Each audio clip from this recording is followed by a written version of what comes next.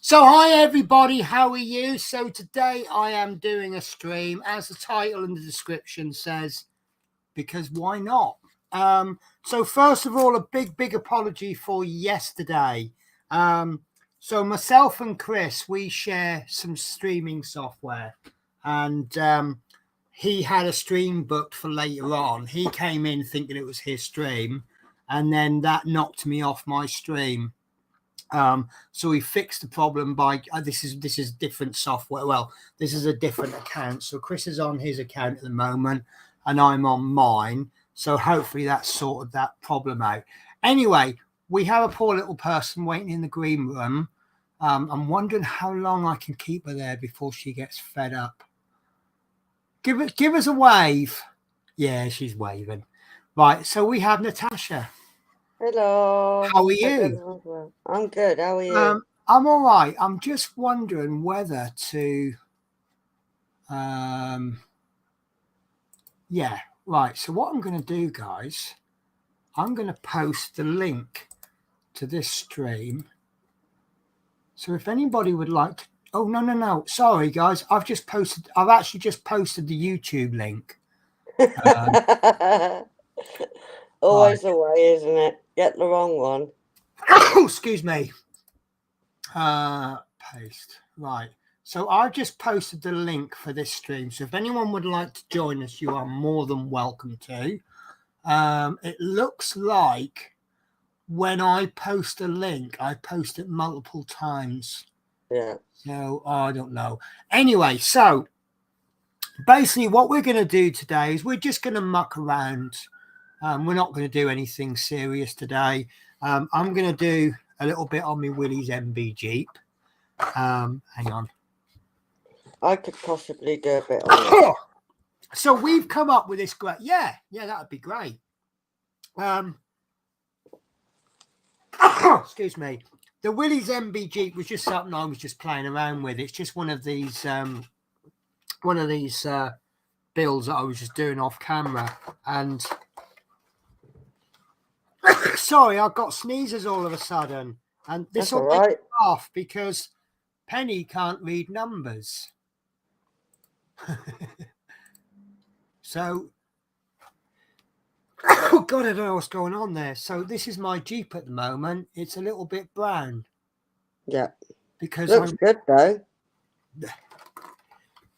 Oh God, I don't know what's going on. Because for some reason, I'm supposed to paint it 86 and I've painted it 26.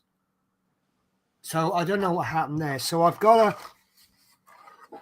oh God, I don't know what's going on. Oh, I've been like this like the last 2 minutes, literally the last 2 minutes. Let me blow my nose. That sometimes helps, doesn't it? Yeah. I hope I ain't got that sinusitis back again. Oh, that's horrible. Oh, do you know what? You know, I had that cold. I thought I had a cold and it was horrible. It was starting to hurt in my head. Yeah. And then I couldn't blow my nose. Nothing was coming out. And I did a little bit of reading on Google. And I read Google for advice, but I don't take it as gospel. Because you know what it's like. If you read Google after you've got a bit of a headache, within 5 minutes, you've become convinced you're going to die. Yeah, I did have that a good few months ago, and do you know what? That was rotten to have. Oh, but it turns out, well, I say it turns out, it suggested that if I couldn't blow my nose because it was so thick, it could be dehydration. So, and I thought about how much I drink a day, and I drink like 7 or 10 cups of coffee a day. So, A, I'm not getting enough liquid in me, and B, the liquid I am getting in me. So, just bear with me a sec. Are you being mean? So I got this problem. I think Spirit is coming into her first season, and Shadow has been loving one of his toys. Yeah. I got him for birthday. But a bit earlier on, I heard Spirit crying in a, "You're hurting me, I really don't want this." And I looked, and I don't know if they were playing or whatever, but he was on top of her. And now she's just been crying again. So I think, although he's not able to do anything, I got a feeling that because she smells like a female, I think he's kind of reacting to that. Yes. Can't do much about it because he was trying with Nymeria that time. You could separate them if you don't want kittens. Well, no, see, unfortunately they're just going to have to put up with it for another 3 weeks. Because I'm now about to go back to London next week, and I'm going to get her booked in to be spayed on the first day of my holiday, and then I'll be home for 6 days, and I can watch. Well, hopefully you don't have her pregnant by then. Well, he won't. He's not able to. Oh, isn't he? He's had the snip. Ah, that's all right then. But apparently, it doesn't stop him from trying. No, it doesn't. This is the thing. When I got them, I said, "Look, I've kept cats before, but kittens is a new thing to me." And you would think, if you've never had animals, you would think, "Oh, what's the difference between a kitten and a cat?" Actually, a huge difference. So right, let me do a catch up on the chat. So yeah, there's quite a lot there. Yeah, Dominique says good evening. Smith Speed says hi all. Hello. Teresa says hi all. Teresa says LOL. Dominique says good evening. Smith Speed says hi all, hi all. I think this is all coming up duplicate. Yeah. Right, now this comes up as Facebook user to me, so that's not in my group, but I have got one that said hello. Yeah, that is from Facebook, but I can't tell which one it's coming from. But good evening, both. I'm in my group. And we've got Anfield Road Layout in the Loft, says hi Penny. You just on YouTube, right? So I think I'm in the groups. You are. I got a little bit confused. I set the stream up, but then it was saying about problems with the group, so I had to set the groups up again. And I looked at my YouTube list, and it said I've got 3 streams, all exactly the same time and the same title. So I deleted the ones that I thought weren't the ones. I might have got them wrong. So it'll be, we'll see what it's like on my next stream. I'm going to be streaming, I forget when. I have set the stream up. It's going to be Tuesday evening, and that is going to be Ecto 1. I did do some of my Ecto 1 after the stream. I was a little bit wound up about a few things, so I went ahead and built some more. I forgot that bit's not attached. Don't pick bits up if they're not actually attached. So this is pretty much taken as far as it can go with before actually attaching it to the vehicle. So tomorrow night I'll have the vehicle out ready, and all of this will get attached. And I promise you, it'll look amazing. That's one of the back fins. I promise you, it will look amazing because the other side looks amazing. But we'll get through as much as we can. So that's going to be the main subject of that stream. So Dominic, hi, Budgie's mama. It was great meeting you yesterday. See, you have this effect on everyone, Natasha. I know. Yeah, you're like, to be honest with you, a lot of people are like this, and this is quite common. You'll go, oh, I'm really nothing special. But Yeah, I do that. everyone you meet will go, oh, she's really nice. I like her. And that's how you are. Yeah. I'm just polite. So, Anfield Road and Lock. I'm just going to call you Anfield. I'm ever so sorry. So Anfield says, hi, Budgie Mama. Facebook says, hello. Worldwide Trains, Planes and Autos. I meant to say thank you for the sub recently. Hello, everyone. I hope all is doing well this evening. Oh, hello, Anfield. Hello. How are you, my friend? Not too bad. I thought in front of in the hobby room. I thought, yeah. You know what? You've got me spending money. Why, mister? Why? Well, I was watching your video today, and it said something about link in the description, and I clicked the link in the description and accidentally found your wish list, and you have put on your wish list an absolutely brilliant double camera mount. Yes. And I'm like, that is absolutely perfect for what I need. Yeah, they are brilliant. I've actually got one of them on the way. Well, I've got 3, but this has got 2 in 1. Yeah. And I thought I could set 2 cameras up in one place. Well, that's what my plan is with that when I get it. It's on a bracket, and it's brilliant. Just bear with me a sec. No problem. I've just got a message. I really need to. It's quite important. No problem. I can turn the camera down and start doing my picture. Hey, Budgie. Mama. You're ignoring me.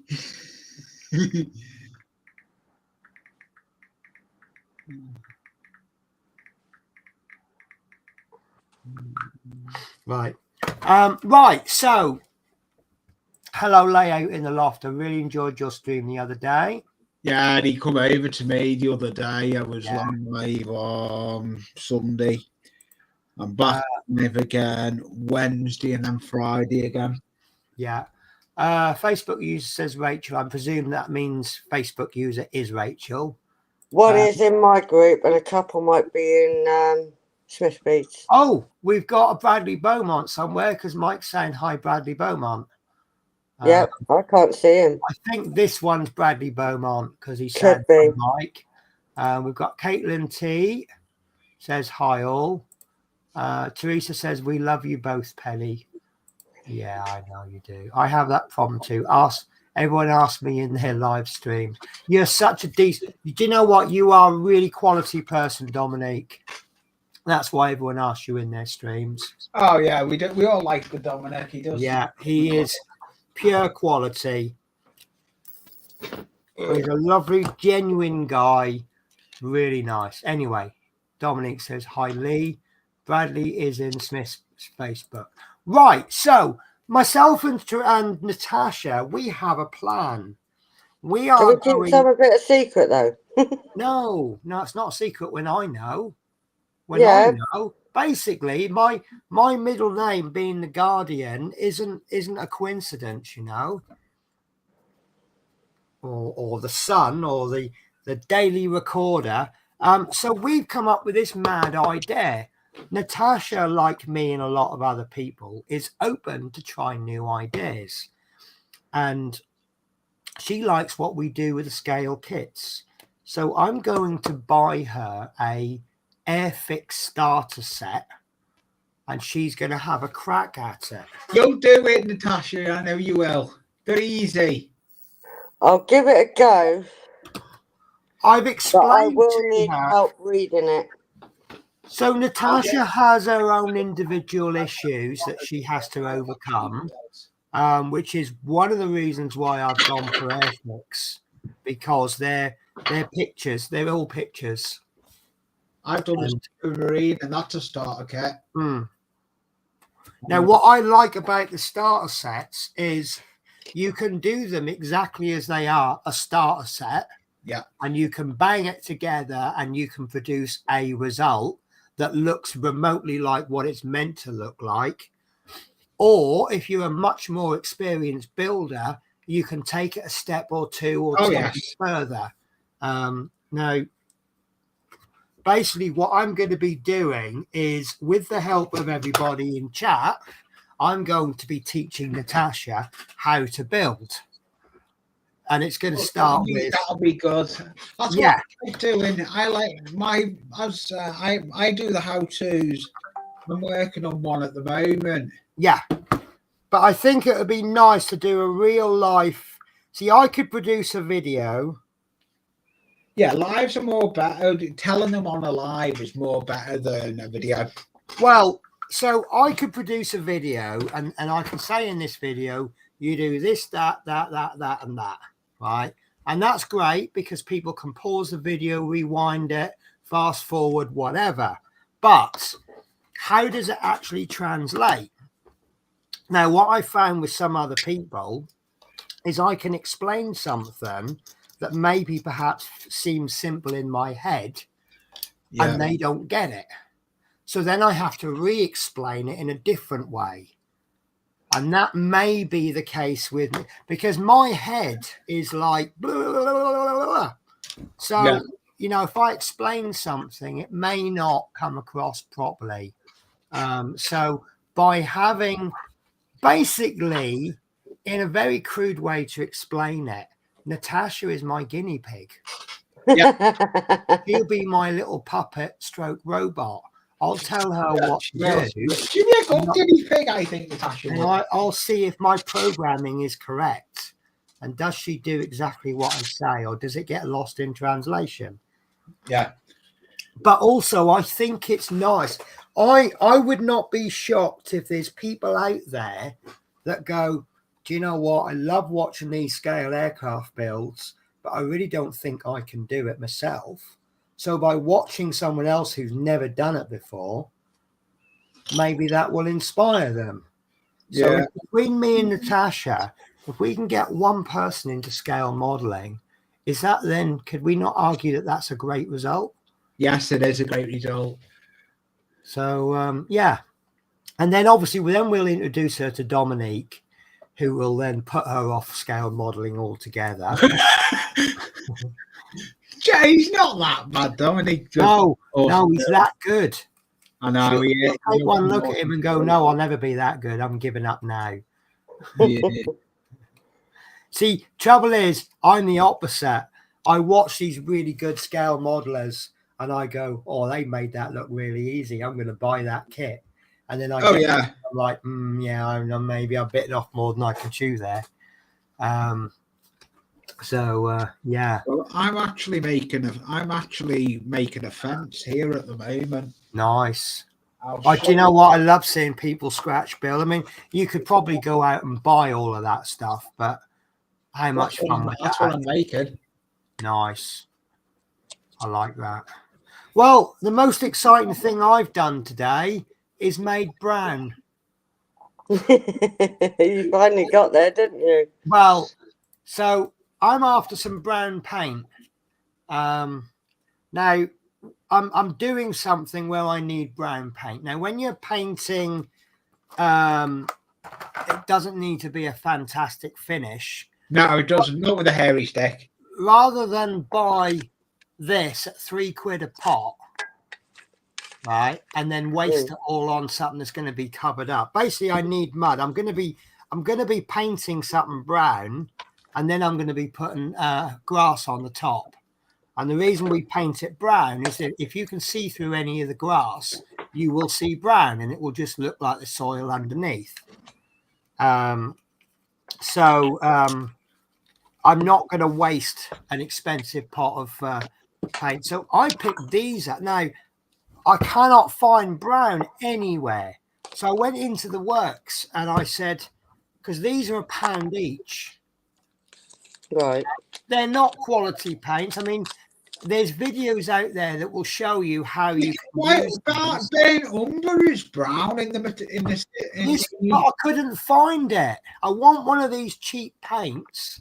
I found a paint set for £7. You got 20 little tubes of acrylic. But what's the point in buying 20 acrylics for £7 to chuck 19 of them in the bin? Yeah. You can You're get paying- Poundland do the Ben Umber. No, they don't. They don't do brown. I got one last week from. Well, you must. That's probably why I can't find brown then, because you've got it. But in all fairness, I'll just say me. the woman in the works, she said we had a set. It was a Halloween set, and they had like green and orange and brown and something else. So I googled how to make brown, and it's actually really simple. Right. You'll love this. Why don't you get the mix? No, there are 9 different ways to make brown. Yeah. Believe it or not. Yeah. No, 5 different ways. So you can either sorry, someone's tinging me. I bet you it's Mike. Mike does. Mike always tings people. Yeah, when I'm on a stream. Oh, very nice. Very nice. Right. So, method 1, you can combine the primary colors, which is red, yellow, and blue. Right. That will make brown. Or you can mix orange, blue, and red, or blue or red and green to make brown out of the secondary colors. Right. Which basically secondary colors are a mix of the primary colors, aren't they? Yeah. Or you can use complementary colors, blue and orange, red and green, or yellow and purple. Now they had no orange and they had no purple, so I went with the red and the green, right? And I was just mixing little bits together. It came out quite black, to be honest with you. But I ended up squirting in a little tiny bit of leaf green, which is a bit lighter. And obviously I could put a bit of white in there perhaps, or cream would be a good colour. And I've got a soil colour of sorts. It's quite red. But how many different types of soil are there, and how many different colours of soil? God knows, probably loads. There's hundreds, isn't there? I make all different browns for ground coverage. Yeah. There's loads out there. Yeah. So that is a soil colour, isn't it? That's a convincing enough soil colour. Yeah, that is, yeah. So I'm happy with that. And that took a little squirt, maybe 5 millilitres of paint there. That's not bad. And I also bought some of these. I swear by these brushes. Which ones? Let me get them out for you. These little kids painting brushes. Yes, I've got loads on mine. I use them for mixing paints because see these bristles, they're plastic. Yeah, I use them. Absolutely no good for painting with. Yeah, they're no good for painting with.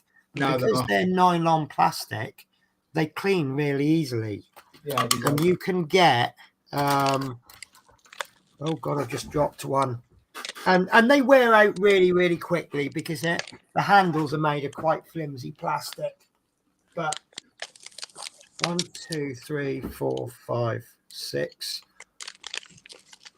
3, here we go. Oh, I don't know. So there's six of these. Joe, I'm going Penny. What's that? I'm going Telford. So 6 of these brushes, you get 2 different colours. So you see I've got some already. You get this big beast, and you get these 2 slightly smaller ones for £2. Yeah, and I find these are very good for mixing paints together, especially in the airbrush cup. These are very good for cleaning the airbrush out, I find. And this one, I've never used one this big before, but we'll see it. We'll see if that's any good. And it's like, I mean, I'll rinse this out and that'll be as good as new. But if I should forget to rinse it out and the paint all dries, I can just go, oh, well, I'll chuck it in the bin. Not a problem. I haven't wasted like a £50 brush. Yeah, well, I'm going. I may be going Telford show. I'm trying to go to Telford. Really trying, but I've got. I only want to go because I want to go to see Sprue Box and look at this outlaw paint. Yeah, I've heard. good and bad things about outlaw paint. You've got to have a proper spray booth for it. You can't. Yeah. Well, the thing is, I was talking to someone yesterday because I say I can't use any paints other than acrylic. So I'm just checking my duties for November. It's November the 11th and 12th, isn't it? Oh, I've not got any duties yet. I think I'm going to get that off. Okay. No, I think I'm going to work one of them. Okay. Oh no, I could work both. So basically, like, I've not had any duties yet built in for week beginning the 11th, so I will work any 5 of those. Yeah, 7 it's about days. 3 weeks to Telford. Yeah. Well, I was looking at trains from London, and it's a no go. So I'm going to look at hiring a car. Yeah, I was. I thought you had a car. No, I don't was take my thinking- car to London with me. Oh, yeah, because, sorry, it's a bit far. It's about 40 quid a day to park it. Oh, God. Yeah, I know. It's terrible.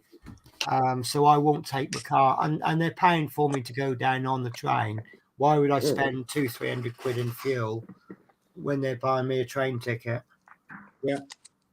So I just can't see the point. I was going to go to a train show and support that. Well, I mean, the thing is, even the tube, I jump on the tube and my expenses are covered on the tube. But even that costs me about 4 quid a day. And I'm there in half an hour. If I went by car, and don't forget the tube takes the same length of time whether you travel at 6 in the morning, midnight, or during rush hour. Yeah. So, you know, if you go in the car, it could take you half an hour to do 1 mile. But yeah, so Peter, I am trying desperately to go to Telford. I will try my best. I mean, the thing is, it's their 50th anniversary, and it's free for IPMS members. Yeah. IPSM, IPMS, whatever it is. All right. So all I got to do is get there, and that's it. And I'm in. I haven't even got to pay entry fee. So, Oh, nice. but yeah, I really want to go because I just think if you're going to go this year. So Yeah. But yeah. So guys, are you liking the idea of me attempting to teach Natasha then? But that sounds a good idea. Yeah. I mean, look, if Natasha gives it a go and then goes, yeah, this isn't for me, that's fine. At least she's giving it a go. Yeah. True. Right. So this is not getting anything done, is it? No. Nope. So I need. I'm concentrating because I've got a Stanley knife in me hand. Yeah, you want to concentrate then. I don't. So Peter says, if you're going, I will go so I can meet you. So whereabouts are you? You're that way, aren't you, Peter? I hope if you go Telford, Peter, I hope you get in this time. Not like you travelled all the way to Gats and you didn't get in because it was ridiculous. I think you'll get. I think it's one of those turn up and you'll get there. Yeah. He went to Gats in Milton Keynes when making tracks 1, 2, and 3 were. The queue was abysmal for it. It was stupid. Thing is, though, do I need? See, if I go there, I'll have to make it worthwhile by buying kits and stuff. Yeah. Well, the thing is, it's going to cost me 100 quid in fuel and car hire, I want to save £100 on kits. Yeah. Yeah. To save £100 in kits, I'm probably going to have to spend about 300-400 quid. Yeah. Do I need 300-400 quid? Especially when I'm about to spend 300-400 quid tarting this craft room up. Because the trouble is with my brain, this is part of the reason why I don't do plans. I've changed the plan. Basically, I've got my craft desk, which is not finished. But I want to get the workbench sorted out on the other side. And then I can do what I call the stand-up jobs You know, I can put a bench saw on there, and I can put what are those saws that you chop, like a chop yeah. saw, you chop at an angle and Oh, my saw. yeah. And I've got these lovely mini crafting tools, so I want to set up a little smaller bench. I've just done a kitchen rip out, so I've just renewed. I've used kitchen Yeah. Well, I've kind of worked out. It's not that I made mistakes with this desk. I did it quick and simple, and it worked really well. But I did use 70mm by 70mm wood, and it didn't need that much. The amount of struts that I've put in, you don't need thick wood that thick. Basically, an elephant can stand on this desk and it won't collapse. So I'm going to do it again with thinner wood, which is because Dave Mack Builds did a workbench, and he did 1x1, and he's got heavy equipment on there. My workbench, you'll be gobsmacked at the size of my workbench. My workbench is 4 foot wide, well, 5 foot wide by 6 foot long. I'm guessing you haven't actually seen my desk. No. Right. Okay. I'm just going to stand back and take a quick picture of the desk. Okay. And I will move my cup of coffee into the middle of the desk, so you've got reference.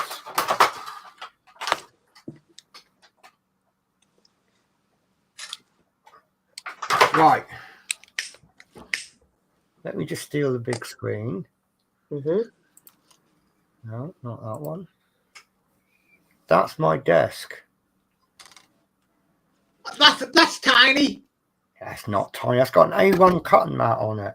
I've got an A1 cutting mat and still another 6 foot the opposite side of the A1 mat. Yeah. No, see, I built this because I knew I was going to do some big models. I actually built this with the Bismarck in mind, which I never did do the Bismarck. So I have what I call a staging area on the right. Unfortunately, my staging, basically magazines or whatever that I need for later on in the build, they all go on the right hand side. Unfortunately, it's turned into a dumping ground. No, the side of the wall, the side bit is 4 meters long, and I thought I'm going to build a workbench down there. And then it kind of evolved into, there's been times I've wanted to move this table, and I can't. It's so heavy. So I thought, right, this bench, I'm going to put wheels on it, locking wheels. And then I thought, what might be better? Instead of building one bench, build 3 benches that between them the exact length of the wall. And then I just thought, well, I want to do because I need to do a spray booth anyway. Because even with acrylic paint, spraying them, obviously I need to try and get rid of all the spray. But Penny, there's the end of my bench. Yeah. Follow. Yeah, but that's just bench, isn't it? Yeah, it's all bench. Is it bench or is it workbench? Workbench. I've got 3 big workbenches. Right. See, I think I can get all of that 4 meters as workbench rather than 2 different benches. I've got it like that, but I've got me. No, there's mistakes I've made with, like, the monitors, for example. They're screwed to a piece of wood that's screwed into a piece of wood. Well, the weight of the monitors has actually pulled the wood down a bit. My monitors are mounted. Yeah. So instead of clamping them onto a bit of wood, I'm actually going to screw them into the back bit of plywood. Yeah. So they'll be attached to the wall. It's going to be an ever so simple job. There's a little, and I actually kept the backing plates. I can see the backing plate. I don't know if I can get it. Oh, no. They are actually attached to the backing plates. Oh, are they? Yeah. No, the backing plate. So basically the stand the actual monitor. I've got one of those. It's a stand that clamps, and then it comes up. It's got 3 arms. So Yeah. but I've got 3. I mean, they're lightweight monitors, but there's 3 monitors on a piece of wood. So of course it's twisting a bit of wood. Now you've got like a little square bit like that, and then the backing plate has a groove in it, and it slides on. So all I need to do is I might have to cut like a 1-inch hole and then drill 4 holes, and then I'll screw that backing plate onto the piece of plywood, and I'll bolt it in, and that'll hold then. Okay. So that's one idea I fixed. Now the other one was, I was talking to someone. Now I've tried using Mr. Hobby paints, right? And I thinned them with Mr. Hobby leveling thinners, and it stunk the place out. And I've got 2 cats which I worry about, and it triggered my asthma quite badly. And then someone actually asked a very simple question: are you using a proper spray booth? To which the answer is no. Now I've got a little window, so I've really got to put the spray booth underneath the window. So what I'm thinking about doing is making a spray booth, and then I can put all around the side of the spray booth. I'll use these. Let me show you the drawers.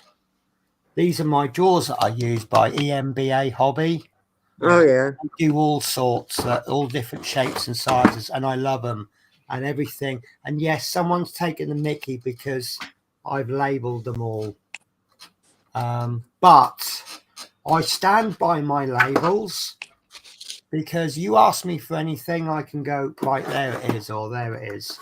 Oh yeah, I'm the same. I've got Yeah. on my other bench, all my stuff's labelled in boxes. Yeah. Anyway, I can't show you, but there's another module I've got. I've actually got 2 different types. Each set has, sorry, I'm moving stuff to get to it. So you've got one module which is 3 drawers of paint storage, and this is the one for the 17 ml bottles. Where are we? I've lost me on stream. So this is the one. So I've got one of those that's got IK Interactives, and then there's another one which, see, I'm phasing out my Tamiyas. I might phase my Tamiyas back in, because if I'm going to use Mr. Leveling Colour. But look, I know someone is getting rid of all their Tamiyas and going outlaw. Mars. well, it fits these perfect. So what I'm going to do is I'm going to have the spray booth.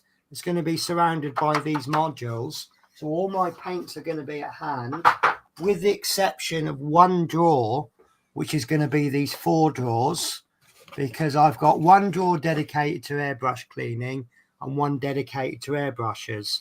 So I can then have the spray booth, I can set a camera up, and then what I'll do is that camera is attached to the computer, which is on the workbench next door.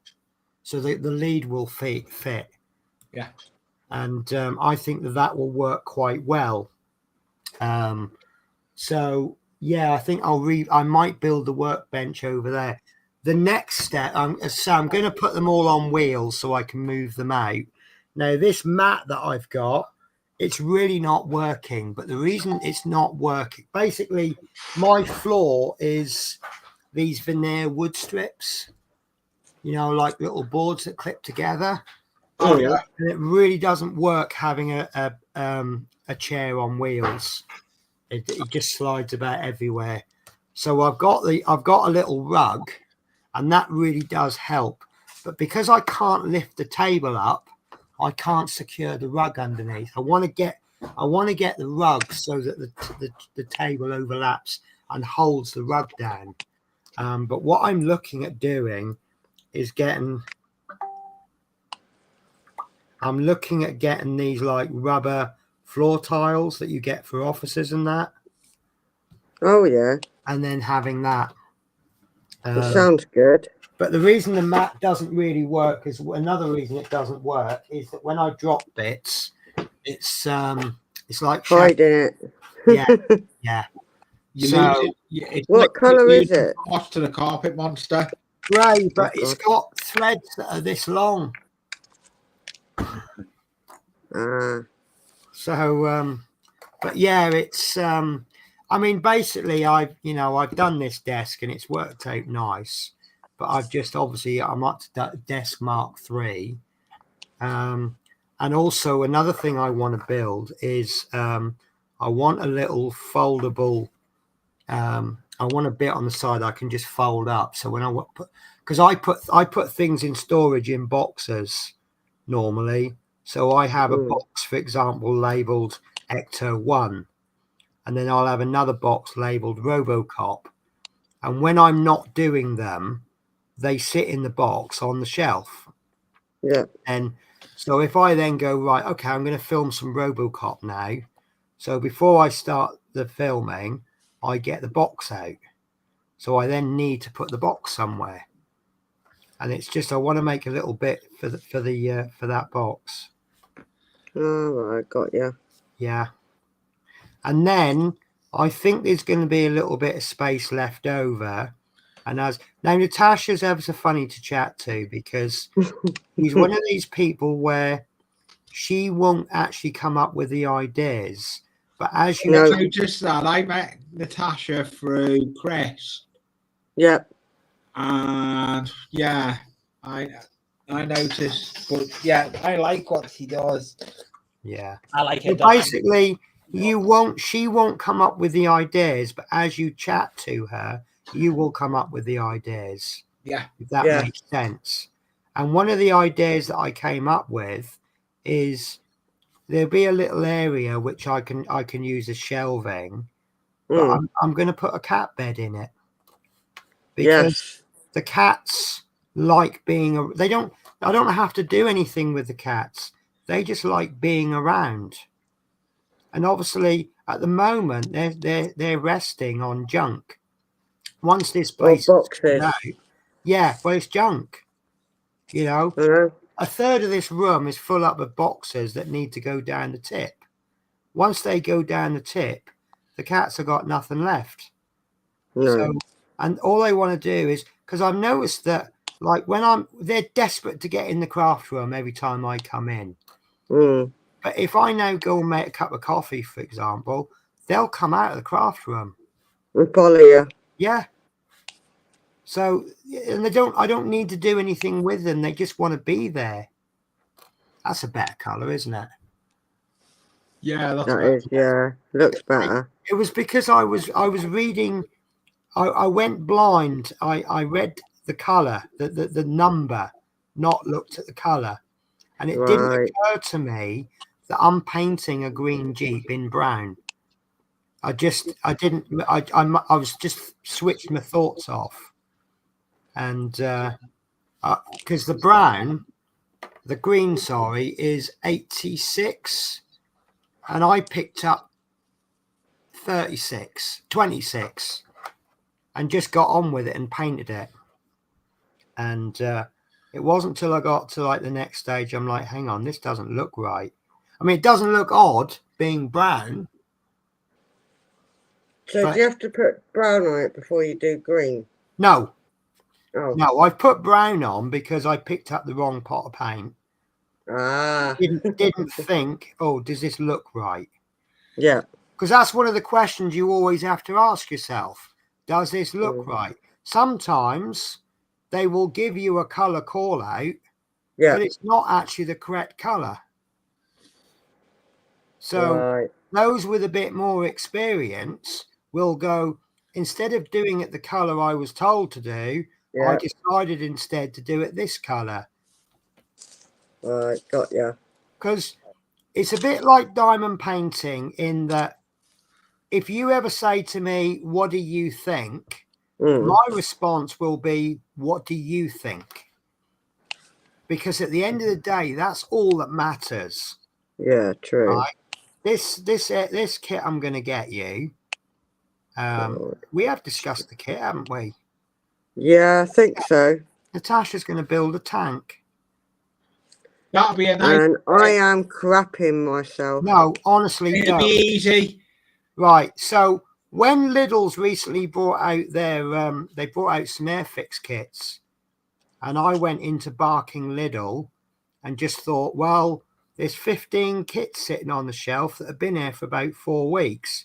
How very rude. So I just picked them all up and bought them. 'Cause I know it's my services to the modelling world.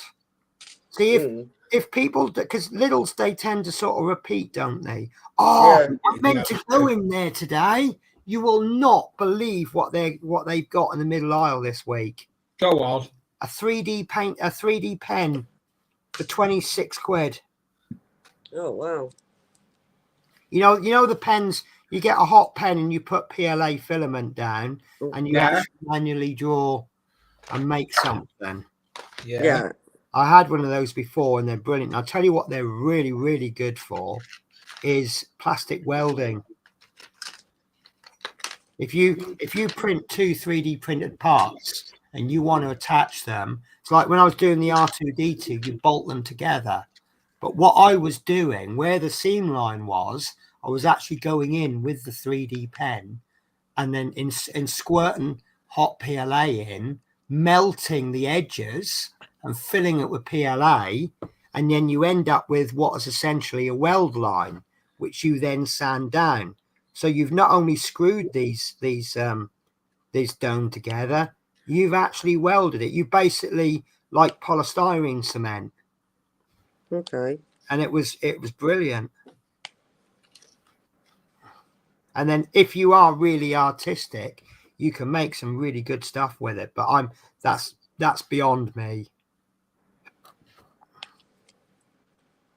So, Yeah, but yeah. You So, never know until you try. No, so as I said to Natasha, I've done. This is the one I'm going to get her. God. Poo myself. I've built this twice. I've got the Panther in Tamiya. Yeah. I've got the Tamiya. Well, look, it's all one colour, apart from the tracks, and then like you got some little details you can have a go at picking out, but really doesn't matter if you don't pick them out very well. You've got a few decals, but not many. I think it's about 6 decals on the whole model. Right. And it is literally, you put it together. I personally, I could have that made, painted and everything within a day. Yeah, I can do a plastic kit within a day painted. Yeah.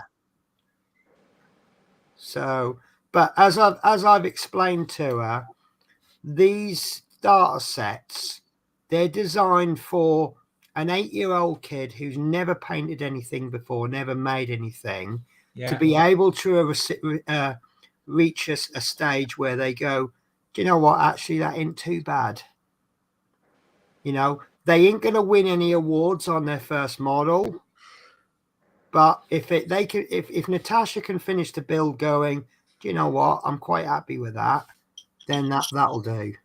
Yeah. This actually looks bloody awful, this Willys Jeep. I think the paint's a little bit, I might just thin it down a bit more. We've got quite a few comments to catch up. Oh God, I keep once I get in the mood. Right, I'm about 40 minutes away. Do you know what? I've really got to go, haven't I?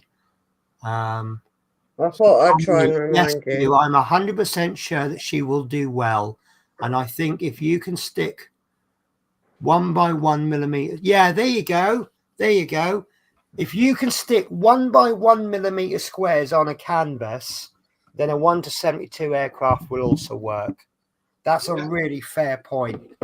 What I'm doing here, Natasha, is far less fiddly than diamond painting. Oh yeah, it is. It's like what I've got on here now. I don't know. You can't see.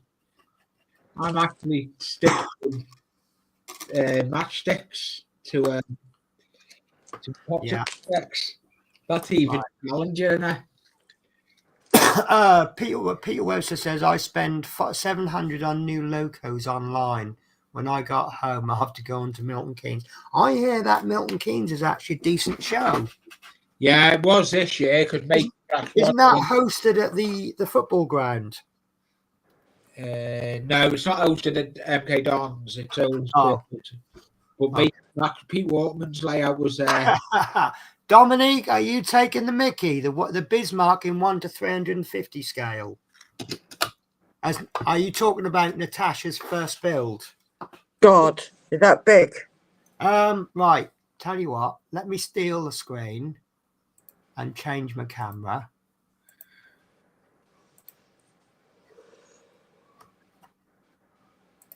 Right. So this isn't the Bismarck, but it's the same thing.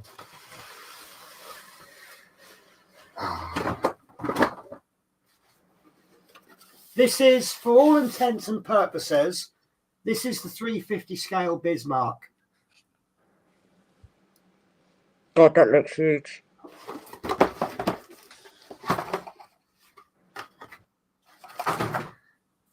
There's the photo etch for it. Yeah. And the hull has gone missing. No. There's the hull. Right, okay. Yeah. And hopefully I've got the instructions. Nope. Basically, I wouldn't wish the Tirpitz on my worst enemy as a first build. Is that a fair comment, Lee? Yeah. You know what my first build was? Apparently, for a ship at that scale, apparently it's a really easy build. Yeah, my first build. It's a really easy build for a ship of its scale. Yeah, it's a completely different world away from doing a Airfix starter kit Spitfire. Yeah, you'll have fun doing a Spitfire starter kit. Yeah, no, I think you will have fun. I mean, I wouldn't put it on you if you weren't going to have fun. Yeah, I've got the Super. I don't know. That Super Marine was sent to me by Tam Kits and Bets. Yeah. Right, Lord Peter Webster, my bench is 8 foot by 3 foot. I have 2 of them. Well, okay, that still beats my new bench, but I'm going to have, what's 4 meters? I don't know. Shorter than me. Shorter than Natasha. Echo, what's 4 meters in feet? 4 meters is about 13 feet 1 inch. Oh, I'm joining the big league. Right, so 13 foot is 4 meters. So the workbench over there is going to be 13 foot by about, Echo, what's 1 meter in feet? 1 meter is about 3 feet 4 inches. Right, so it's Does that going answer your question? Yes, thank you very much, Echo. You are a superstar. Thanks for your feedback. Can you hear Echo? Yeah. Okay, that's fine. I do have funny conversations with her sometimes. And I do like learning funny things that you can say to them. Like, Echo, who's the best pop star? Based on Amazon music streams, Ed she's Sheeran gone is all- the most popular pop music Echo. artist. Echo, shut up. Sometimes I do get abusive with her. So yeah, my workbench is going to be 13 foot by 3 on that side. And then I'm going to have, this must be about 2 or 3 meters.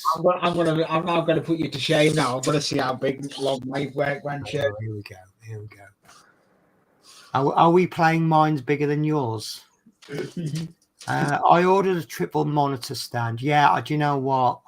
They are good, but they've got to be fixed securely. I mean, they say that each one can hold a certain weight, and I did get these monitors based on What, 7 feet? My way. That's all right, Lee. I wasn't in the middle of a sentence right then. Sorry.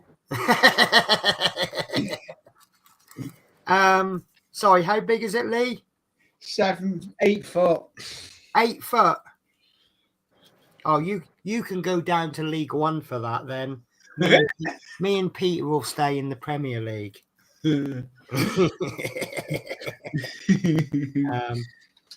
But Peter's obviously Champions League because he's got 2. It's all about the squad size, you see.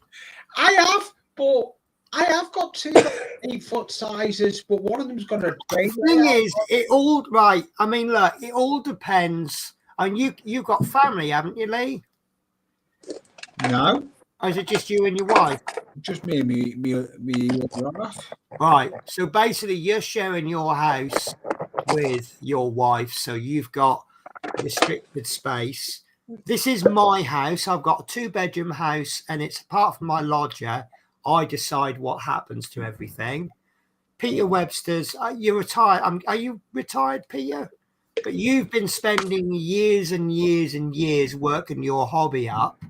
So it's all about where you are and where you come from. Shed in the garden. Now, if Peter Webster was like a 30-year-old with 4 kids, I don't suppose he'd have the setup that he's got.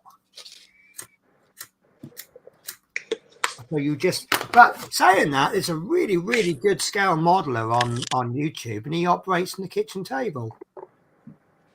What? So, you know, Dominique says my desk is 210 centimeters wide and 60 centimeters deep. The only reason I want a big desk is if I had a small desk, I'd have to be packing and unpacking things into boxes and getting them out as I need them. The way I've got things laid out, I could just go, right, I need that, boom, boom, there it is. So Teresa says it's good to have everything labeled. You don't have to spend hours searching for things. Yes, we both know about that, don't we? Yeah. Oh, Pia, I'm so jealous. You must be ahead. Oh, do you get your issues from the newsagents, Peter? Because the fitting the cab to the chassis, that isn't any issues that I own.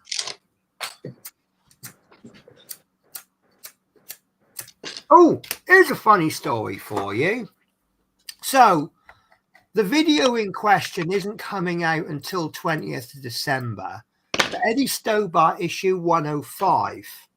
I don't know if I told you about this. I got it, I think it was last week. Now, there was a part broken or missing or whatever. Now, sorry, bear with me. I want to tip these out into a tray so I don't lose bits. So, basically, there's a piece missing.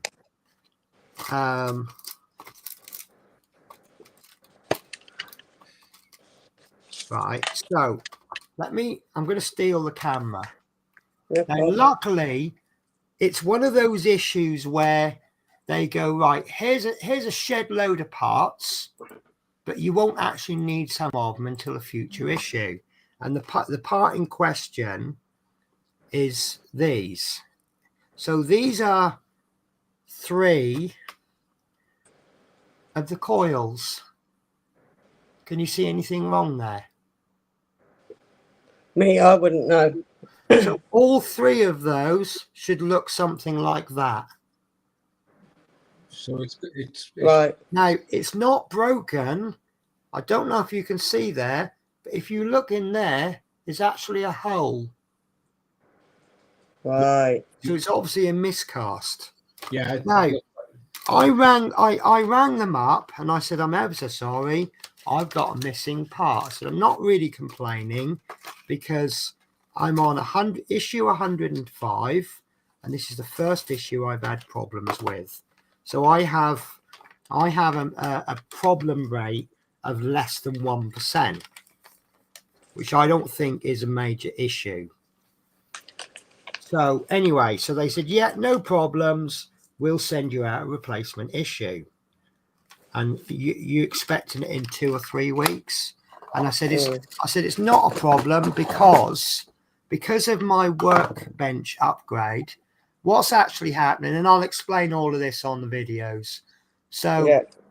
issues 103 and 104 are coming out as a double issue on the 13th of December because they're simple enough. I can get 2 done. Because 105 and 106 looked complicated, I decided to do them 1 video, 1 issue. So I've got issue 105 coming out on the 20th of December. Then my channel takes a 2-week break over Christmas to do something a little bit different and a little bit Christmassy. So issue 106 doesn't come out until the 10th of January. Now, I'm actually in London that week. So I'm in Kilmarnock. I go back to London on the 6th of January. So theoretically, I don't need to film Eddie Stobart 106 until the 5th of January. So it's not like I'm in a desperate rush, is it? No. So anyway, today the replacement issue arrives. Sorry, hang on. I'm just trying to do something and I can't. So the replacement issue arrives, and here it is. Right. Now this is a bit that's really odd. If I can find it. There we go. Right. So remember I showed you that little L-shaped bit? Yeah. There it is. Oh, it's straighter. No, Ish. look, that's the broken piece again. Oh, sorry. Right, so I'm like, shit, this one's got a broken piece as well. And then I looked, look, there's your 2 coils. Yeah. There. All right. And then this. And I'm like, shit. But then I look in the middle one. There it is. Mm. So I've got that actually I think is extra. So checking the parts list, there is no little L-shaped little bit. Mm. So I think what's happened is I think it's that piece. Because I was looking at them and I'm like, do you know what? What I could do, because that's got a hole in it as well.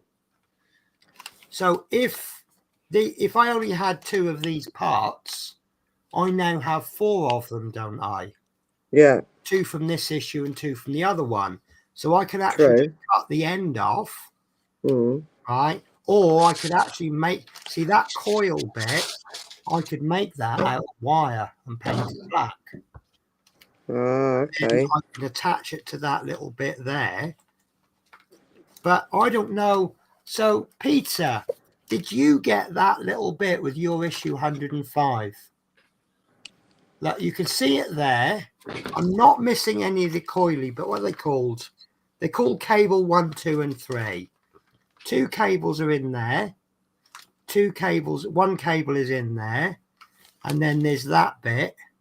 But it's nowhere on here. Is it neat? It's not on the parts list. So I don't know. So maybe, but it definitely was missing from this one. So I've got 5 of them now, but they are different from each other. So they're not identical. Right. So where were we up to? You will enjoy the build, Tash. This is. I'll give it a go. She will enjoy the build. That's all I ask, Tash, is you give it a go. I thought that when I done plastic kits, I've come from a background of cardboard kits. I love plastic kits. Yeah. Well, what I said to Tash before the stream, I said, look, if you give it a go and you end up, oh, sorry, I'm full screen. I'm still apologise. I said, if you give it a go and you come back to me and you go, look, I gave it my best shot and it really doesn't interest me at all. My response to that will be, fair enough, you gave it a go. You know, you don't know. I remember when I first tried diamond painting, I thought it was a silly hobby. And I'm like, oh, I don't know what all the fuss is, what you're raving about. How many hours have I done streaming on diamond? Oh, God, there was loads. Yeah. But then you haven't done it in a while now. No, I do miss I that. can't wait to see you do Wolfie. Yeah. Yes. Well, that's going to be a hotel build. Once I get caught up on a lot of stuff, I will be doing some of that. Yay. No, Penny, you can't do that to her. That's about the Bismarck. I was at the arena, a 5-hour round trip. No parking will be got there. Minimum 3-hour waiting time to get near the show. They oversold the show big time. Oh, God. Oh, yeah, we did. Oh, here we go. Right. Lord Peter Webster's pulled out his subs bench now. Look, I actually have 3 8x3 benches, but the other one is holding my CO2 laser cutter engraver set up. This is why I want to buy a house, not a flat, because I'm going to need to build. Does anyone watch that Colin Firth? Not heard of it. Oh, he's absolutely. So basically, if you take a 4-year-old kid and put it into the body of an adult with an engineering degree, you've got Colin Firth, right? And he comes up with absolutely insane ideas. Rocket-powered scooters, flying machines. Basically, he could quite easily kill himself. But one thing he did is he built himself an underground bunker. And it was absolutely brilliant. But I can't watch him because he has too many good ideas. But they're all insane. He actually had, I thought this was really funny. He actually had a mangler which he attached to his letterbox, so that when the postman puts junk mail through the letterbox, it just automatically chews it up and shreds it. Right. But the mangler that he had, it could actually mangle metal. It was that tough. And he was putting phone books and things through it, and it was just eating through it. So Therese says, for sure, I'm always searching for things. Do you know what? I'm 54. I feel awful now. See, it's because I know you had grandkids. That's why I just assumed you were retired. Right. I did 106, but don't want to wait for next pack. Oh, okay. So 107 is when we fit the cab, is it? Because 106 is my last issue. Let me have a little look at my calendar. So 109 is coming out this week. 1010 will come out next week. Actually, I'll look at my Google calendar. I love my Google Calendar.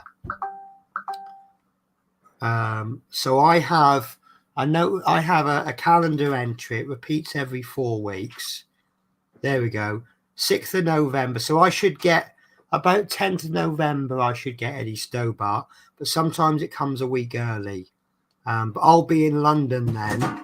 So I will be, when I do my channel update on the 19th of November, I should have my next pack of Eddie Stobart. But none of this will appear on my channel till after Christmas. So I'm in a position to slow down now on the Eddie Stobarts. But I like doing the Eddie Stobarts because I can produce 4 good videos in half a day. They're just so easy to do. You just bang, get on with it. This, I'll give you a spoiler. This mosquito, I'm trying to paint it. And I'm literally doing a little bit a day. And I'm currently doing the masking. So I photocopied the instructions to make masks for the camouflage. I've done the grey. I think it's a little bit dark, but I will be going over it and lightening it anyway to give it. I don't want to over-weather it. I had this theory. You know how? Let me show you the F14 if it's within reach. See, that's how I've done the F14. It's really faded. But when you think of how old the F14 is, that's not unrealistic, is it? That's probably spent many, many years on an aircraft carrier. And despite trying to keep it clean, that probably is. In fact, that's probably clean for what it actually is. Now, World War II aircraft, it was a very, very dangerous time. So how old is an aircraft? So Could be how weathered years. would it be? So, Yeah, true. you know, there is a certain amount of sun bleaching because obviously they sit in the airfield during the day, because this was a night aircraft. So in the daytime, it's probably sitting in the airfield or in hangars. True.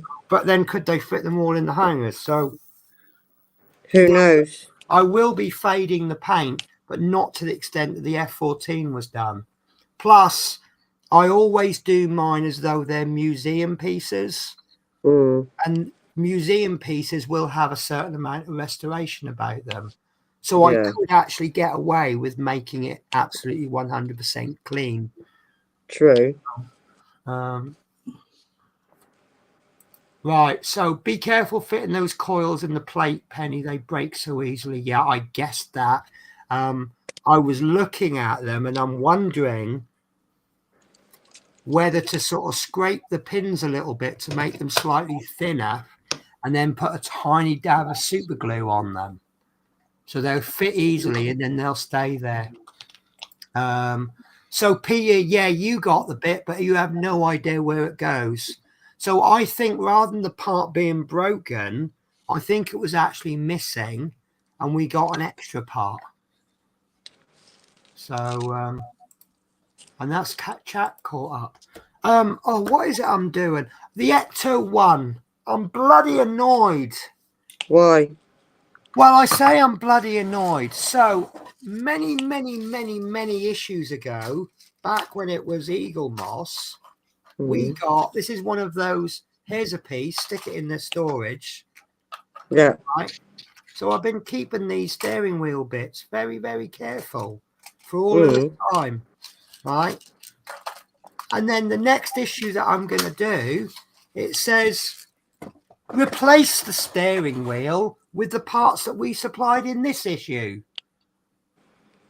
Right, okay. That steering wheel that I've been carefully keeping is obviously wrong, and they've given us replacement parts. Yeah. And it's like, I don't know. See, I love my part works and I care for them. If you gave someone a baby and you said, right, look after and raise this baby, I'll come back when he's 18, and you come back and you go, that's right, I've got another one, I don't need him. That's how I feel with the part works. True.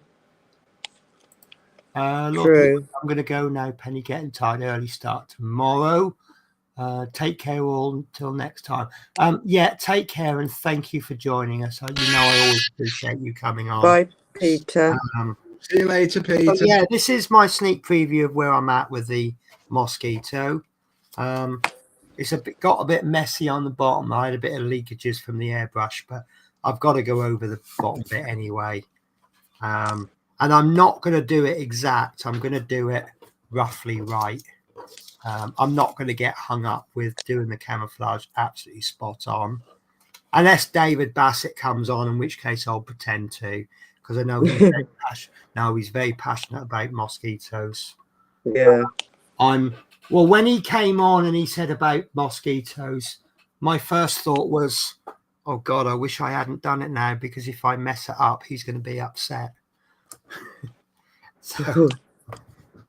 But no, apart from the fact I love mosquitoes, probably, it is one of my, it's probably one of my top 3 favorite World War II aircraft. Yeah. I've never ever, well, I have with an airbrush, I've never done RAF camouflage, so I've got to do the Mosquito, haven't I? Oh, I've christened mine new airbrush, Penny. Oh, I haven't christened it. I've been using the airbrush for ages. My new one, my new one, I've got the side feeder. Yeah. I thoroughly enjoy it. So tell me about side feed airbrushes. The reason I'm asking is because I don't know anything about it. I just got it because I thought it was a good airbrush. Right. A lot of people have said, so hey, let me just explain this. People have said, always get a gravity fed one. Don't get the side feed one. They're not as good. So you as a user of a side feed airbrush, I want you to explain to me how good it is. Is it better than a gravity fed? Obviously, all of this is I your would opinion. say it's better than a gravity fed because I've only ever used the top bowl one in the one that's got the built on. I actually am still learning with it, but it's better than what I used to have. Right.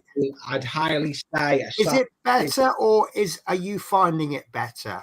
I'm finding it a lot better Right. to use than the airbrushes the airbrush I used to use in the past. Right. Okay.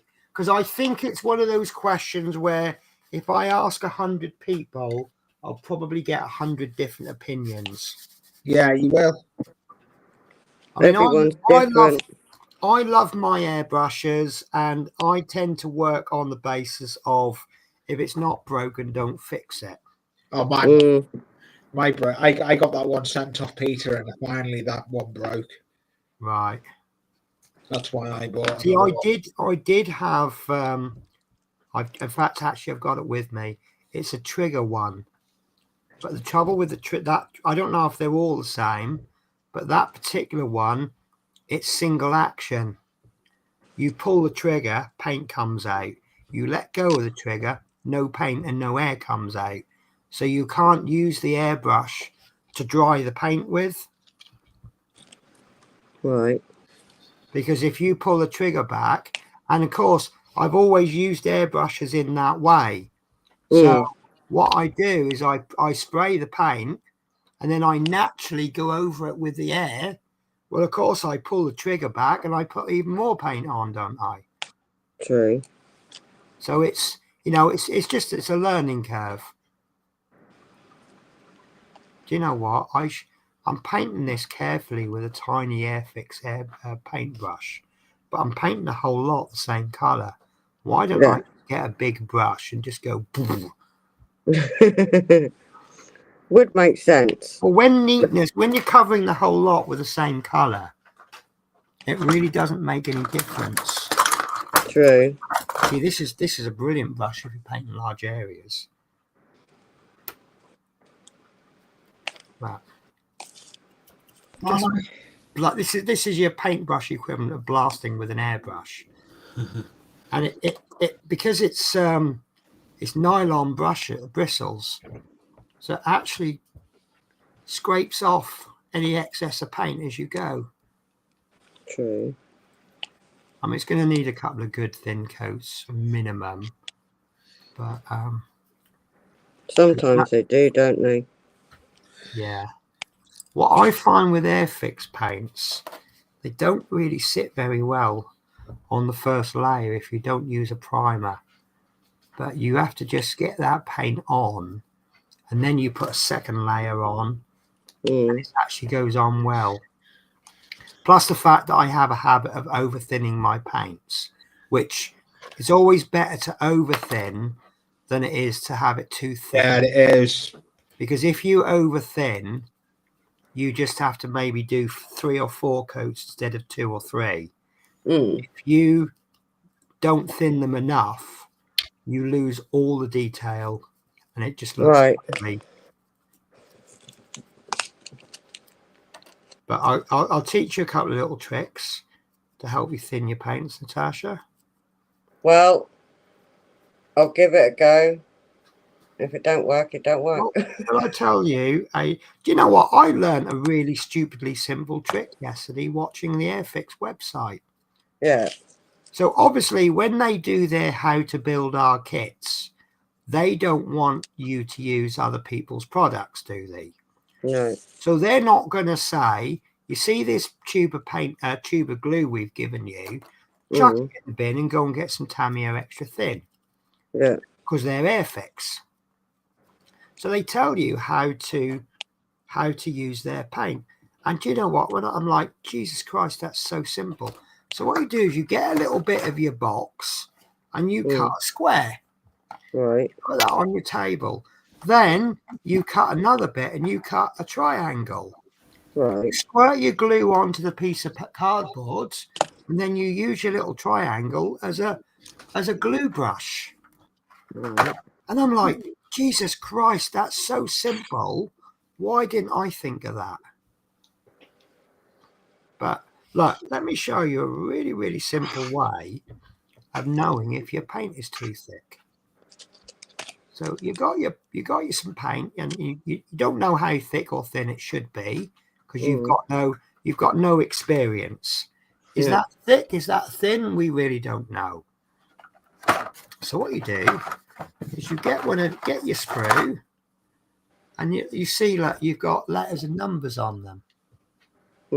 It's got like a product code on it, and then in the corners you've got the numbers.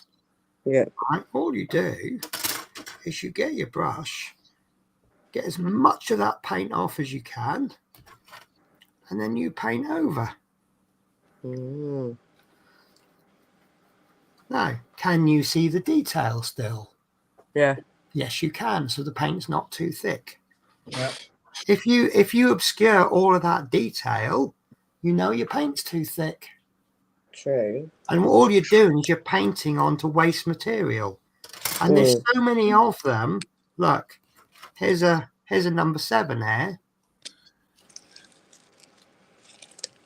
Oh yeah. Yeah. Now let's have a look at one of the other paints. Tell you what, I'm going to deliberately do. There we go. Right. I'm deliberately getting a paint I know is too thick. Right. No, I mean, I'm going to extremes here to show you. So here we got, right. So we've got clean paintbrush. So we've got Citadel Color Base Abaddon Black. Right. Yeah. Now this is very, very thick paint. It's the way it's designed. Look how thick and gloopy that is. Yeah, it looks thick. Right. Is the way it's designed. So what we do is we get some on our brush, right, and we paint over that. Can you see the detail? Very little, but not enough. Yeah. Can you see how I've covered all that detail up? Yeah. Because I've used it straight out of the pot. This one, look, now it's starting to dry. Oh yeah, I can see the numbers. Yeah, because the paint's so thick. Now the problem is, look at the coverage of that black. That is black. That's covered. Yep. That's really nice. Now that green, right? It looks okay. It might look okay to you, but let me just try and paint half of it. Look at the top half compared to the bottom half. Sorry, I'll just try and get a focus.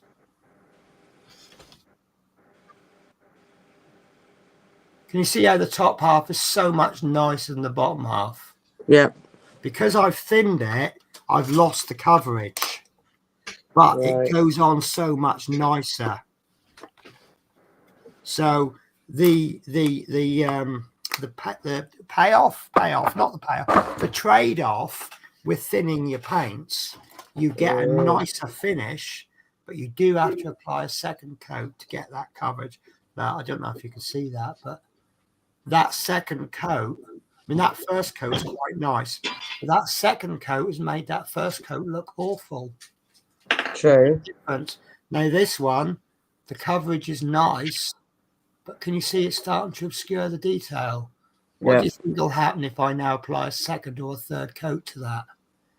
It won't take many coats before that's completely gone. Yeah. So yeah, but that's a simple, easy little trick to find it, because at the moment you don't know if that's too thick or thin, do you? No. You won't know till it's. You need to build the experience, and then what will happen is you'll get used to the Airfix paints, and you'll know just how much to thin them down. And then, you know, you'll work it all out in your head. And then every time you use Airfix, you'll go, blah, in you go. Not a problem. Then you'll pick up a bottle of AK Interactive. And then you'll thin that exactly the same way you thin Airfix. And then you'll go, well, that ain't right. Because it's a different paint, different consistency. Yeah. And then you'll find another paint brand, and then you'll put that much thinner in, and it'll come out like water. And you'll learn how much you'll go, oh yeah, this is, and it'll be great when you get to the point of where you say, yeah, I prefer this brand over that brand because you've given it a go. Yeah. Yeah, I'm getting really excited about this now. Oh yeah. Yes, I've got so much to pass on to you. I mean, what I know is only really the tip of the iceberg. There's a lot of people out there that have forgotten more than I know. I love that saying, by the way. We have a little saying with bus driving. When you get the youngsters and they God's gift to bus driving, and you see them talk to an old guy and try to give him tips on how to drive buses. Sorry, bear with me a sec.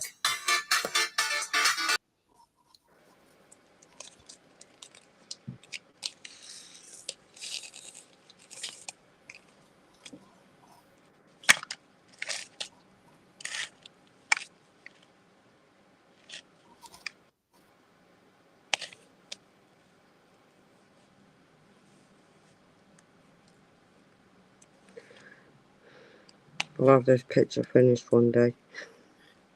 It may be finished by Christmas next year. Yeah, like my last one. Took me over a year to finish it. I haven't even started my diamond dot. I've got all the projects on. I've got a cardboard kit. I'm doing on my own live stream at the moment. Right. I haven't seen you in my live stream for a while. Who? I haven't seen you in my live stream for a while. Have you been watching them? I was on last night. I was on last night. I was on Saturday as well. Yeah.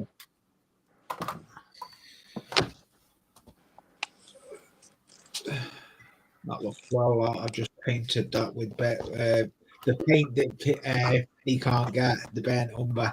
How many wheels has this got?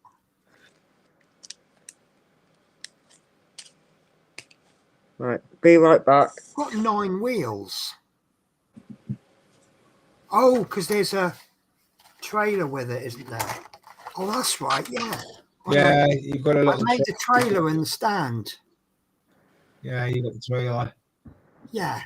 Well, to be honest with you, I do regret it a little bit. I just rushed in and just followed the instructions, and now I can't find the instructions. You put the instructions somewhere. Ha ha ha! There they are. Ah, you found it. So I just rushed in and followed the instructions.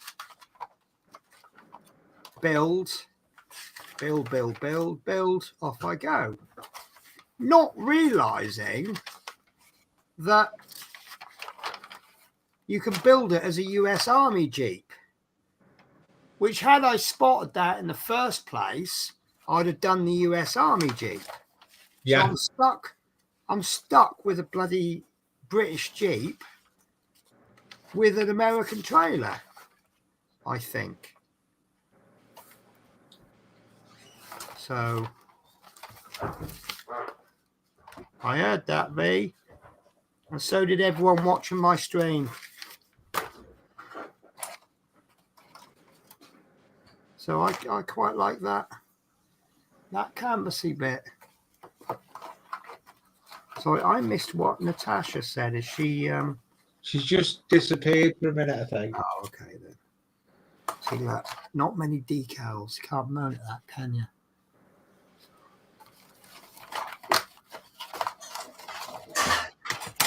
Where is my dropper? Right. My water dropper. And your water. See, I want that little machine gun on it. I'm It's too late now. just making I'm just making a dry brush and wash.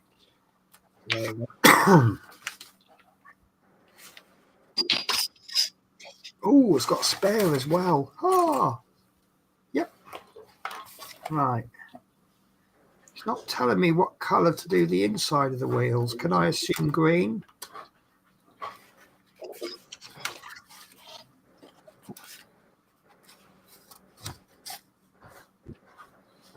Oh, I see. You put the spare tire on the front or the back.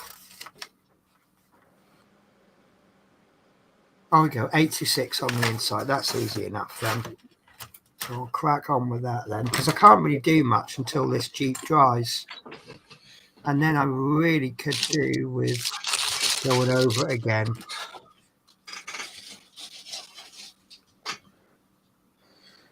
I need something to stir paint. So, It's not going to be long enough. so Teresa says, "Nice seeing again, Peter. Take care. Good night. I'm surprised how far you've got on that, Tash. It'll soon be finished." And then she says, "She did say be right back, but you know I don't listen." I'm not saying nothing there. You say what you like. I could admit my own faults. Yeah. Hey, look what I've got here. I've got the Ben Umber you can't get. You've got the what? The Ben Umber you can't get. What's that? The Ben Umber Brown. No, but like you say, I can't get it. What is it? Because it's out of production, or No, you said you couldn't get it because you ended up having to get no. I could get it, but the works do a set of. So my oil paints, Yeah. they're part of a set. Ah, yeah. These ones come from Castle Arts, but the works do a nice little set of about 12 or 20. Oh, yeah. And but they do a set of acrylic paints, and is either 10 or 20 tubes of it for £7. Oh, yeah. Now, effectively, because I don't need the other colours, I would effectively be buying a tube of. Oh, do you know what? I'm an idiot. I really am an idiot. Have you just found the tube? Oh, so right. So when I was first looking for oil paints, Yeah. it's all observation or lack of it. So I went to W.H. Smith's because I wanted to see how much Winsor and Newton paints were.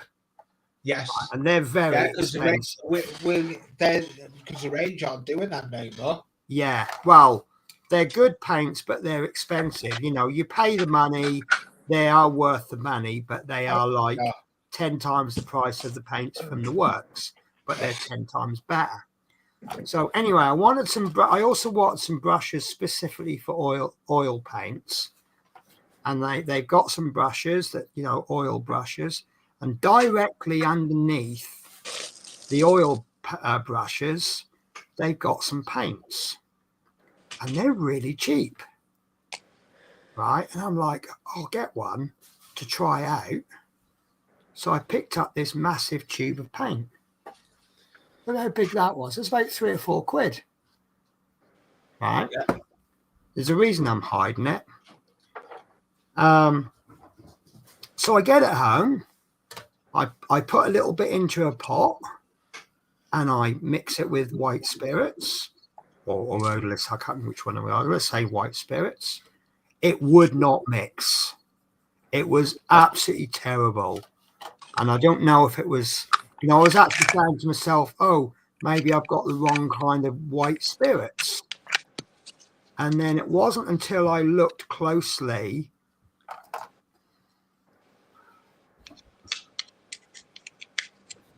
Acrylic. But it was like £3 or £4 for this. But look, I've got all that time I've been looking for brown paint. I've got brown paint. It's been sitting there all this while. I'm back, by the way. Sorry to go. So I just discovered, look, I've I've got brown paint. It's been sitting there all the while. Wow. I know. I didn't mean. I thought that as well. But they had this on the rack underneath all the brushes that they've labelled oil paint brushes, which is why I thought it was oil paint. Yeah, and it's got acrylic on it. That's the problem you got to be careful of. You need to pick them up and look at them, because I noticed. Yes. What you have to do is you have to read that massive yellow label that's going right across the tube. Yeah. Big old yellow label, can't miss it. That's what you have to read. Yeah. Don't just do what I did and go, yep, that's brown. Yeah. Yeah, I had to attend to Mickey. She was having a night fright. Oh, plus. Neighbours have been really noisy, being loud, so they must have had a drink. Right. So as soon as I hear her, I have to go in because she can hurt herself. You're right. She gets a bit worried and a bit anxious, does she? Yeah, she's one of the ones that mainly do it. Right. Hello, Manuel. And hey, it's just come in. Right. I'm going to do a chat catch up. Teresa says you was busy chatting away, Penny. LOL. And hello, Penny, and all in chat. How are you, MP Model Plastic? Hello. So we are just basically having a muck around doing whatever.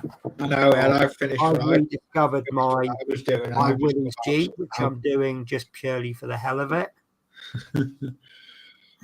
No, I tell you what, I do all of my builds on YouTube, and you know, it is actually quite nice to have a build for yourself. Oh yeah, it is. And you know, you kind of feel a little bit selfish. I mean, obviously I'm sharing it with you when I'm doing a live, but you know, I might crack on with a little bit tomorrow, and I feel a little bit selfish Oh, Yeah. not doing a video, but I think sometimes you need it. A little project of your own, you know, show people the update if you want, but you know, I'm not making a video. Sometimes I'll sit there and I'm not in the mood to make a video, but that then means I can't crack on with anything. I'm building that on the live. That's really nice. It's a school hall at Metcalfe. I'm building this on the live. It's interesting to build. We've got a building. Which way round that goes that way. That's the weirdest stand I've ever seen for anything anyway. That is a weird stand. That is, isn't it? But, you know, that's Airfix. You know, what goes through their brains sometimes. I'm still laughing at their Vulcan. I mean, I don't know. I've seen, you know, kits. What you got, Shadow? Or is it Stuart? Hello?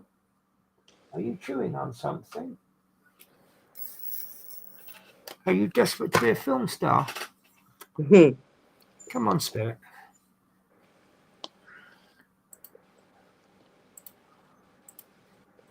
Where are you? You've gone. Oh, you tried to take me to flick my camera. She's gone. Oh, she's Disappeared. She's found a corner to explore. Oh well, never mind. Oh well, she'll come back. Yeah.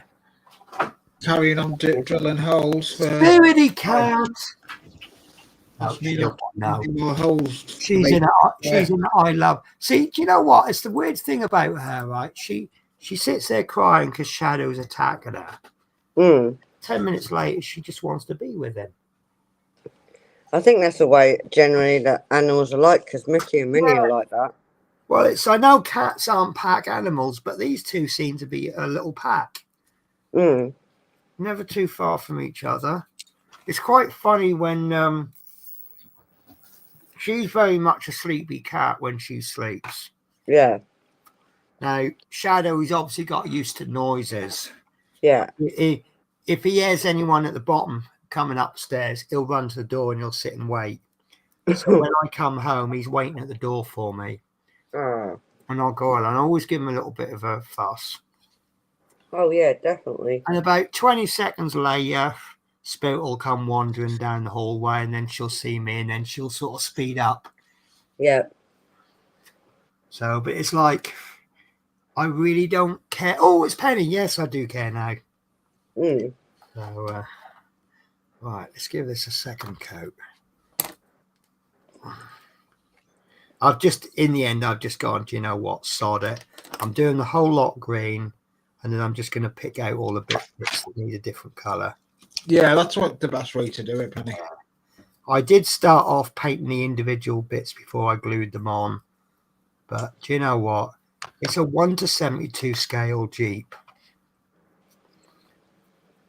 If it was a 1:6 scale or something, then yeah, I'd be painting the bits individually.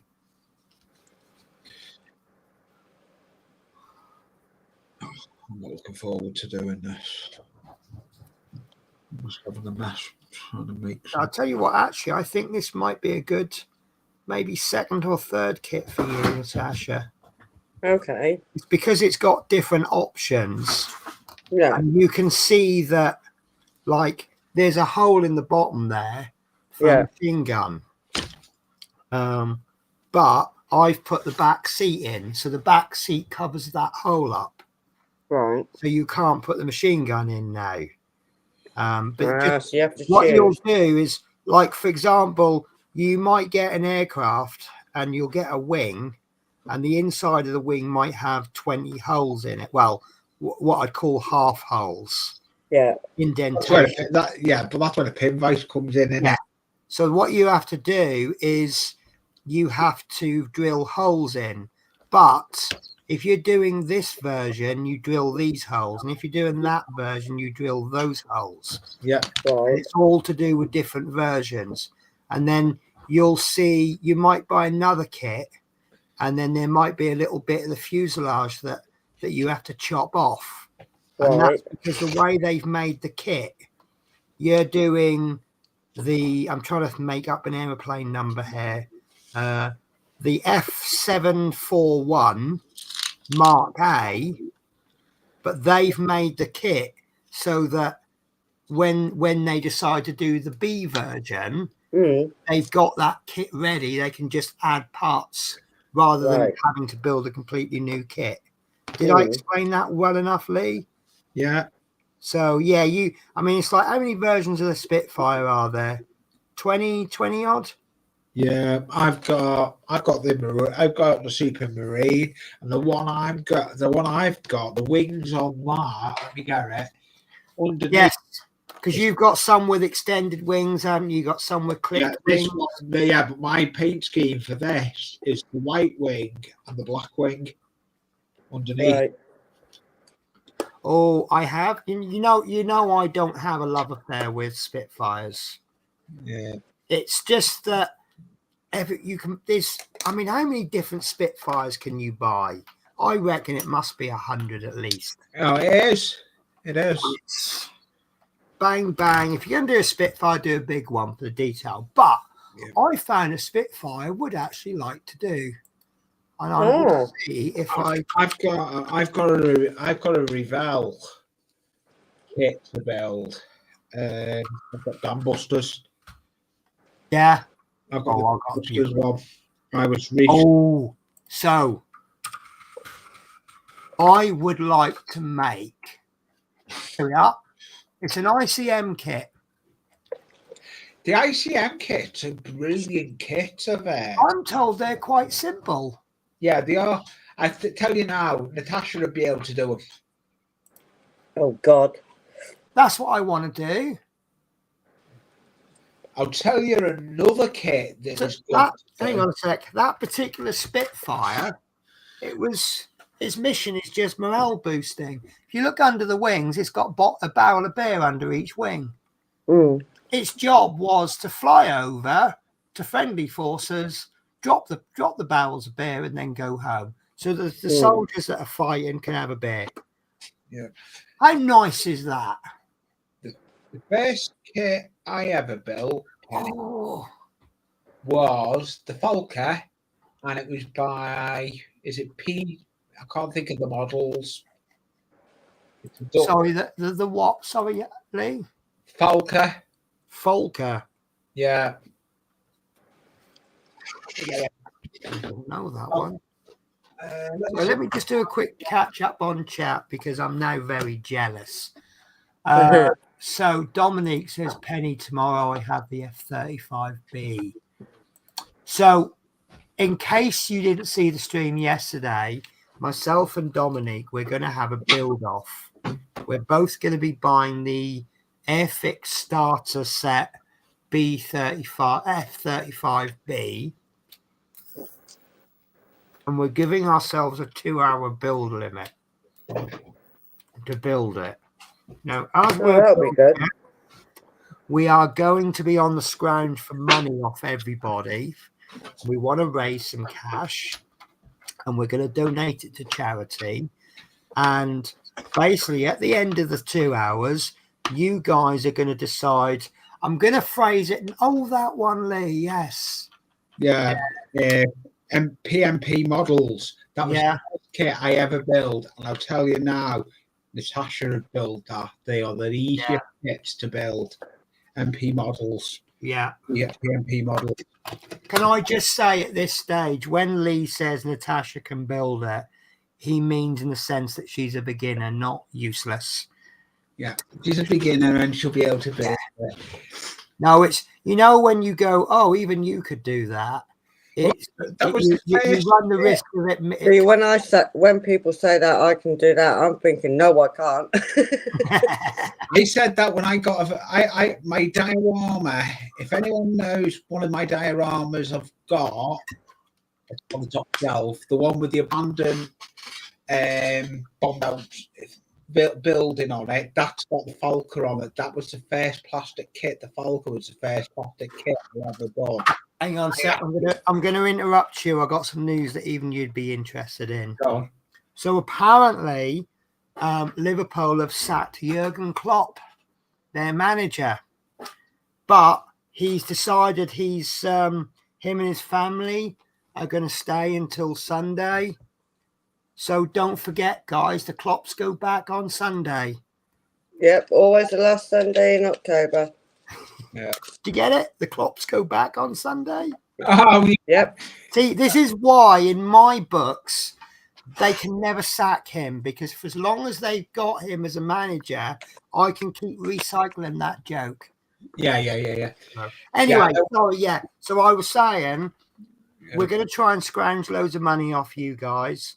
And then at the end of the build, you guys are I'm going to phrase this carefully and nicely. You're going to pick the one that you prefer. And then who's ever built the one that you prefer, they decide which charity that money goes to. We might only raise a $5. We might raise thousands. I don't know. But it's going to be our New Year stream. So we're starting the stream 10 o'clock my time, which is 11 o'clock Dominique's time. And then we're finishing it 3 hours later? 1 in the morning my time, which will be, so he's got the rough end of the deal there, because he's going to be finishing the stream at 2 in the morning, where it's only going to be 1 in the morning for me. Oops, I don't know why I just did that. Why did I take the lid off the glue and then surprised when it all starts oozing out? Yeah, I know which glue that one is as well. See, that's because I'm a fiddler. Yeah, that's that horrible glue, isn't it? Do you know what? It has its uses. Yeah, it does have its use. I think what would be more accurate is it's not necessarily horrible glue, because we all grew up with this, didn't we? Yeah. You know, as kids in our bedrooms, we made some pretty good models with this. Yeah, you did. Just that when you got to the end of it, see, the trick I always used to use was just let gravity control it. But then you get to the point where you've got a lot of air in there and it starts getting a bit gungy at the top. So what do? You squeeze the bottom and then you're just gluing that tiny joystick in place, right? And you squeeze it and suddenly half a tube of glue comes out and you've got more glue than you've got pot. So it's, it's learning how to control it. Like I said, what I saw on that Airfix video the other day, cut a little square off and then cut a little sliver of cardboard, pour the glue onto the cardboard, and then use the little bit of cardboard as an applicator. And because that's what I do. That's what I already do with super glue. When I'm doing the part, I usually use a little fine tip or a cocktail stick with super glue. So if I'm doing my part work build and they say apply with super glue, I'll cut a little strip off the waste material, put it on the table. I'll put some super glue on and I'll apply it with a cocktail stick. Yeah. One even better idea: people get a handle or something, and they stick a wire in, and then they apply with the wire. And of course, best way to get rid of super glue that's dried onto something is burn it. Yeah. Just run it under a flame, and it gets rid of all that dried on super glue. So I've already been effectively doing that. You know, it's just Airfix have told me in a different way, and I'm like, oh my god, that's brilliant. So that's New Year sorted out. So yeah, I think we'll get my channel. I've got some really fun things. I mean, I think they're fun. Yeah, I've got some good stuff coming up on my channel. Good. So all we need to do now, well, fun stuff coming on. So all we need to do now is get Natasha doing a YouTube channel. Peter Webster has been trying since last year. I'll be straight and honest and frank with you. This aircraft build, I think that would be an absolutely excellent thing to be putting on your channel. You don't, to be honest, Natasha, right? Listen to this one. You have officially got a channel. Because have I? Yeah. By having a YouTube account, you have a YouTube. It's just that your YouTube channel has 0 videos. Yeah. If you start being on lives like you are actually putting content on your channel. Well, she's not, because it's not streaming to her channel. Yeah. No. But all I have to do is set up a new destination on my... Now, if I was using StreamYard, you can push a button. If you join the stream, you can push a button and it will automatically go to your channel. Yeah, that's why I like StreamYard. And that means you haven't got to give me any passwords or permissions or anything like that. Oh, right, okay. So, Dominique says that's a Dutch plane, Lee. Yeah, I know it is, yeah. Yeah, they've not come up with... They've come up with some good stuff in the past, haven't they? Oh, they're not. The models, yeah. My local model shop has got all the PM models. Yeah. I think, was it Sweden who... they had this neutrality during the Second World War, but their neutrality extended to, you keep away from us, we'll leave you alone. If you fly over our airspace, we'll come and shoot you down. Yeah. I think that's many.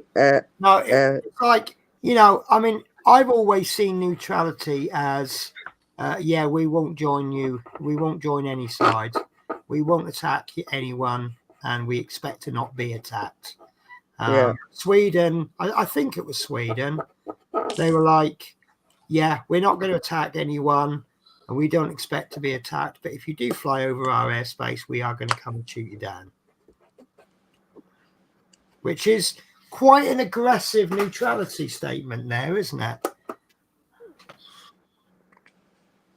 Dominique say, isn't that an idea for New Year's Eve, that we stream it on your channel and mine at the same? Yes, that's what we're doing, yes.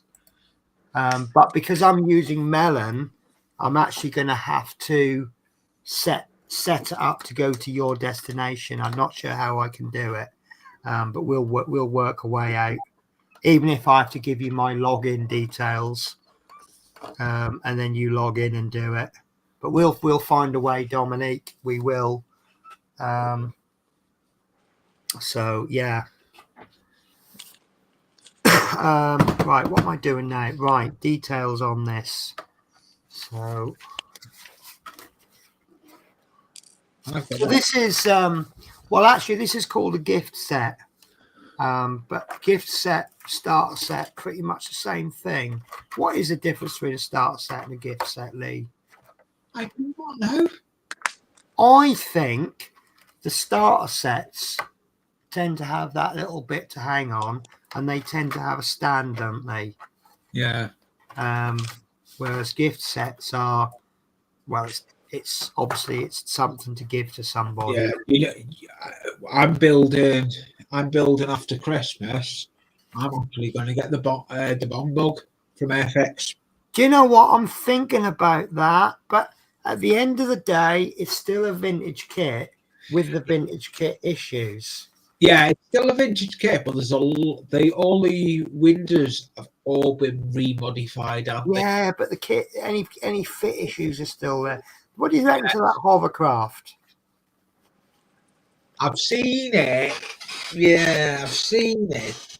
See, one of the issues, there's a part they've got it listed wrong in the instructions. That kit is what, 40 years old?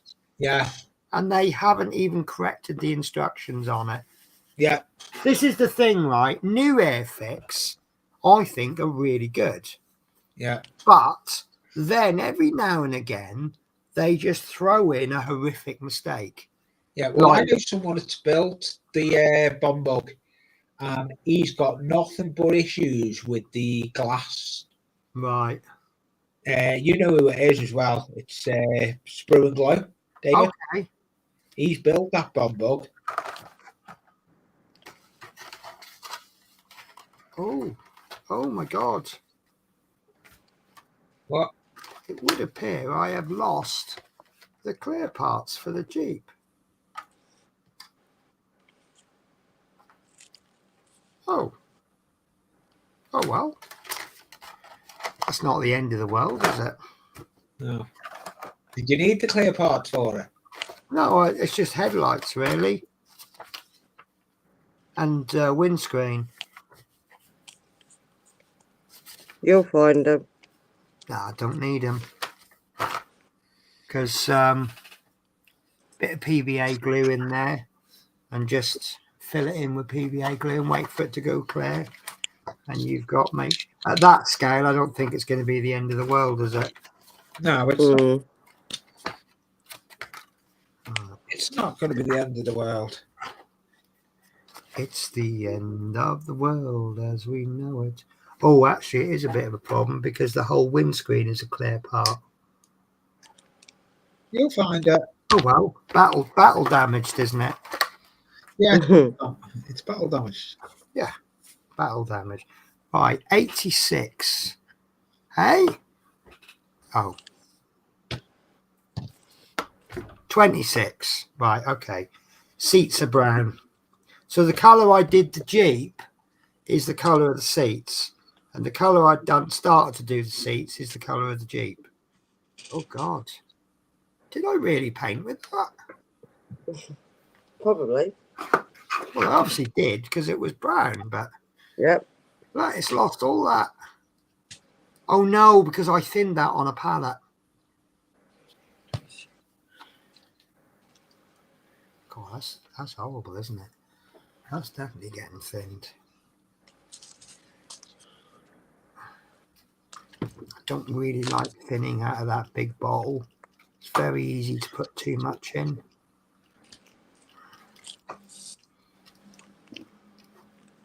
There's your chance.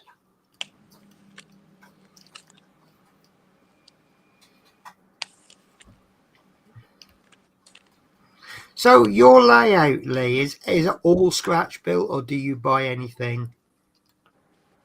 I buy the cardboard kit. Right. Over So you the don't buy like ready-made station canteens or whatever. Yeah, I do. But I do buy the kits. Yeah, the cardboard kits you have to build. No, but I mean like plastic ones. Like. No. So what about locomotives? Do you buy the locos ready-made or do you buy? No, one? I buy the locos ready-made. Usually buy second-hand They ain't non-runners. cheap, are they? I buy non-runners and repair them. Right. That's handy if you know what you're doing, doesn't it? I got sent 2 locos off Lindsay, and both of them were non-running. Yeah. I stripped them down and got them running. Nice. I've Nice got- if you can do it. I mean, I'd be honest with you, I don't know if I could do it because I've never tried. But I love doing a lot of electronics as well. yes, I do love doing the electronics. There's a couple of things on my desk that I made. Yeah, I really love I'm a sod for doing a lot of lighting. I light up. I'm working on a major project lighting up the platform. Yeah. On my live stream, I think I showed it on Sunday. I've just finished lighting up the train station. I've got lights in the train station building, waiting room, but I've got more lights to still add to it yet. I've got a load of little lampposts to add to it yet. I'm not looking. I've got them here actually. I'll show them these little lights. Wait until you see how these are. These are cool little lights. Yeah. I think I'm actually off camera here, aren't I? No, there's little lights. Oh, yeah. They're going on the platforms. Let me get They the are glasses on. Oh, yes. Oh, don't forget, guys, this is the season of cheap fairy lights. Now, if you hold off until January, those fairy lights will be reduced to a really cheap price. That's what I What you refer. are effectively buying after Christmas is a big string of LED lights for hardly any money. Yeah, and that's what I rip apart. Yeah. That's what I use in my buildings.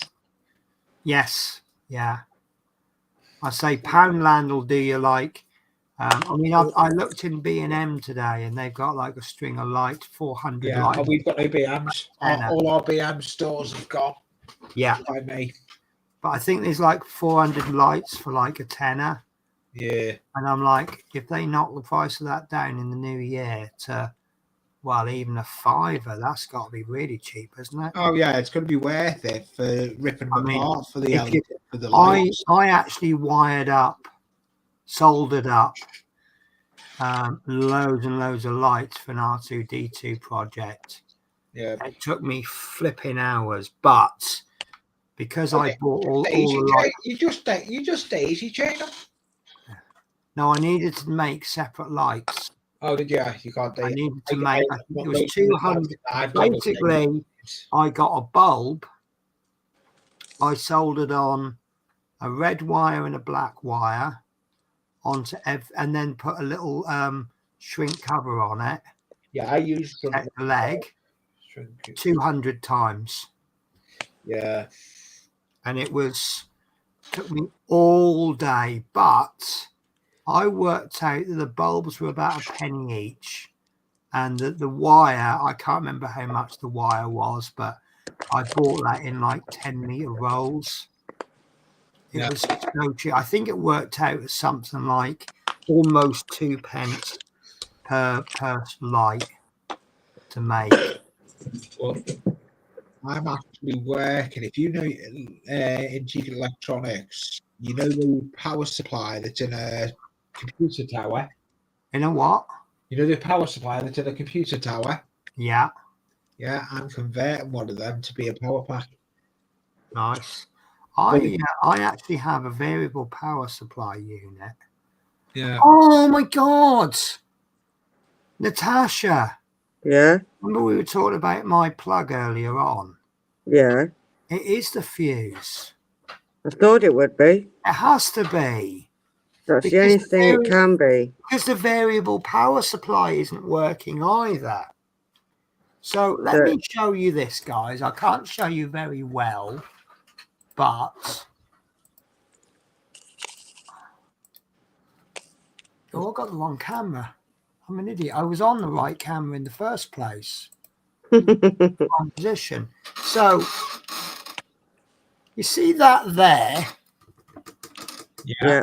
So you've got a double socket, and then you've got a variable power supply next to it. Yeah. Each of those plugs, the top one is 24 volts. The bottom one is 9 volts. The next one up is 5 volts. The next one up is 1.5 volts. And then the second from the top is controlled by that, and it'll go for between 0 and 50 volts. and then you've got all your banana plugs, and then you've got one earth, which is the same earth for all of them, apart from the top two. And I wired all of that up myself. I've got 240 volts coming in, and it goes straight to the double socket, and then that then comes out again into a transformer that reduces the voltage down to 50 volts. And then that you've got one supply goes into the what you call it? Sorry. Yeah. So it goes to that. That's how you get the 1 to 5 volts. The other 4 then goes off to buck converters, which reduces the voltage even more.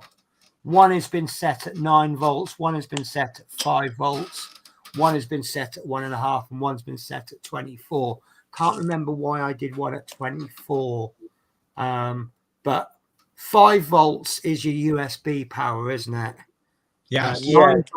9 volt is the same as a 9 volt battery, square battery, and 1.5 volts is the equivalent to one normal battery. But no, I was saying to Natasha, none of it works, and I pulled the plug off today to see if it was a loose connection, and there's no loose connections. So it's got to be the fuse in the plug. Well, I think it's the fuse. I've taken the fuse off, but you can't. How do you know if the fuse? I can't find my multimeter. If I had a multimeter, I'd do a. I've got one on the other desk, but I don't think it's no good on your desk. I've got one on my desk, don't I? Yeah, exactly. What do you call it? Continuity test. Yes. So if I do a continuity test on the fuse, I'll know if the fuse is blown. Yeah. So I think I'm just going to go out and I'm going to buy some more fuses, and I'll put the fuse in. Fuses are one of those things that they're just handy to have in the house. Oh yeah, they are. They're a must So have. it won't be a waste of money buying them, and they're pennies rather than pounds, aren't they?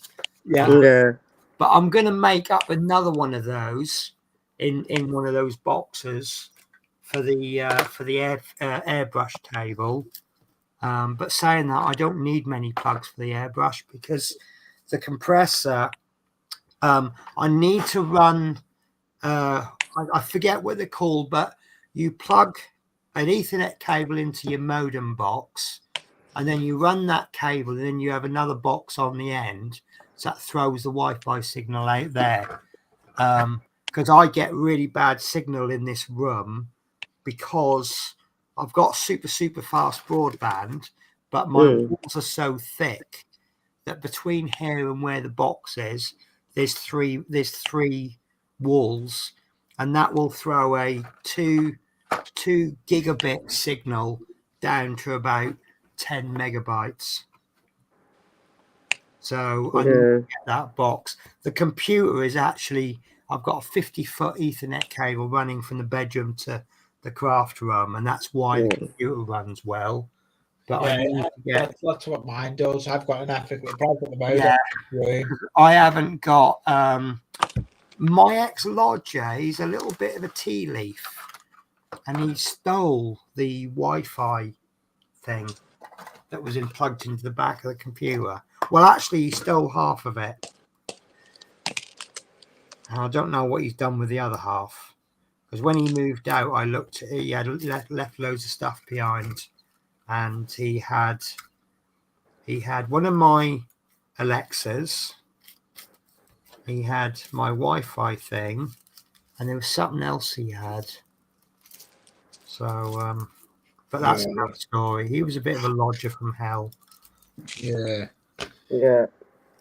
I have had more bad lodgers than good. I think it's fair to say.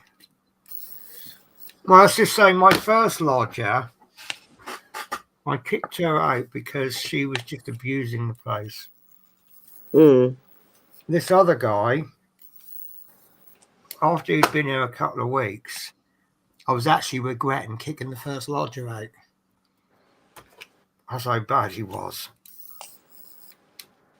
He had me arrested. Yeah, no.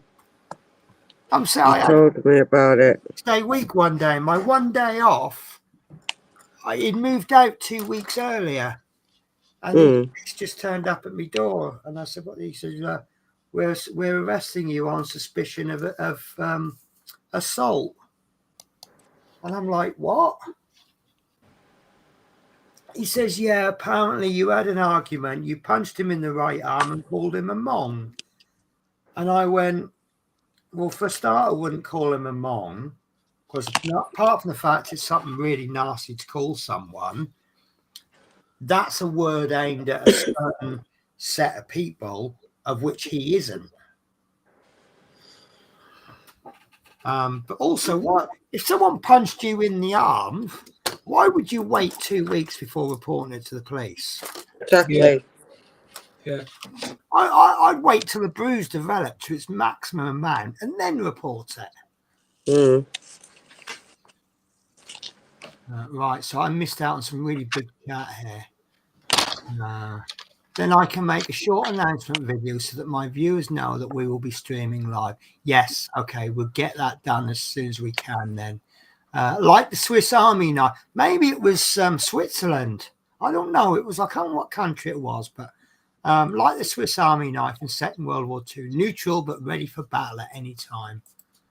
I had a train track as a child, and combined with Lego City, I had everything: airport, police, fire brigade, ambulance, hospital, and always reenacted a train accident. You were spoiled. Wow. Right, MP Model Plus. A good night for everyone going to rest. Yeah, you take care. Take care. We are caught up with chat. Well, hey. So how are you getting on? MP's real name is Manuel.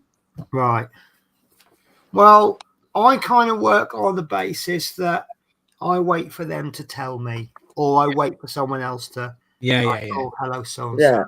He does some. MP Plastics does some awesome builds. Yeah. No, my ruling is that you will be called by your YouTube name until you tell me to call you otherwise. Yeah. Which is why I tend to call you Anfield. Yeah. Yeah, MP. Right, so Natasha, let's put some focus on you, because you've not had that much love in this stream, have you? It's all right. Getting on, what you're doing, why are you doing it, and how's it coming along? I've been asked to do this. I think it's an exclusive diamond painting. When I was shown, I was like, I gotta have it. Are you using that pen with a little silicone end on the end that wears out and you can replace it? Yeah, and it's got the other end, so you can use that to move them a bit. Give us a quick review, Natasha. Give us an honest review. Right. Ignore what Mike tells you to say. Let's give a review. I've been using it quite a lot, but now and again I do swap back to that. Right. The original pen. You swap because you just fancy a change, or because you need? Yeah, it's just me. I just fancy a change. Right. But I am enjoying this pen because throwing it away now, because you get this thin tip, and you can actually, if you place one a bit wrong, you can actually move it over with it. Yeah, that's how I've seen it. You use the little silicone end. I'll call it silicone. It's not silicone. Use that for placing, and the metal end for repositioning. Yeah, I actually have been using this pen a lot more than the original. Because what I've learned to do is I place my drills fairly gently, just enough to stick. And then once I've done the whole square, I press them down. They have got numerous of different colours, about 6, I think, 5 or 6. So give us a rating out of 10. I would give it a 10 because I'm actually using it nearly every time I do diamond painting. Right, so is that a solid 8 or 9 then? Yeah. Brilliant. There you go, reviews by Natasha. There's an idea for your channel. Product review, product review, product review. And so yeah, I enjoy that pen as well. Maybe use it. Maybe you could borrow my Sale of the Century theme music And now, live from Norwich, it's product review, product review, product review. There you go. There's your Well, aren't you from that area and all? Well, that's, I know you're not there now. I'm working on that title again, but I'm gonna have where it says live from Norwich. Yeah. I'm gonna place Kevin Bridges over the top of it, going Glasgow. And now, live from Glasgow. I've got quiet. Because as you know, I do not take myself seriously at all. Not one bit. Well, everybody's different, aren't they? And why not? Because the world would be a boring place if we were all the same. Well, this is it. Do you know I'd what? want out. I just found another YouTuber. It's absolutely brilliant. But he does seem a bit. It's a YouTuber called Dancing Brush. And I love Right. the name of the name of the channel, Dancing Brush. Doesn't that sound fantastic? Yeah, it does. Yeah. And he was doing the EC2 Hawkeye, which is a kit that I've got, and it's quite a problematic kit. Right. It's another one of my favorite aircraft, but I've also got the C2A Greyhound, which is Right. effectively its brother or sister. The E2C Hawkeye is a AWACS aircraft, carrier-based radar. The Greyhound is the cargo delivery ship to land. Right. They're effectively the same aircraft, bit of a change of shape of body, and the Hawkeye's got a great big disc on its back. Now, there's a few builds of the Hawkeye on YouTube. So if I did that build on YouTube, it would be using YouTube as research, Right. which obviously would make it easier for me. Yeah. If I did the Greyhound, it's something original for YouTube. I can't find it. I can't find a build video on YouTube. So it would be something original, but I would have no assistance because no one else has done it. So I can't use YouTube as a research. So it's, which one do I do? Do I go a bit original, or do I just make an extra video about the Hawkeye? I mean, I'm going to do them both eventually anyway. Mm. So I knew that would wake Mike up. Yeah, Natasha, makes what to change. say? You know I'm listening, Penny. Natasha tells me they pick on me. No, Mike, it's always your fault. That is. I'm glad what you that said it, Gibbs- not me. That's Gibbs rule number 1, isn't it? Everything's Mike's fault. Yeah. Bless him. Do you know what? If there's anyone new on the channel, never seen me before, and they're hearing me pick on Mike, they're going to be so sympathetic towards Mike. I won't. They're probably going to switch off my channel and go, she's horrible. I'm never watching that channel again. No, it's been a running joke, hasn't it, really? Yeah. Well, I mean, he can give and he can take it, can't he? So, Well, if he can give it, he can take it. yeah, I mean, he's given me some before. Probably not as much as I give him, in all fairness. But no, it's all fun and games, isn't it? Oh, yeah. Oh, it reminds me of another funny saying I've heard. What is the time? It's gone 10 o'clock. It's all shits and Chris Davis, how are you, my friend? Chris Davis Hobbies, aka Chris Davis World. Oh, hello, Chris. Can I say, Chris, that icon works really well for you, Yeah, in my I've been opinion. meaning to tell him that. Pardon? I've been meaning to tell him that. I did Yeah, see that. no, it works really well. The Welsh flag, I think, is a nice flag. Yeah. Yeah. And that I like channel names and pictures that you can tell you a lot about the person without actually talking to them. And that says an awful lot. Chris Davis Hobbies. So it's a channel about your hobbies, and you're Welsh. Yeah. Which I won't hold against you. Yeah, I wouldn't hold against Chris anyway. He does that diamond dot he's doing's coming on well. It's nice, isn't it? Yeah. See, I can pick presents, can't I? We were absolutely stumped about what to get him for last Christmas.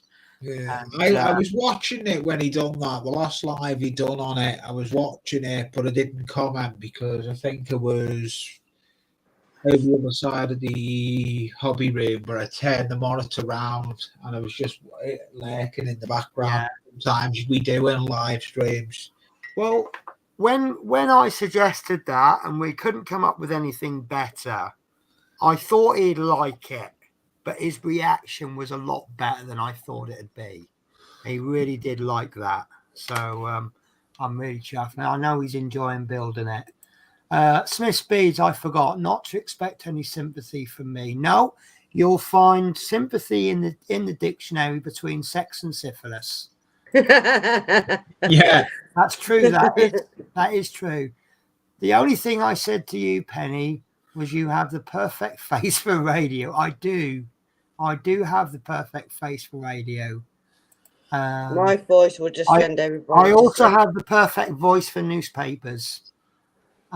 Smith B says, hi, Chris. Chris says, change my name as need a revamp. Well, I don't think you needed a revamp, but there's nothing wrong with, I mean, I'm thinking about a revamp for my channel. But then again, do I really need it? I think all I really need to complete my channel is a better camera, which I've got, and better lighting. I think I've just found the perfect lighting. And what about the other thing you'd seen as well, a camera on? Well, see with that, but let me show you the lighting on Amazon. Sorry, do you know what? I'm going to take a little break because I'm getting a bit chilly, so I just want to go and get a jumper on. No problem. In about a minute or two. And what's cats are hiding up. That looks well like Diamond Dot, Natasha. I'll show you a full view of it in a minute. Yeah, officially, as I was saying, you have got a channel. You just don't put nothing on it because you could. No, too scared. Being scared to get bullied. Everybody does want me to start doing a stream and things like that, but to be honest, I think it's just been all about scared of it, being bullied and. I'm back and I'm warmer. Oh, hang on. Let me turn the light off. There you go. Oh, that is wicked. I can't remember the size, sorry.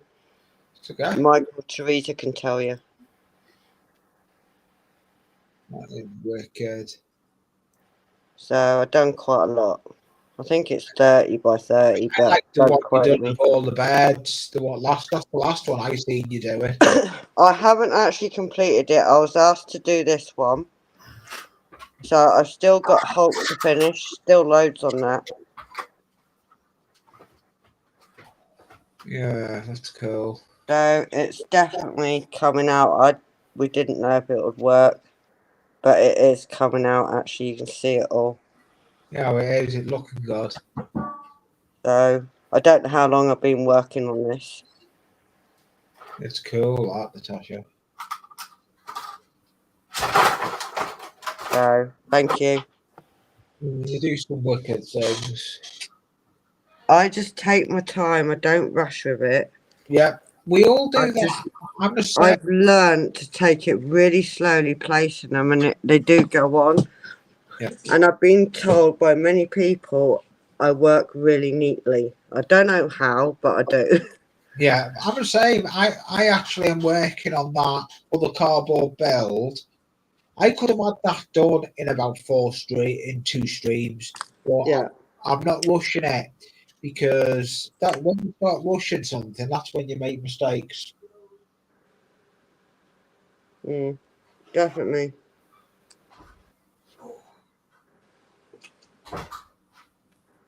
I thought Chris would have come up actually on Penny's.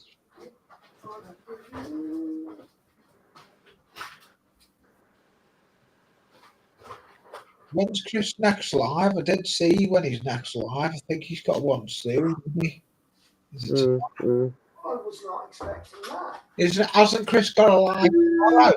Foodie time dinner. I don't. Oh, Wednesday, I think it were, because I was as well supposed to be taking a break for a couple of days because the mountain was done.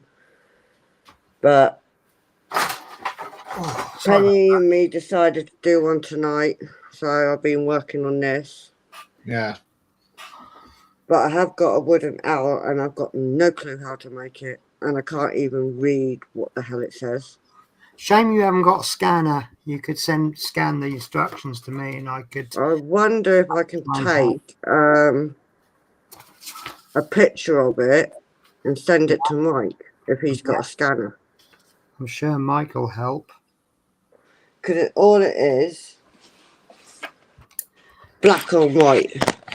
Thing is, Yeah. even you only did one stage at a time. You know, get the instructions done. Get one stage done. Oh, that looks nice to do. But you got to go on. Hang on, if I can get it. You got to go on there to get the guide. Oh, in that It's a case, PDF. It's a PDF. That's an internet, and I just like what? well, that'll be simple then. We could get that for you. Yeah. And it's gonna be that. Or maybe you could do that as a live build with someone. Get someone else to do the instructions. Someone like Mike, perhaps, and they can call out the instructions, and you build it. Yeah, like what Dano's Universe does with some of his builds.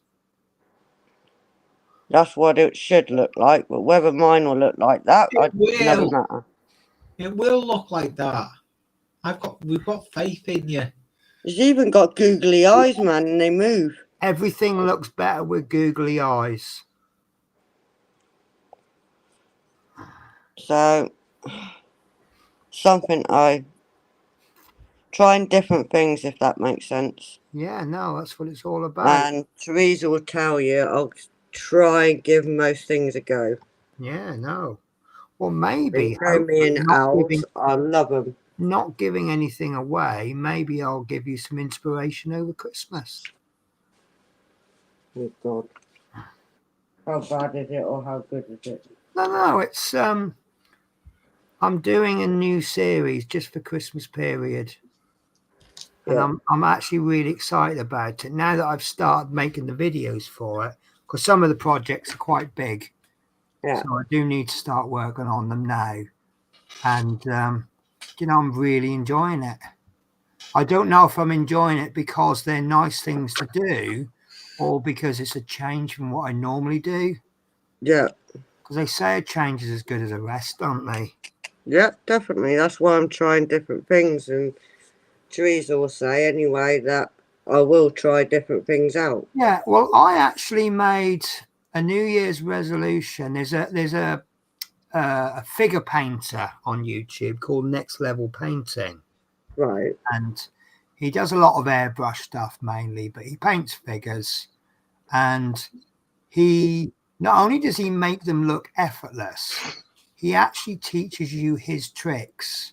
A lot of his videos are titled something, whatever, is secretly easy. Yeah. It's like he might do a video on painting yellow and how easy yellow is. And then he does it. But he's got this saying about being brave.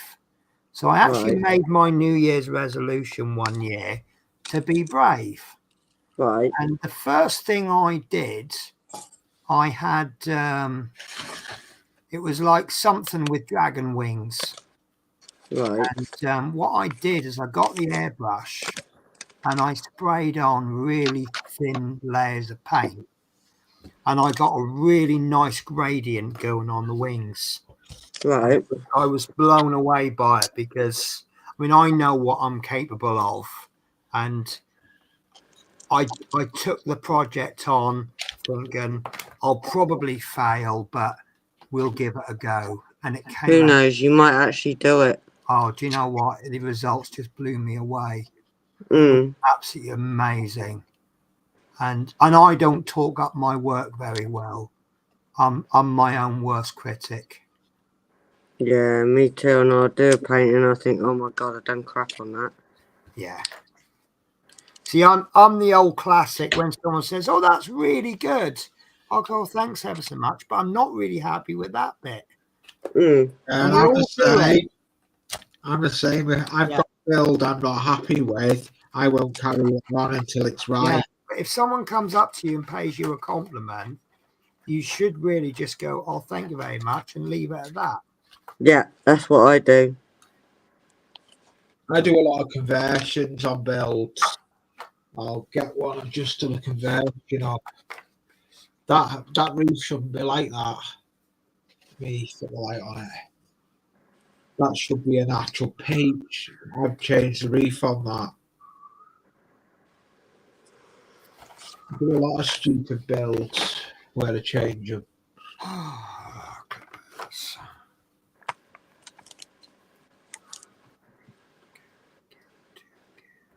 So this is the front grille where I need the clear parts for the headlights. It's not the end of the world, is it? No, it's not. Cocktail stick, PVA glue, done. Yeah. But you can see how small it is. I mean, obviously, you can only fill holes up to a certain size.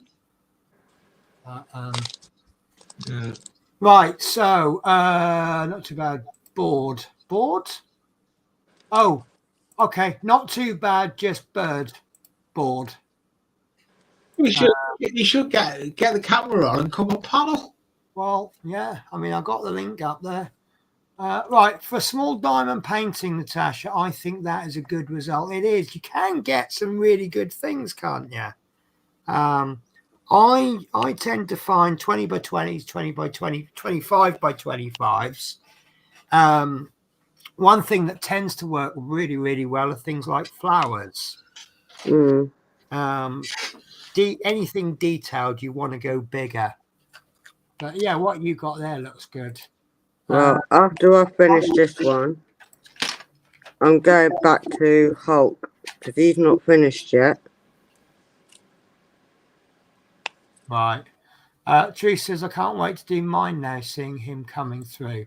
Size is 25 by 25 and price £3 plus postage. That's amazing price.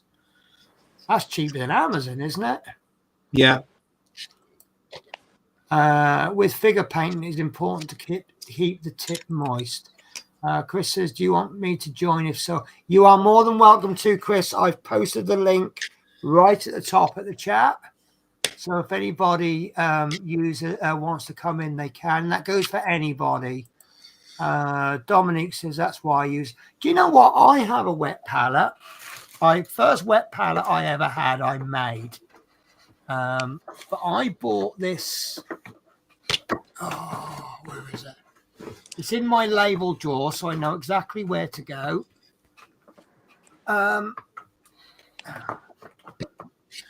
Red grass one. Now, I opened this about a week or so ago.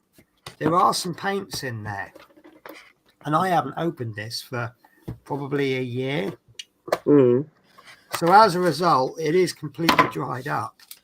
But it's dried completely now. There was a little tiny patch of paint that was still wet. But you see how neglected it is. Yeah. But it's very, very dry. But it took a long time to dry out. And wet palettes are really, really good if you make your own colours up. If you mix your own colours.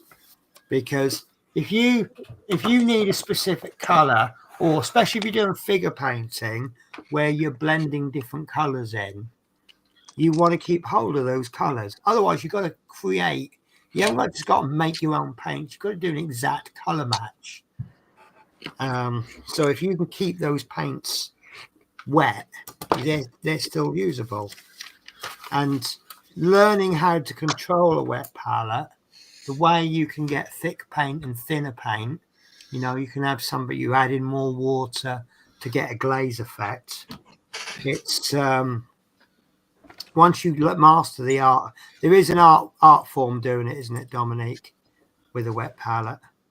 once you learn how to use it, it's an extremely powerful tool.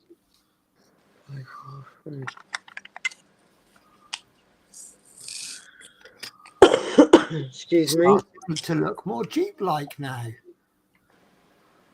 Definitely. Looks all right. Now that I've got the correct colours in, it does look a little bit better, doesn't it? Yeah. Always does as you go along. It does. Chris Davis says, okay, cool. And I'm looking at a logo design too. Ooh. I'll be honest with you, Chris. I like the one you've got. I can't see a problem with it. I know it's plain and simple. It's just a Welsh flag, so to speak. But it's all right. Do you know, I think the transparencies are on this table somewhere.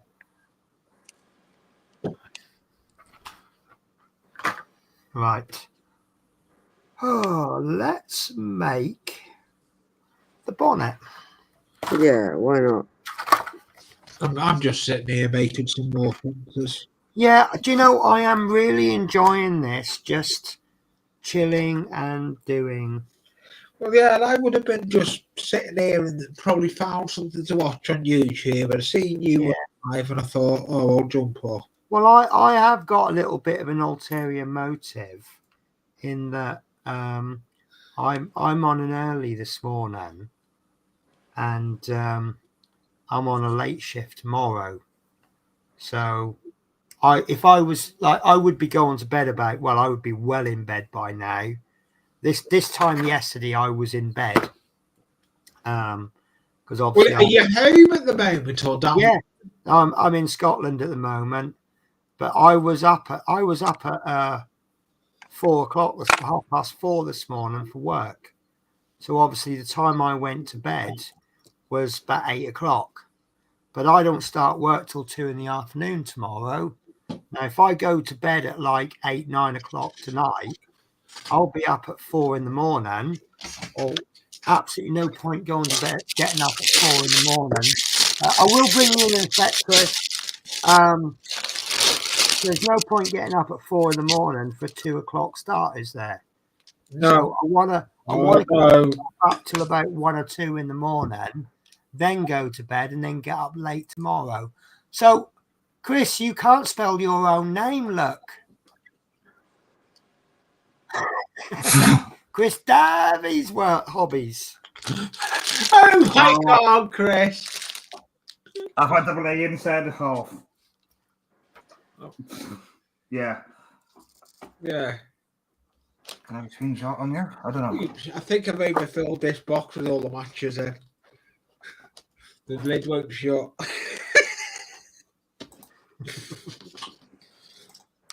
That's the excuse and I'm sticking to it. That works for me, Lee. So if anybody else wants to join me, the link is at the right at the beginning of chat. If you can't find it and you want to join me, just say something in chat and I will. I'll repost the link. I'm just trying to be lazy and not repost the link. I'm not a fan of these new bag of matches I bought. Have you seen that old guy who's made like the entire British Navy fleet out of matchsticks? No, but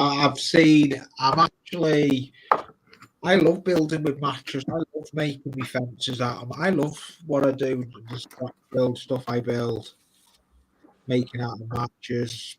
To be honest, they even do hedges. Yeah. Let me just confuse Natasha a little bit. Oh, God. I'm doing this just for fun. It's a fun wind up. So that's the glue that you will get with an Airfix starter set. And just what is that? This is polystyrene cement. Oh, okay, God, I'm going to get confused with that. Right. No, you're not. Right. So this is, right, as far as you're concerned, Natasha, this is glue. Right, okay. Right. Now, the way this glue is different from other glues, what it actually does, imagine my hands are the plastic. Yeah. So I put them together, right? and they can come apart. Right. Right. Now, if you put a little tiny thin layer of this cement onto each end, what it actually does is it melts the plastic slightly. We're talking at a molecular level, not at a big level. So the Right. outer layer of plastic melts, right? Right. So it's effectively becomes a liquid, right? Mm. You then push them together, Yeah. right? So the two layers of liquid then mixes. Then you wait until it hardens again, Mm. right? And then they're stuck. So basically, instead of joining like that, they actually end up joining like that. Right. So you're welding them together. That's a very, I hope, a very simple way of explaining it. And that's the glue that we were brought up on. Right. Now, just to Right. confuse you, this is my little glue collection. Mm. Right. God, how many different ones you got? Different 3. colours. They do an orange one, which apparently is non-toxic and environmentally friendly, but we don't care about that, do we? And I've also got, didn't need to buy it in the end. I've also got this one, which is specifically for ABS. So all these part works that I get, all these plastic parts, I could actually stick them with glue because Right. I've got the glue for it. The reason I didn't need this is because I've got Plastic Magic, which is an ABS glue and a Tamiya Extra Thin. Anyway, so I digress. So this is ordinary cement. This is very much like this, but it's a little bit thinner. And the way I'll go through this again another day. Now, Mhm. when the way I use this glue, and again, someone might tell me I'm wrong. If you have 2 parts and you have a little bit of time, Mm. right, you paint all of it with the glue, right, and then you bring the parts together. So, for example, wings, where there's a lot of surface area, Yeah. this doesn't dry so quickly. It's thicker. It looks really thin in the bottle, but actually it's quite thick. Not as thick as the polystyrene cement. Now, if I need to hold 2 parts together, then I'll use the Extra Thin, and this is basically it's water. Right. Now, the good thing about this is, like, say this part here, right? That actually looks like it's sealed, doesn't it? Yeah. But it's not. There's a microscopic gap in there. Now, that Tamiya Extra Thin will run along that, and you'll actually see it. If you put a dab there, you'll see it flow all the way down the line. Yeah. Right. And it gets in those little nooks and crannies. Yeah. Right. And it's probably the best one for, more widely used. This one is the quick setting. I tend to use this if the part is so small, I have to hold it with the tweezers and then bring the part to it. Right. So I've got the part sitting like that. Then I have to bring that. I haven't got a lot of time, have I? Before my hand starts getting sore. So I'll use the extra, the quick setting, and it'll dry in about half the time. So I'll just, but apparently it gets hot, this glue, when it dries. It reacts with the air and it gets hot. So it can melt things. So do I have to get that? No. You get the ones that you like. Now, I know people that use this all the time.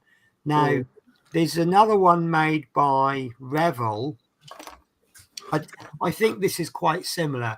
One good thing about the Revell one is that it eats through paint. So if you've got, you see there that I've painted this. Right? When I come to put this on, because there's a layer of paint where the contact is, Tamiya won't stick it very well. Right. because it needs to eat through that paint first. Now, obviously, all I have to do is get my knife, and what I'll do is I'll just scrape away at that paint to expose some plastic. That's all I have to do. But Okay. if you use the Revol, it will just instantly. It's like a paint stripper glue, so it just saves you having to do that work. It's not as strong as stripping the paint, but there are a lot of glues out there, and if you emailed the company, they will email you back telling you why their glue is so much better than everyone else's. And I'll be honest with you, I think Plastic Magic is the best glue because if you look at, I mean, that's a small brush on there. Yeah. Some small spaces. The Plastic Magic is even smaller. And here's a tip a lot of people don't actually know about. When you you look at the size of the brush, it doesn't go all the way to the bottom of the jar. No. Right? But if you get your pliers, you can extend that tip, or you can pull it right out. Yeah, you can pull that out. That. Oh no, that didn't work. I've just wrecked my glue. You pulled the bristles out? I did. So don't do this, guys. But anyway, so you can actually extend the length of your brush. Right. Longer. See, I've got a dilemma here because every time I see bristles, I generally lick them. I'm a brush licker, by the way. No, right. Yeah. So there's not with glue on it though. I ain't. No. This is the problem. Guys, I've ruined my brush. Oh no. I can't get that back in. Oh, he's damaged it. And now to me, oh, you stink, cat. Have you been on the litter tray?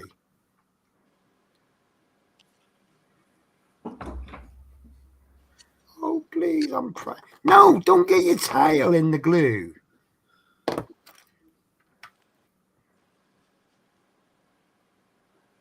Oh. I've actually ruined the glue. You're gonna have to use an ordinary paintbrush then now. No, I've done it. I just needed to get those bristles to a point. Cat's tail right by. There you go. I've done it. God, I'm clever. So yeah, anyway, so you could, I wouldn't advise it, but you can extend the length of that brush. Yeah. I fixed it. Look at that. I'm clever, aren't I? Yeah, you're just clever. Not just. I mean, if I was a little bit more clever, I wouldn't have wrecked it in the first place. I'm not saying nothing from that one, Penny. Well, we all do it. So Dominique says, of myself, I teach myself everything. And to be honest with you, 90% of what I've learned has been from YouTube. Oh, yeah, that's with me. I'm practicing, yeah. Better off. Yeah, if you asked 1,000 people what the best glue is, I reckon at least 95% of them would say Tamiya glue. Never heard of it. Well, it's a brand of you know. I learned myself with all that. Videos. But yeah, I mean, Tamiya is really good, but mainly it's because it's the thinness of it and the brush application. If Humbrol did a glue like that, you know, you'd have a lot more people arguing that their cement was better. But I mean, I'm a big fan of Plastic Magic, but Tamiya do this range. This works where thin is it doesn't work well, and then this one's the quick setting. You know, I can't sit and hold pieces for 5 minutes while it dries. So I'll use the quick setting, and it's a couple of seconds, and it's good to let go. So, oh wait, we're going to talk about how many jars of glue we have collected. Then oh yeah, no. These are the different types of glue that I have. I mean, I've got all sorts of glues. Mostly, I've got Marine Weld. I've got super glue. I like thin super glue. I like thin super glue for the same reason that I like Tamiya extra thin. Oh look, there's another polystyrene cement. But my preferred super glue is super glue gel. Yeah. I've got this one, which is just super glue. But this is my absolute favorite glue. Oh, that's the Great Top gel. Yeah. I love that. I've got resin, which isn't technically a glue, but it's a glue. This is super glue gel in a tube. And then this one is lock thread. This is it's not really a glue. It's you use it on screws, and it's a little liquid, and it lubricates the screw. And then once it actually dries, it actually kind of glues the screw in, so it doesn't work its way undone. And it takes, you can unscrew it, but it takes a lot of force.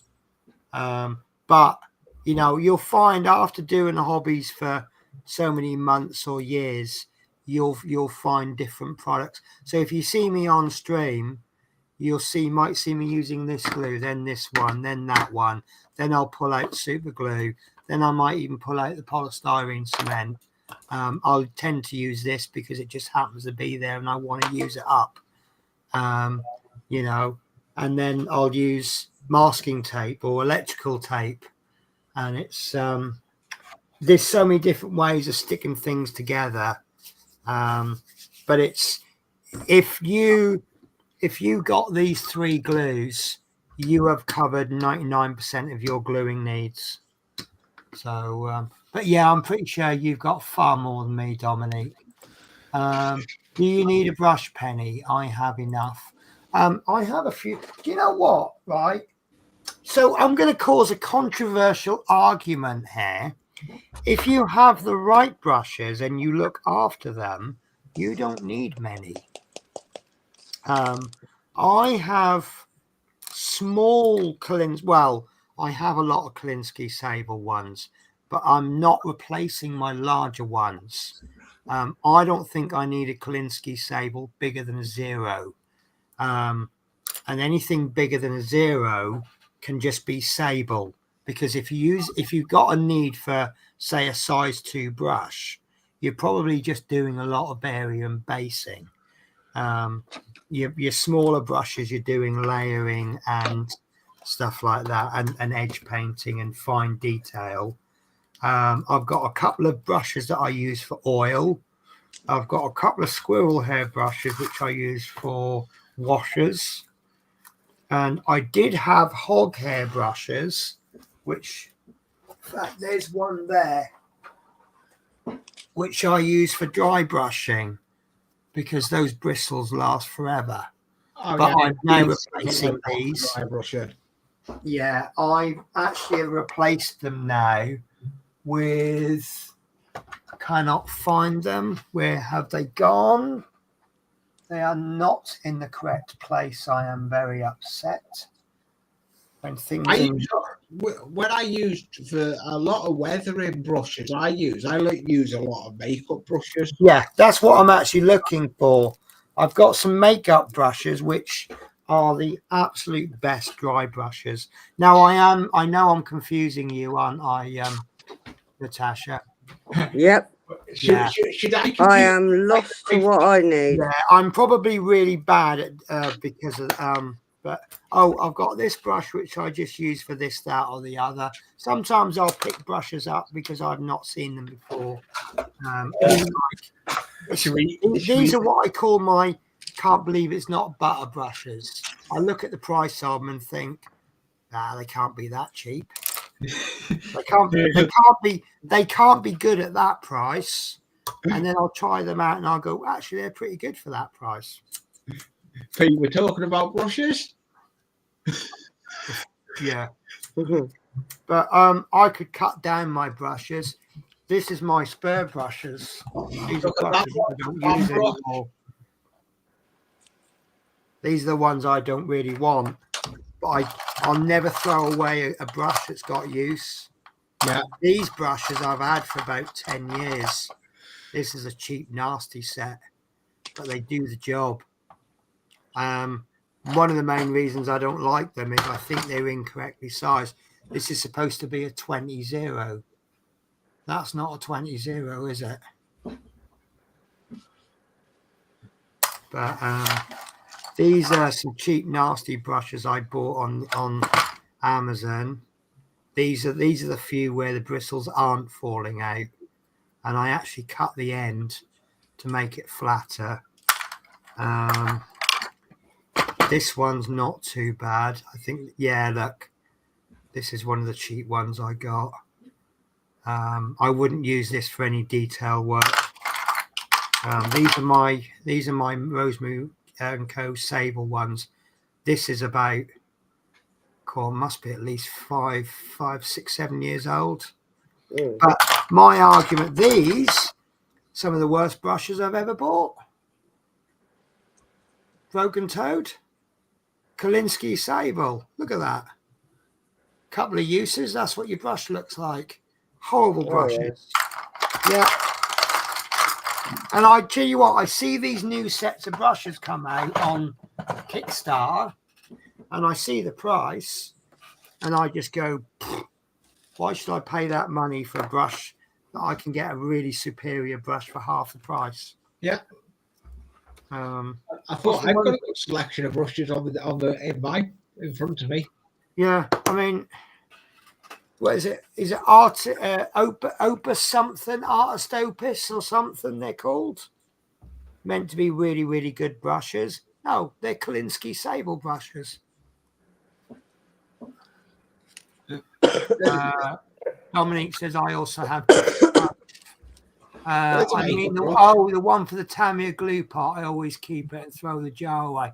Do you, like, at risk of confusing Natasha even more, do you use your little bit left in the bottom of the jar? Do you use that for sprue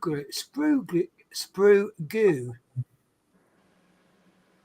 I do. I've got some sprue glue made up from there. Sprue goo. Yeah. I see. I'm just desperate to use this up because look, you can see how little I use. And the trouble is, I've now found. I will demonstrate it in a minute. I have a tip on how to use even less glue, which you will. I like your little tips, you do. That's life, isn't it? So I'm watching this video, right, and it's basically a lot of it is he's pointing out the obvious, right? We one of the reasons we use Tamiya extra thin is we like the capillary action of it, don't we? Yes, Penny. Yeah. Right. No idea. Yeah. Right. So let me do a little demo. You'll have to be slightly eagle-eyed to see this, but I might get a couple of little bits of spray. So I want to stick these two bits together like that. Can you see that? All right. Can I nick the full screen? I'm asking permission to nick the stream thingy on my stream. Right. So you'll have to watch this. Right. But as I put the glue in, can you see that all ran down? Yeah. Not really, because when I let go, that's glued together. Right. Right now, as you can see, it's set, but it's not cured. Hence, I can do this. Right. So I'm going to try and turn these around. And then hopefully I can demonstrate to you the quick setting. So you can see that I glued that, and it definitely was glued, wasn't it? Yeah. Now, if I use the quick setting, exactly the same. Put the glue in. My phone going. A couple of seconds. And you see it's set. Right? Right. That's a lot tougher to pull apart. I can pull it apart because I haven't given. Like, can you see that film? Oh yeah. That's where it's melted the plastic. Now that will set a lot quicker. Right, so let me show you the tip. We know this has a capillary action, right? That's why we use it, isn't it, Lee? Yeah. I am here, but I'm gonna get off, mate. Okay. So why is it? Why do we swamp it full of glue? And we run the glue along the entire seam. And we put half a jar in, and when we go into the back, yeah, and I've wrecked it, and it's like, when I saw this, I'm like, yeah, that's flipping obvious. Right, how he did it. But when you've got, I'm desperately running out of bits of sprue. Here we go. So that one.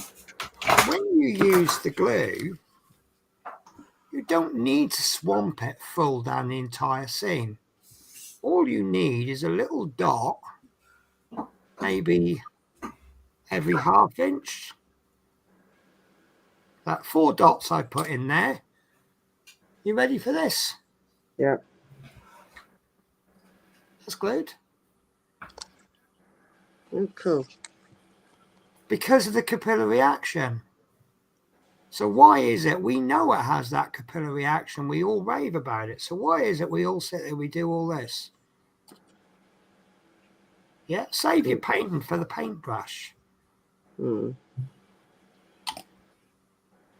And it's like, as soon as in fact, actually adding more glue has actually weakened it, look. Okay. Because what it's done is it's melted more plastic. Hmm. And now, look, I've made an absolute mess of it. So I'm going to have to do a load of cleanup. I mean, I don't because it's sprue, but it's like, when I saw that, I'm like, yeah, that's flipping obvious. So I apologise, Lee. Lovely to see you. Right, Lee. Sorry, I had to move my phone so I could see what you was on about. Yeah, sorry. Dominique, But I will be getting confused with all that, I tell you. So no, I throw all the leftovers in a jar and then I give it away to someone who uses sprue glue. Because you are such a nice person, aren't you? You put others' needs before your own. Do you know what? I'd like to bet, right, if Dominique had a £5 and that's all he had in the world, and he's on his way to the supermarket to buy a meal because he's not eating today, and there was someone outside the supermarket, like a little kiddie with a model kit, and he goes, oh no, I haven't got any glue. I bet you Dominique would go into the hobby shop, buy a jar of Tamiya Extra Thin and go, there you go, young child, now you can make your model. I will be hungry tonight, but at least you'll be able to make your model. That's Dominique for you. Anfield says, had to just jump off, sorry, to get something done. See you on the next one. Thanks, left me on stream. Not a problem. Anytime, Anfield. Except when I'm not streaming, in which case you're not welcome.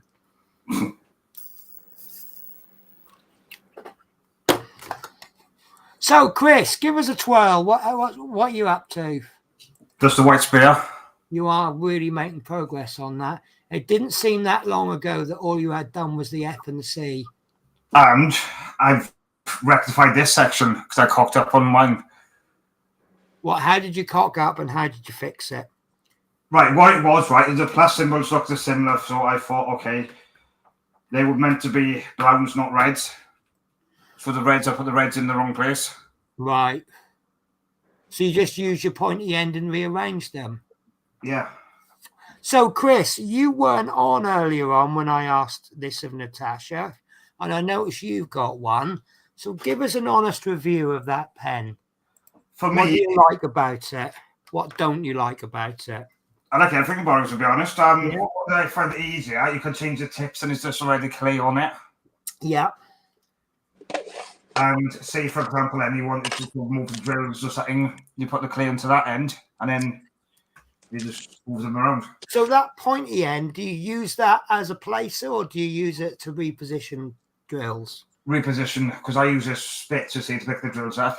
Because you could put a bit of wax in there and use that, couldn't you? Yes, you So can. I think that's pointless because you've got a waxy bit on the other end. Yeah. So it's But basically it's a tool with two jobs. Yeah, it is, yeah. Yeah. Definitely. So I'll give us a rating out of 10 for it. give it a full 10. I would for that. Okay.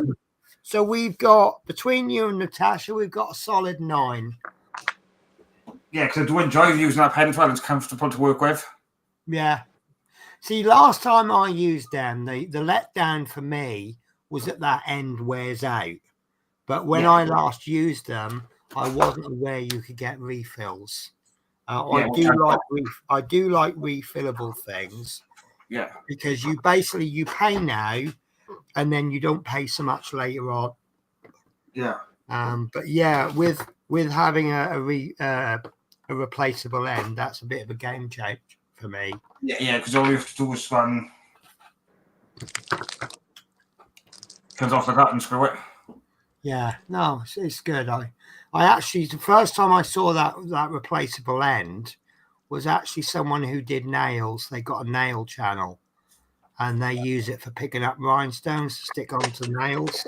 Yeah. And I'm like, oh, that's good. I have got another thing I want to do with Smith Beads coming soon.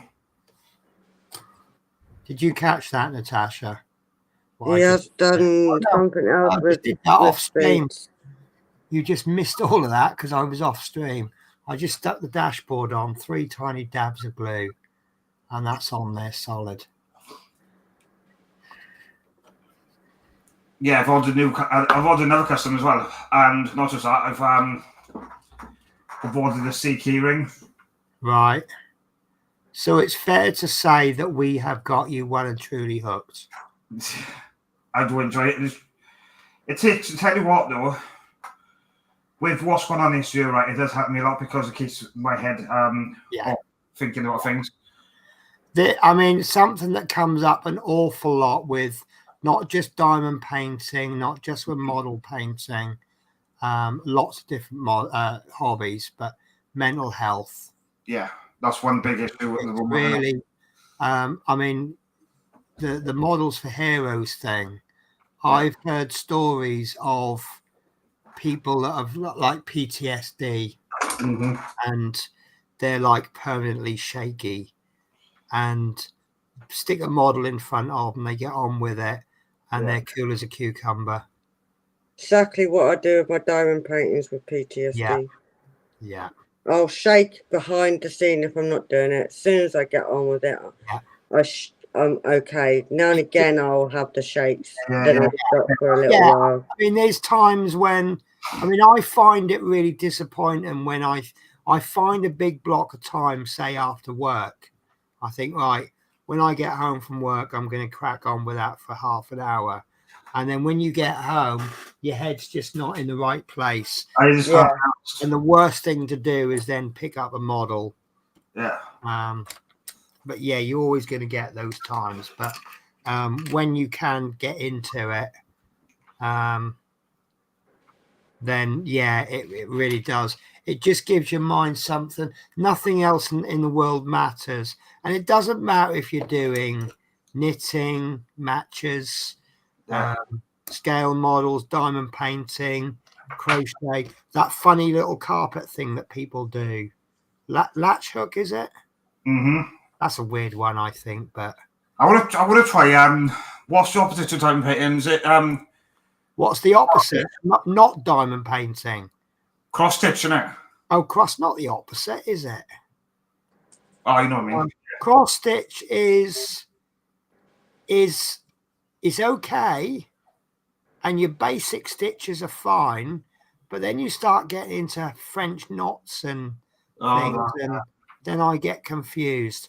Don't get me wrong, Chris, you might pick it up and you might go, wow, what's Penny on about? That's easy. A lot like. Yeah, I knew there would be a spirit sitting right where that's just fell off the. She investigates so much and things just fall off the shelves miraculously on their own. Yeah. And she just happens to be standing where they miraculously fall. Well, you know these pens me and Chris got? Yeah. Do you want to know how much they cost on Diamond Art Studio? For They, one? I've seen this. I do know the answer to this. It's something like a tenner or something. Yeah. Which, in all fairness, is a reasonable price for what it is. Yeah. But guess how much Smith Speed's selling for? £3.97. £3. Oh, £3. I want £5. Yeah. Well, including postage, obviously. But I can get With- a discount. with postage. But of However course, you pay. Chris can get it for 10% off because he has a discount code. Yeah, if you want to watch my channel, guys, Well, you don't have to watch my channel because Mike, is my code still valid, or do you want to share your code, Chris? want me to, I can. Right, hang on a sec. Right.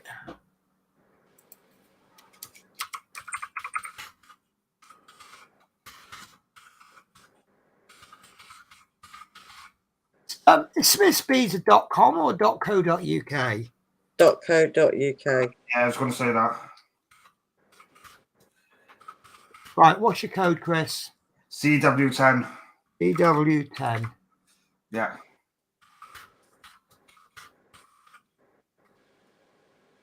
Yeah, because we've got to use mine quite a bit. Okay, guess whose keyboard missed off the first letter? You. It's always the same though, isn't it? Yeah, and I'll show you something now. So that is Chris's code. I'm quite happy to have use his code. Smith Speeds can be found at smithspeeds.co.uk. Use code DW10 for 10% off. Yeah. That's at the checkout, obviously. Yeah. Yeah. Just type that in. Is it promotions box or something like that? Yeah, discounts, yeah. Yeah, discount box. I think you had that on. Yeah. There we go. We've got a little bit of technicals coming in now. Teresa says diamond painting came from cross stitch. I guessed that because cool. bear with me a sec because I have a cat happen playing in collapsed things. Oh, you wanted the bubble wrap, didn't you? You right, Tash? So basically, Yeah, I'm all right. Shadow Yeah, has right. all of the cardboard boxes. Yeah. Spirit has all of the brown paper and the bubble wrap. There's one thing I want to do on my desk. I'll put LED strips. Oh, it's funny you say that, actually. Yeah, I thought it for a while, but if anyone to see that on screen. I may have to postpone that idea. Yeah, if anyone hasn't seen it, that's the next custom. I do have the most wonderful, I think it's Christmas present, of a wolf diamond painting on a canvas that has a little switch on it and the stars twinkle with LED lights on it. Yeah, I want to have you stripping on my desk so I was trying to make it light more. Chris may find it easier with cross stitch if it was a printed canvas. Yeah.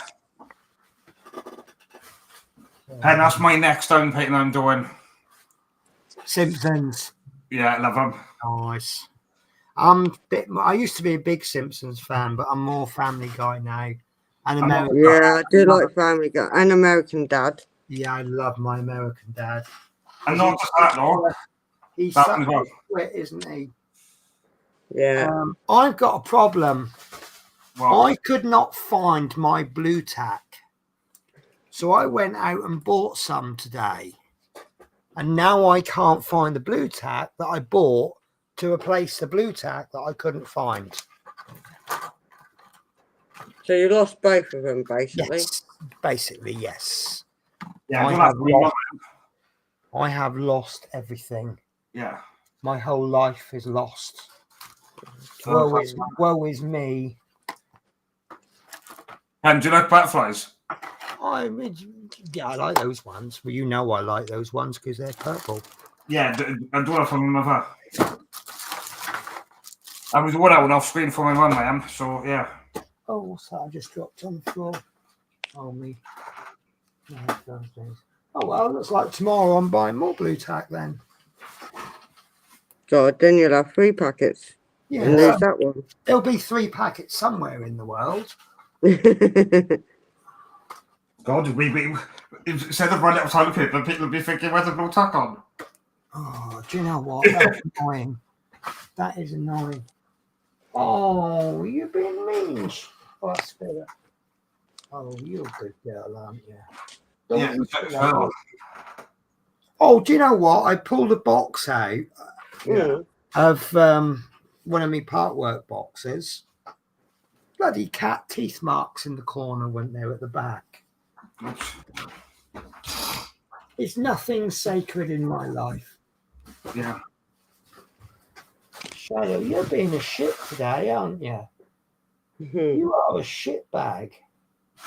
She's sitting there quite merry playing with something. So Shadow goes, oh, she's having fun. I think I'll leap on her and spoil her fun. Yeah. He is a nasty, mean cat sometimes, you know.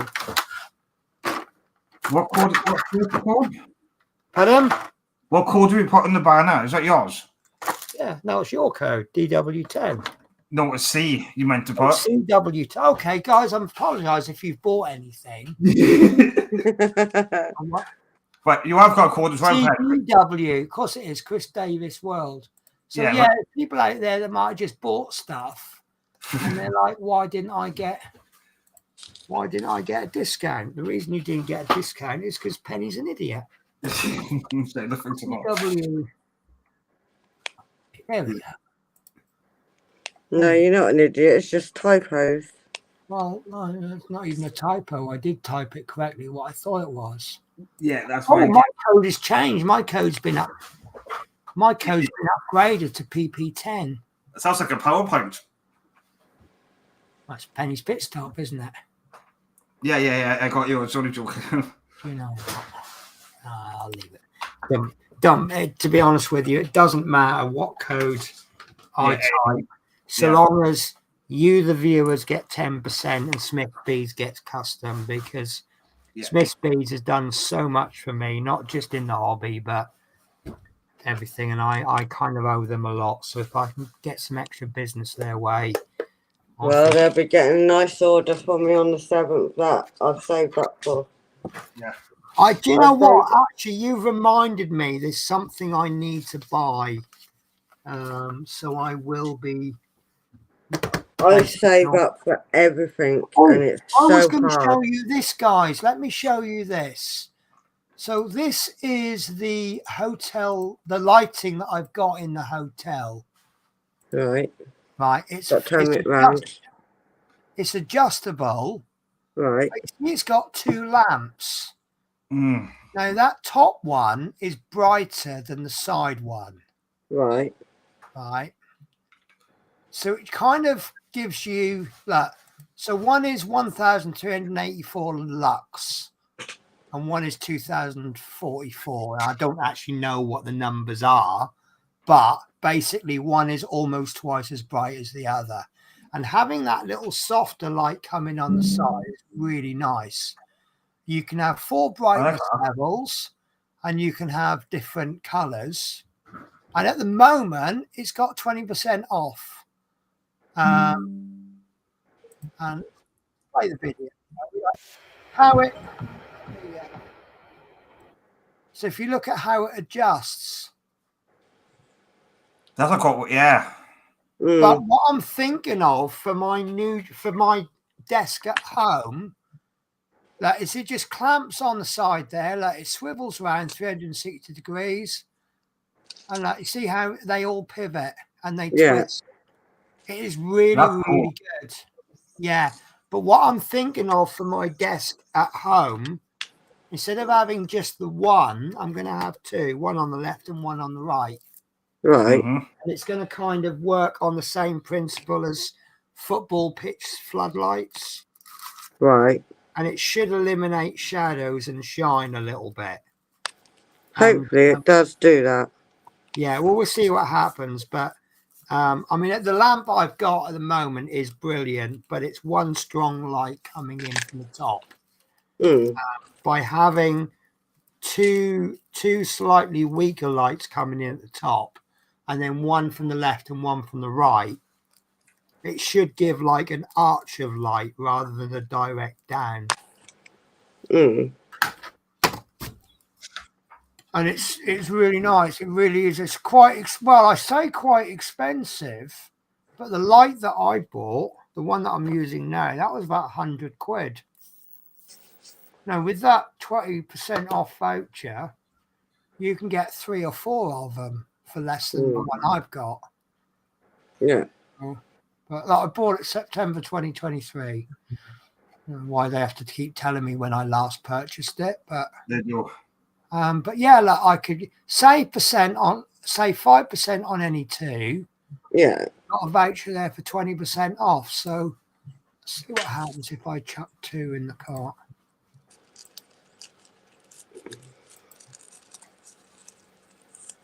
So 60, 70, 80. So I'm just going to hide the screen share in case it gives away any. Yeah, 66. problem. So basically, they've given me 77.98 for the 2. Promotion applied 11.70, 68. No, that ain't right. That isn't right. Because if I have one, 11.70 discount. £7.80 discount if I buy one. £11 if I buy 2. So I wonder if I could buy 2 separate ones. Yeah, I need to upgrade my lighting as well. But the price is $31.19 if you get 2. If you get one. Yeah. Yeah. But can you only use that thing once? I don't know. Yeah. But I've got another friend who's got an Amazon account, and she lives just around the corner. So yeah, it's not going to be the end of the world if I can't. So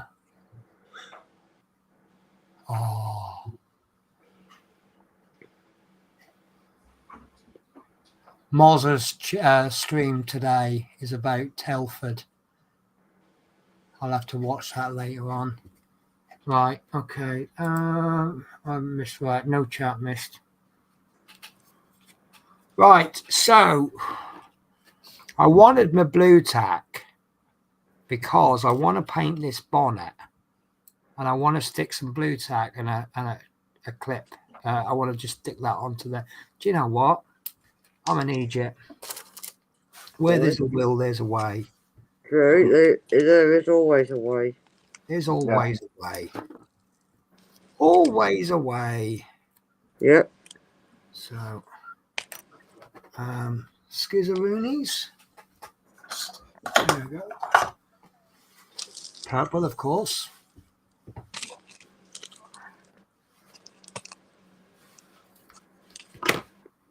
There we go. No blue tack, but I've got cocktail sticks. Who needs blue tack?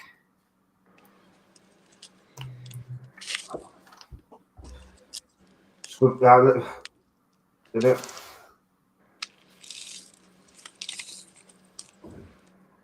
Hey, Tash, should we go find Scooby-Doo?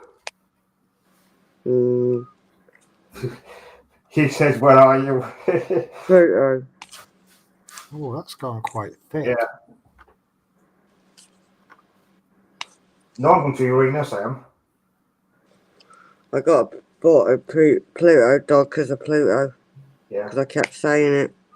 So they bought me, one of my friends bought me a Pluto dog. From Mickey and Minnie's. Yeah, nice. Because I always say it. She bought me it from Paris Disney World thing. I thought you were going to Mars with that. Nah, just Pluto for me. What the frig is that? Oh, it's 8. Now I'm going to Saturn instead because it's got all the rings.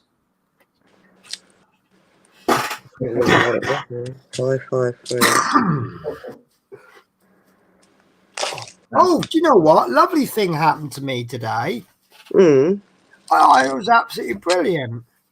Right. So I'm in B&M, whatever it's called, B&M, Yeah. right? And I go to the checkout, and there's a woman there, and she goes, "Oh, you go in front of me." And I went, "Oh, thank you very much." And I thought she was still browsing because there's another aisle near the checkout, but she was just standing there. And I said, "Oh, did you just let me through because you were nice, or were you browsing?" She went, "No." She goes, I was on your bus the other day and you were really nice." Oh. And that's why she let me in front of her. Nice. I thought that was lovely. I mean, I'd rather have had a Twix than a packet of crisps like the old lady today gave me, but that'll do. Yeah. I thought that was nice. She let me in front of the queue and I don't even remember her. That's what's bad. But yeah, you have so many customers. How can you remember them all? But yeah, I think she said yesterday or the day before. Couldn't have been yesterday. I had a day off. It must have been Saturday. But yeah, she let me in front of the queue just because she's been on my bus and I was nice. Oh. I said, "Oh, it must have been a good dust. I'm usually horrible." She went, "No, you're not."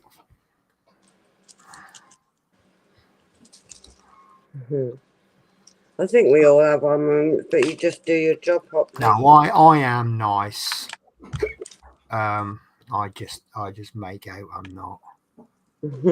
I'll tell you what, and I've been offered, not offered my job back, but I've been strongly encouraged to go back to Flixbus. Right. And I really don't know. There's a lot of advantages to going back to Flixbus.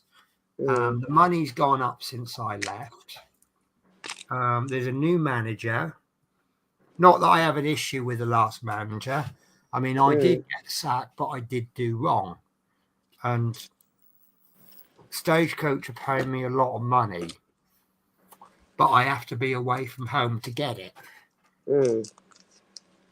Whereas Flixbus, I'm like, if I was on a day shift, I leave in the morning and I come back the next day in the evening. And if I'm on a night shift, I leave in the evening and I come back in the morning 2 days later. Yeah. No, if that makes sense. Yeah, it does. The cats could fend for themselves. All I used to do with Shadow was make sure his food bowl was topped up, clean his litter tray and make sure his water's topped up. Yeah. And then he'd fend for himself during the day and he'd have plenty of food. And as soon as I come home, I'd give him a bit of fish or some decent food. And then he'd go into bed with me. And then I'd do that for about 4 or 6 days. And then I'd have a couple of days off. And it was nice and simple. And I was earning more money than I needed. So I was able to build my savings up. But this job I've got now, I can save more money up. And now I'm starting to sort of work out my routine.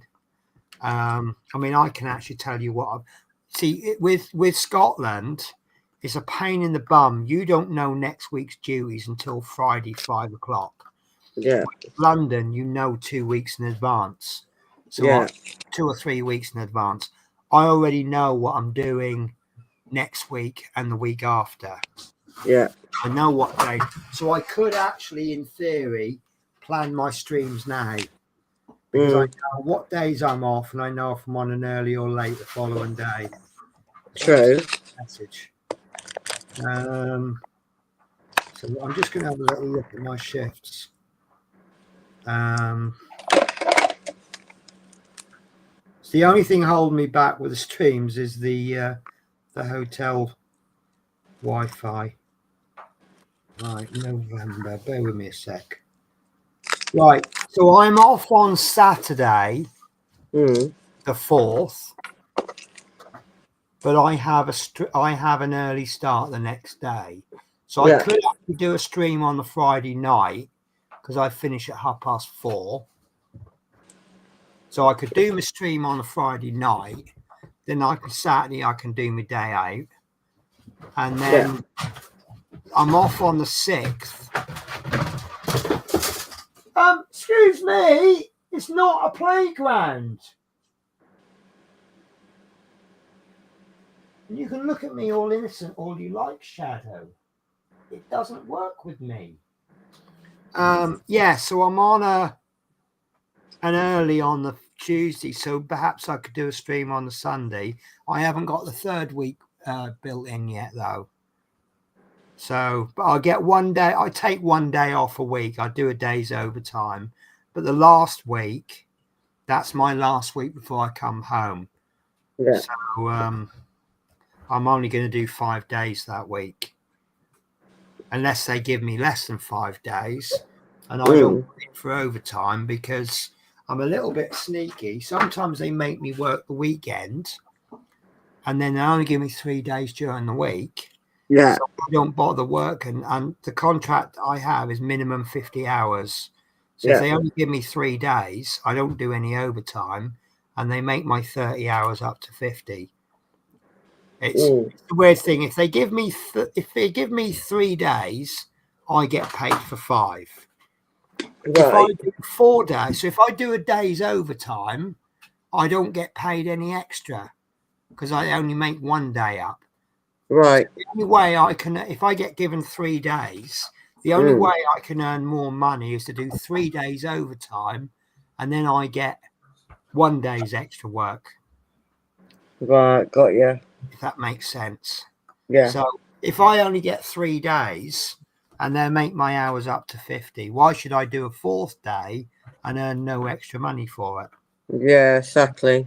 So I do take advantage of that. It's because in London, the working week is Saturday to Friday. And in Scotland, it's Monday to Sunday. So they'll give me, say, for example, if they gave me, for example, Saturday, Sunday, Monday, Tuesday, Wednesday, then that's actually a 2-day on one week and 3 on the next. That's how I end up with a 3-day week. So right, let's glue this on. I think that's on enough. That's ready enough to glue.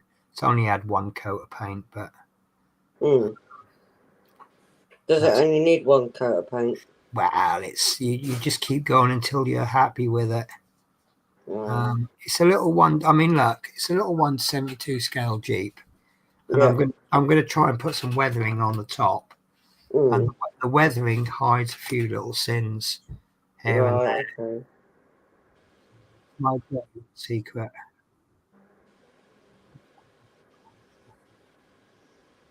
One or the other. And what I'm doing here, Natasha, is a little process called dry fitting. So you're actually fitting the part, but it's not glued. Right. Just to check the fit.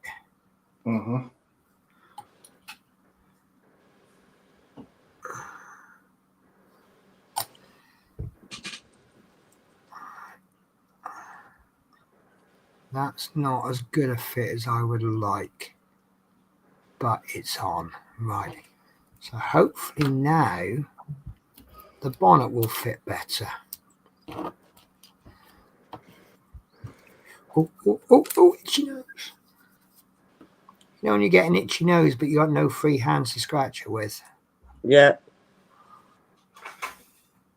Ah, now that makes sense. Still not a good fit, though. That's a terrible fit.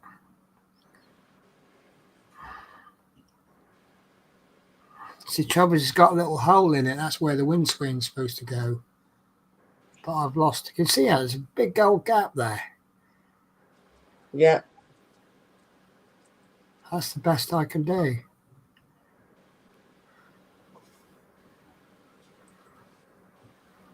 But that'll do. That'll do.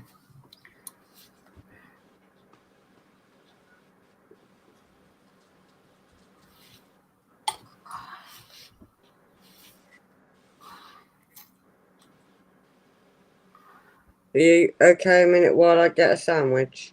Yeah. What are you having in your sandwich? Peanut butter. Oh, nice. Now, when you do a peanut butter sandwich, Yeah. do you put butter in or do you use the peanut butter as butter? Butter in.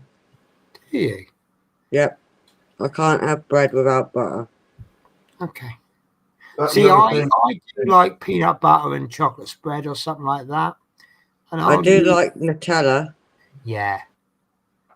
Sometimes I put that in. I do like that Biscoff spread.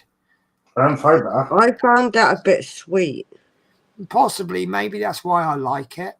It could be. Oh, Sweet oh. too. Oh, that just clicked into place. I'll be right back. Okay. I might get a drink myself now in a sec. Yeah, no worries. Oh, God, that glue just went everywhere. That doesn't do one this, just good. I'm going to clamp that. The trouble is, there's some delicate parts on the chassis. What are you doing later, Pen, anyway? What am I doing later? Probably sleeping. Now I was going to say, do you fancy a game or something? I got a few things I got to get on with. To be honest with you, I shouldn't really be streaming. I've got things I've got to do. But, you know, sometimes it's worth it, isn't it? Yeah. Now just thinking if we're in a game with me or something, looking out there. I'll be honest with you, Chris, probably not got the time. But I do want to get round to... Yeah, fine. Right, that hole is going to have to stay there. If I was really fussed about it, I could fill that. But that's a bit of a hefty gap there, isn't it? Metal. See, that side will go down a bit. That's kind of the gap. You'd probably want to fill that with a bit of plastic. But it's all right. It's okay. It's not the end of the world. I found a bit of a hack I have on this. What's that? I found a bit of a hack I have. You found a bit more? More of a hack. More of a hack. Yeah, to do it. If I do one bit at a time, what I do is make a little box and then fill the box in. Yeah. What colour's 86? Why are we painting the steering wheel green? Is that right?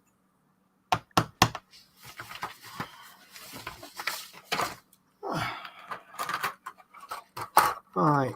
B30. Should be a jerry can. There we are. Oh, it's raining up here now. Is it? You're getting the bad weather now, are you? Yeah, I've done this this morning. I'm a bit worried about the weekend, you know, because I got all the feeling. I've actually found a nice train for Sunday. I've said to my boss, I said, "Is there any chance you can book me an early train? My last duty on Saturday isn't too late." Yeah. And then the clocks are going back on Saturday night, Sunday. Next week, yeah. Yeah. And there's a train leaving at 8:30 in the morning. that gets me into London for 2:30, which would be nice because I need to be up at 4 in the morning for my shift on Monday. Yeah. And with me not finishing too late and the clock's going back, I can quite easily get that 8:30 train. But he says apparently he doesn't have much say in the time. He just has a say in actually booking a ticket. Yeah. So I don't know where to put the spare wheel in the back. I might put it on the front actually, because that'll cover up those headlights. I'll see how the headlights go. I am back. You're back. Like This is actually quite boring, to be honest with you, because everything's the same colour.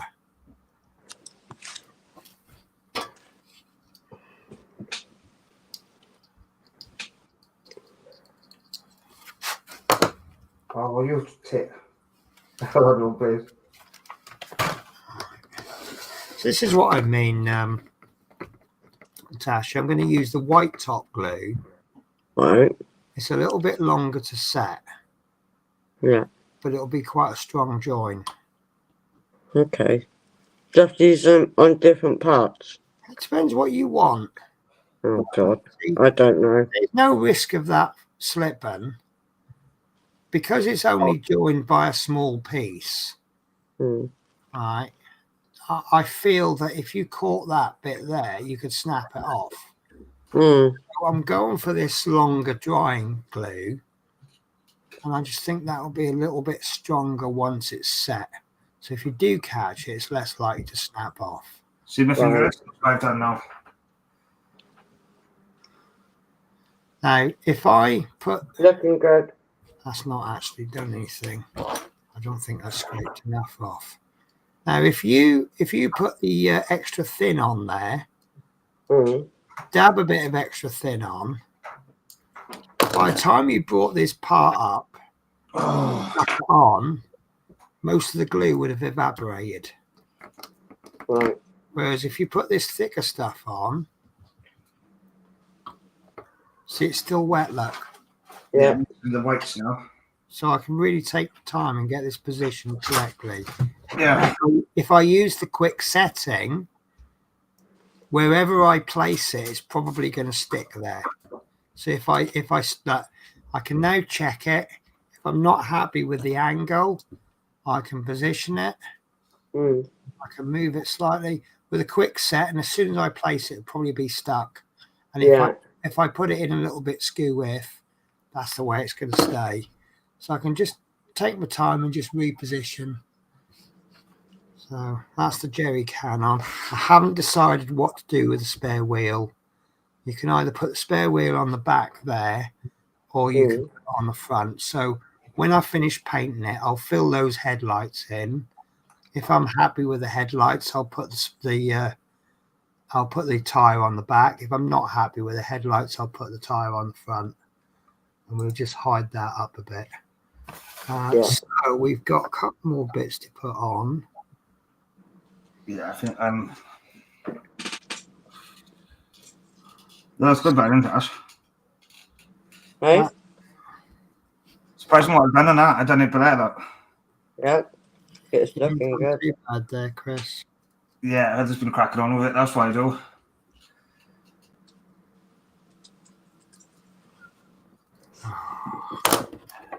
Yeah, I'll try and Buggered this up.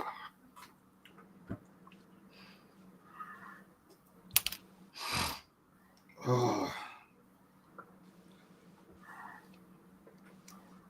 that's okay. Might just need to run a bit of sandpaper down there. Has everyone noticed YouTube when the phones have changed a bit now? What's that? My YouTube has changed on my phone. Has it? Yeah, the design has gone different. Maybe they've just done it a bit of a change. Yeah, I because haven't really looked at it much on the phone. yeah, because on mine now we've got to look on the bottom where you've got to click on your instead of your logo being top now, it's on the bottom on the app. That doesn't affect performance, does it? No, it just looks a bit different as well. Oh, okay. And confuses me slightly as well because it's yeah. Yeah, I noticed mine's updated to that. Yeah, you've got to see one I new. think YouTube's updated, you know. Let me have a look. So what, when you go to YouTube on your phone? Yeah, see the layout now. On mine.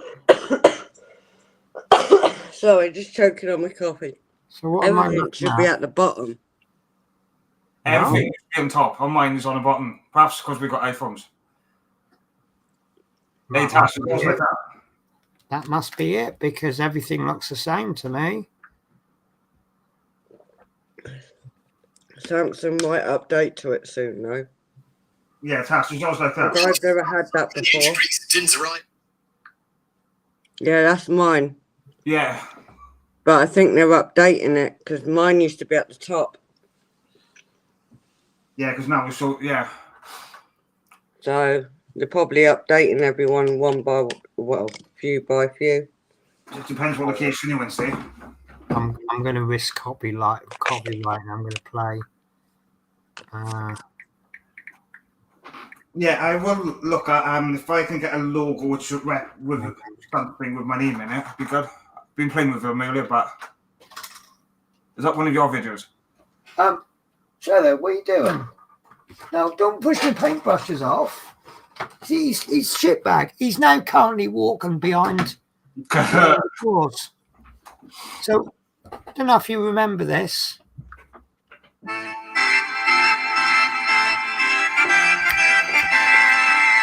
I don't.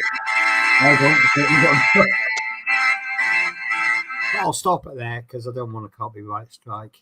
Yeah, I don't do that too. Eagle has landed. Brilliant film. Yeah, I'm not doing more of that. One of the few films where Michael Caine doesn't shake much. So I've totally buggered this bonnet up. Well, I've had a little scrape and I've made an absolute mess of it. So when that's fully dry, I'll try and see if I can sand that smooth a bit. Yeah. But I don't think I can do an awful lot on that anymore until that's dry. So I'll probably start on the trailer. Couple of comments, Penny. Oh, am I missing comments? Yeah. Only a couple. Just want to let you know. Bed until the next stream. That's going to be a long time, isn't it? Couple of days. If you're going to go to bed until my next stream, you're going to be in bed till about Wednesday. Wednesday. He wants to be involved. Yeah, he wants to be involved in everything. Yeah. Night, Dominic. Nice. Take care. Yeah, look after yourself, Dominique. Thanks for all your help. Oh, I got a problem. I'm really tired and I really don't want to go to bed yet. At least another couple of hours I want to stay up. But I'm just losing it. Well, you work a lot though, don't you, Penny, to be honest? Well, it's because obviously I've been up since 4 o'clock this morning. Yeah. Yeah. I did enjoy starting an early shift, to be honest with you. It was quite pleasant. It was a lot busier than I thought. It's taken a lot of because the run I did today. So my run goes past Prestwick Airport. Right. I didn't get a good look today, but there's been a Hercules because it's a naval base as well as a civilian airport, Right. which I think is really weird. Yeah. Because forget who they are now. Who's that Irish airline? Monarch. Monarch. Fly out of there. I think it's Monarch. Something like that. Civilian airport, but it's also a naval air base. And they have sometimes, like the other day I was driving along, because where I drive, you got the runway next to the perimeter and you got the road runs. As I'm driving my bus up there, there was a Puma doing runs down the runway. It was like a little personal air display. For me. It was brilliant. Wow. But they had a Hercules parked there. It's been there for like 4 or 5 days.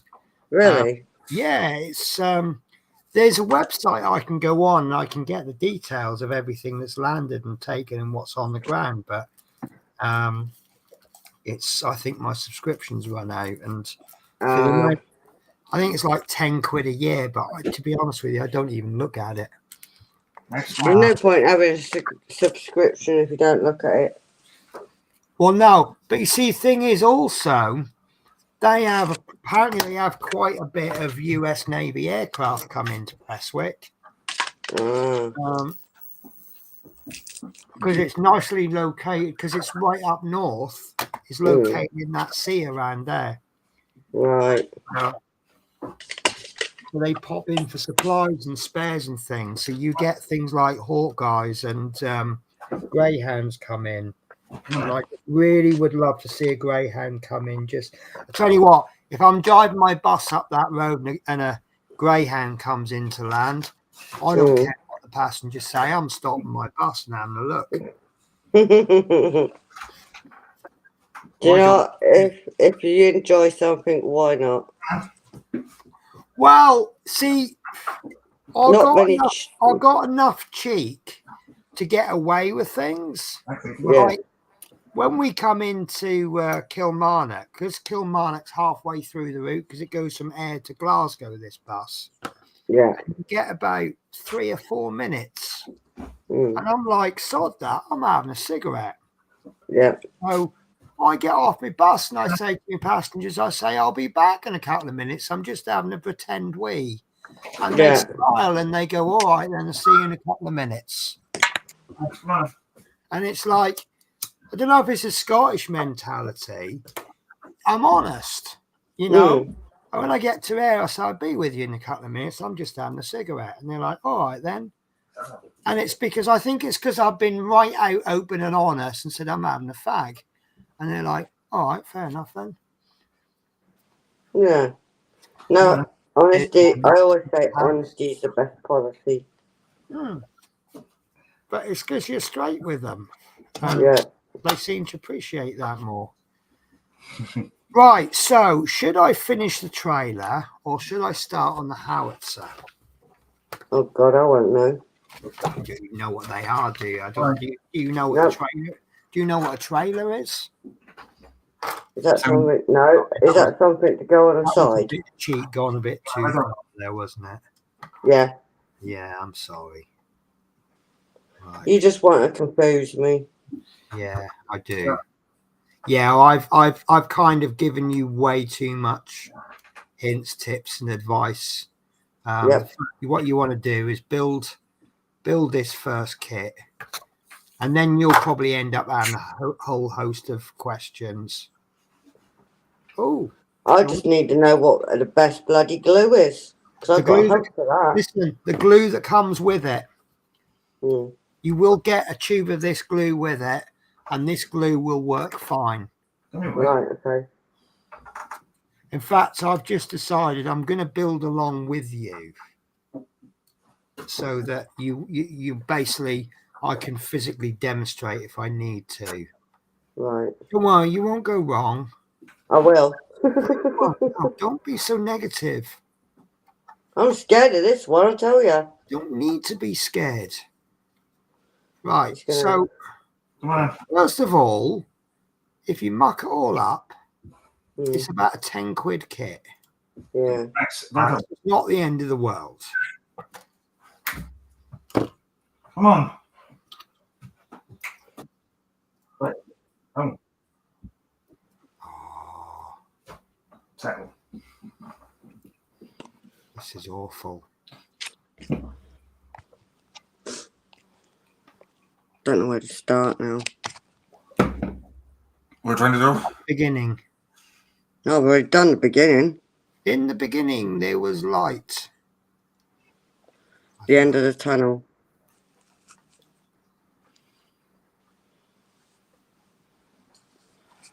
Oh, look. I've got to glue these on. These two tiny sticky out bits. Like that.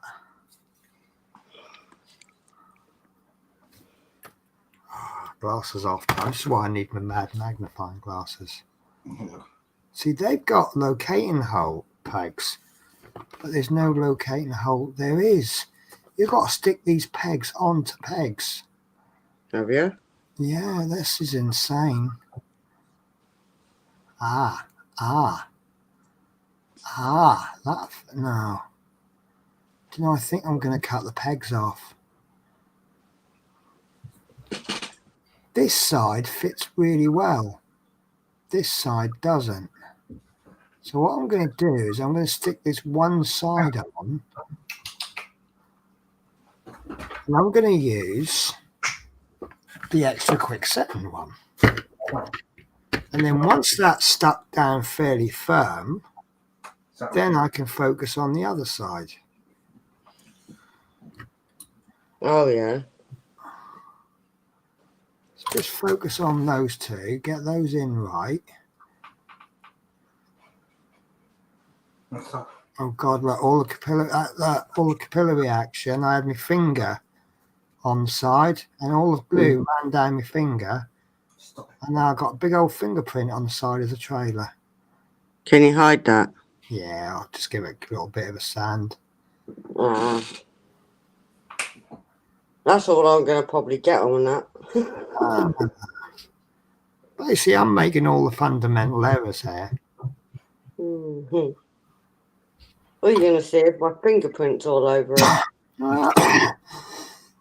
It'll be fine. You're doing a tank. The tank's easier. Tank's bigger.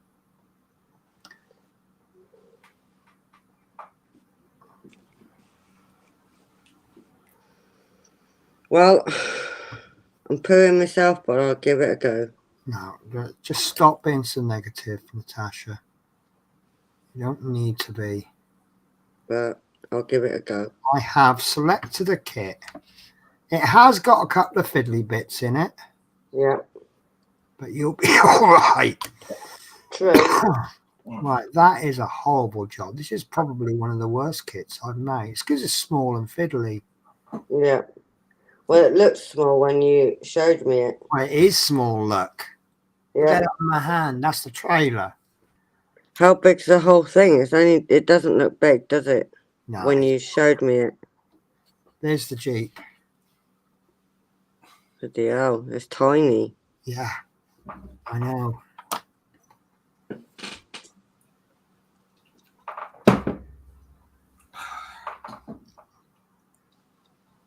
Right, that I think is on.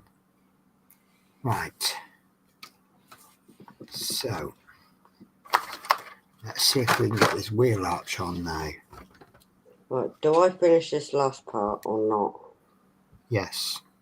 Yes. I don't know. You said yes, so I'm going for it now. Okay, then. Depends how you're feeling it.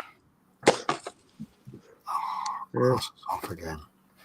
I think I'm going to have to use my fancy tweezers. Try not to show my standing, but that's really, really hard to do.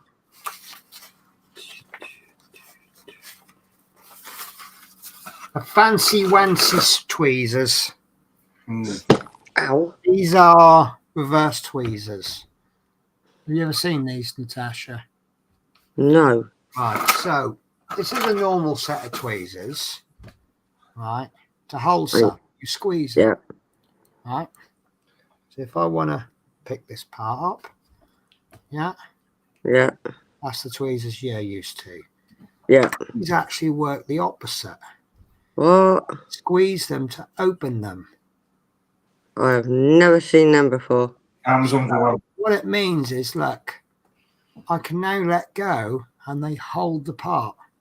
And then I squeeze them to release them. Yep. And they're very handy if you want to fit this part. Mm. I can now focus on positioning it. No good to you. Yeah.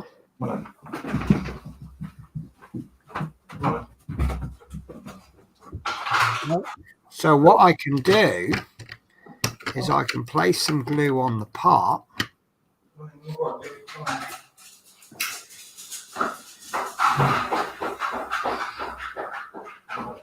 Like so, probably a little bit too much there.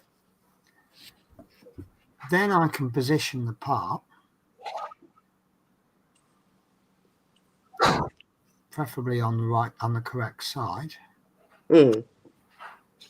Well, we all sometimes get it. And then I'll know when it's ready, because if I let go of the trailer, there we go. And then let go of the tweezers, and that's that part on. Mm. Good, aren't they? Yeah, never seen And them they've ones got before. ceramic ends, so they're less likely to scratch. Yeah. I've had some for ages, but they've got a bit old, and I've used them a couple of times for airbrushing. As you Yeah. can see from the end there, I've used them for other things as well, and I've bent the ends. Yeah. If you want to quickly airbrush something, you can hold it with your tweezers. Shh, that's how I've got paint on the ends.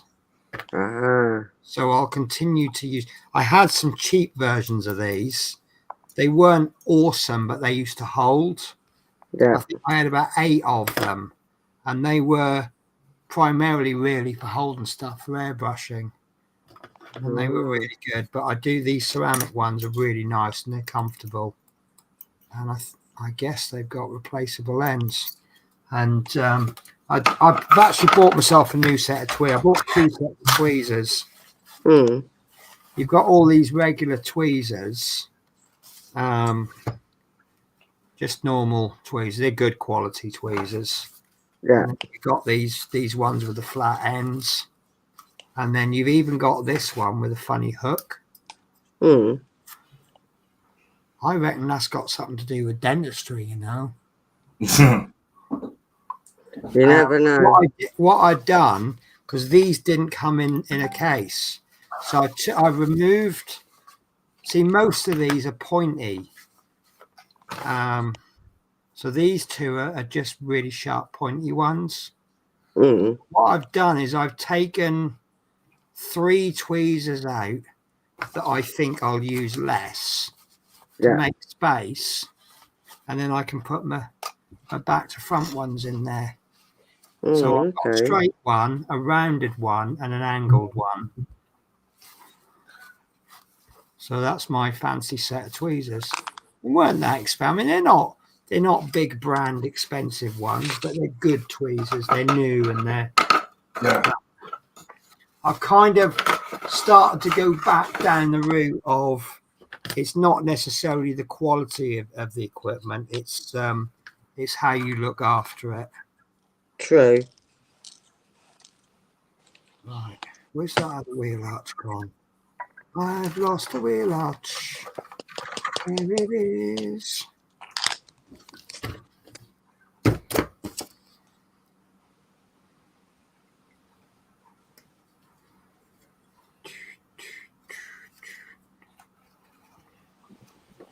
Oh, it's hammering down now. Is it really? Yeah, can you hear it? The How window? do you got your share of the weather? Because we had quite a big share of it. I think it's Sarah's Karen. It's bloody freezing this morning. I mean, it didn't help that I started work at 6 in the morning, but It is starting to drop now, isn't it? yeah, winter is definitely coming, isn't it? Yeah. You missed why it's shown on screen. Did you see why his hadn't got on screen earlier? Who? Max and I put him on screen. No. What did he have on? I've shown Max off. Oh, yeah, no, I saw Max. Sorry. I will confess I do struggle with your accent occasionally. Well, you know what I used to say to you, don't you, Chris? Stop being so Welsh. I don't realise I'm talking a bit fast. No, it's the same with me. It's I'm sure there's some people who struggle with my Norfolk accent, and might even people out there who struggle with Natasha. Well, I'm Norfolkan. I'm Anglican. Anglican. Well, that's what they say, isn't it? Anglican. No, Anglican is a religion. Well, I'm Anglican, apparently. You're a Norfolk. Sounds so wrong. Yeah. You're a turnip cruncher. If I'm one, you're one. Well, yeah. which is funny because I don't like turnips. Nor do I. I come from the land of turnips. Although technically I was born at RF Lakenheath, which is in Suffolk, isn't it? Yeah. It's Mike's fault, sir. So they're more tractor drivers, aren't they? And bloody straight roads, man. Yeah. Straight roads in Norfolk. Well, there is one big, huge one going into Norfolk. I can't remember which road that is. The one coming in is the A. Well, it's two. You got the A11 and you got the A47. Yeah, it's one of them two, and one of them is just huge. Oh, that's a swizzle. It's Ash. This trailer's going to have a cover over the top. Mike's fault, isn't it, Ash? Yeah. I thought Norfolk, yeah, is for just making chickens. The problem, no, that's right. It's not. Well, yeah, there is a lot of Because chicken. there's a lot I've seen in the freezer. It's Norfolk. I know that Mike has a silly comment, yeah. Yeah, but that's what they've become known for. Yeah, chicken. Bernard Matthews, he introduced turkeys. Yeah, turkeys. Turkey was an untapped market. Mm. And it's cheap. It's actually, turkeys are cheaper than chicken, but it's got to the point where turkey meat is actually more than chicken, especially at Christmas, because they ramp the prices up. Oh gosh, yeah, they do that on everything, don't they? Did you know Bernard Matthews started off with 3 or 4 orphaned turkey chicks? He raised them in his living room, and when they were fully grown, he sold them, and then he reinvested in more, and that's how he grew his business. And then, because obviously people were eating turkey at Christmas, they weren't eating turkey outside of Christmas, so he came up with new ideas to use turkey all the other times of the year. Things like Twizzlers and those little joints that you can get. Yeah. That's him who invented all of those. Purely because people were only buying turkey in December. A month a year, people weren't buying it. They even got turkey as an Easter meal. Yes, I've noticed that. Yeah, that's Bernard Matthews for you. Because traditionally, Easter, the joint for Easter Day is lamb. Because lambs are in season at Easter time, aren't they? Yeah. But it's all clever marketing. He's he's dead now, isn't he? But he's a he's passed away. Man. Very clever man.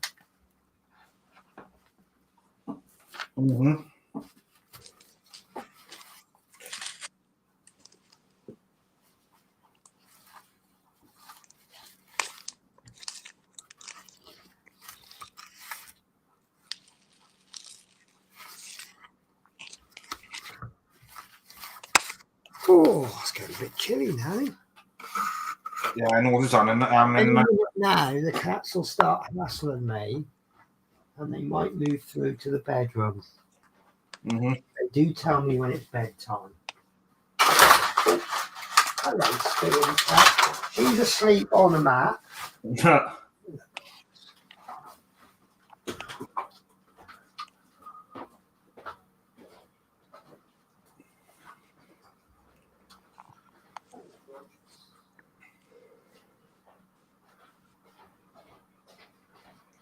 Yeah, he's in the living room, which is he's waiting for bedtime.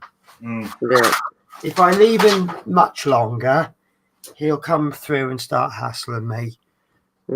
He's quite funny. He knows when it's bedtime. He knows when it's getting late. Right. Well, 2 options I've got for this trailer is really no contest. I can either do that one with a cover on it, or I can do that one with some bits and bobs in it. Do that one. I was going to say, it's going to be more interesting if I have bits in it, isn't it? True. Well, it depends what we're sure about. Well, tools. And it's a wooden crate. Oh, that's going to be awkward because I really need to paint that before I glue it in, because it'll be so much easier to paint.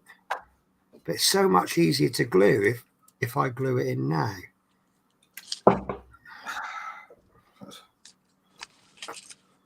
Right, B29. That's another gas canister, another jerry can. B29. Oh, that's a tiny one. Oh, there's lots of them. Right. So that's. I'm not liking that. It's got 2 smooth sides to it. This is wicked. Oh, that's actually quite a nice fit.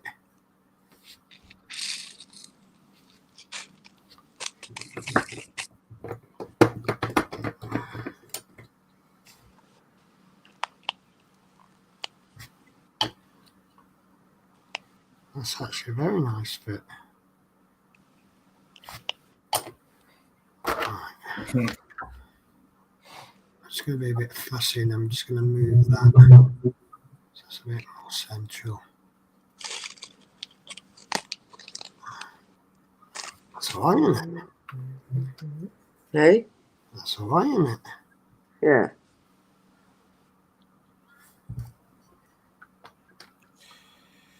Oh, that's not quite fitting how I'd like it to. I think I have to put glue on the bottom.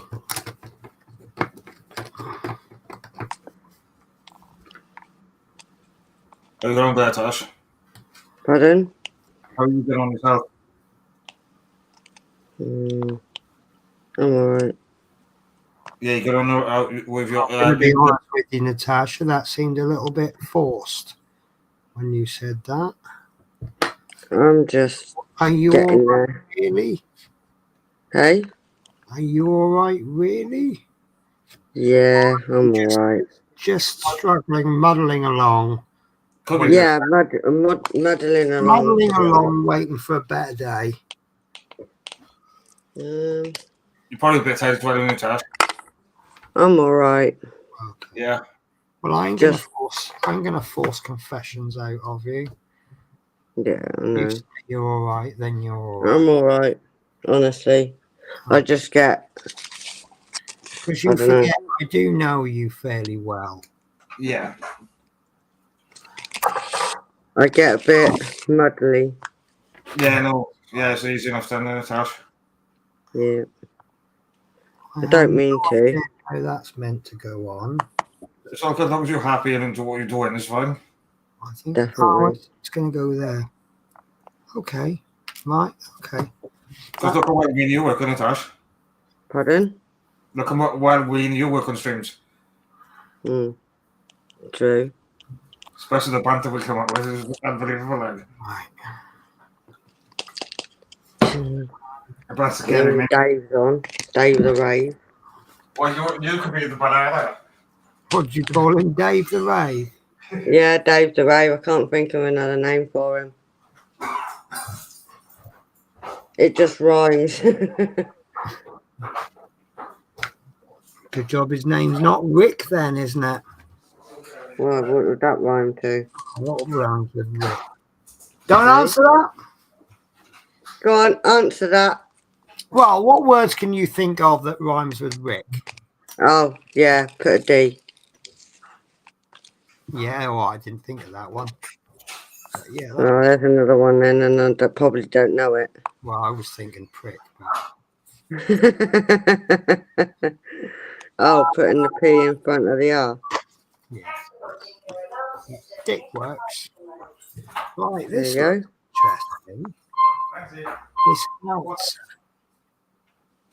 Because I haven't put the wheels on because I'm waiting till the last minute to put wheels on. Yeah, And then I'm going to paint the tyres. right. Is that, are you going to paint them black or? Well, actually, I'm going to use a rubber black. So Oh, really? all the wheels I've done green. It's just a really big brush, so I've caught all the wheels, but I'll then go over the outside with rubber black. Rubber black's a nice strong colour, Yeah. so that'll go over that quite nicely. See, that's the top. I like that. Oh, there's the cover for the trailer.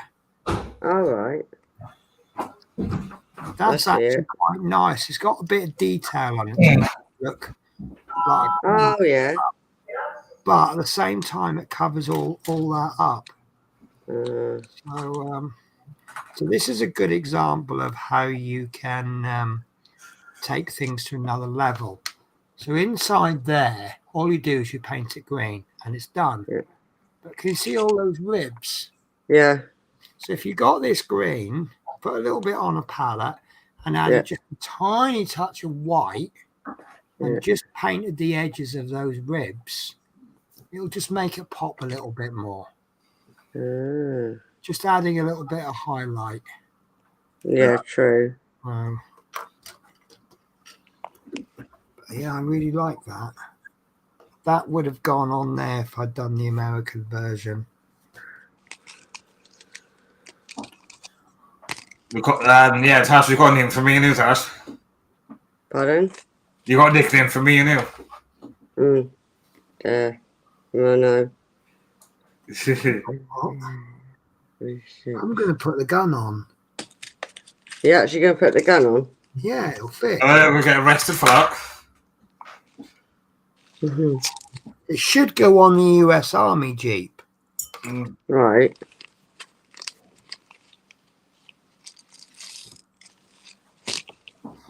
Yeah, because US have their own version, don't they? There seems to be very little difference between this and the American Army Jeep. True. Other than the options.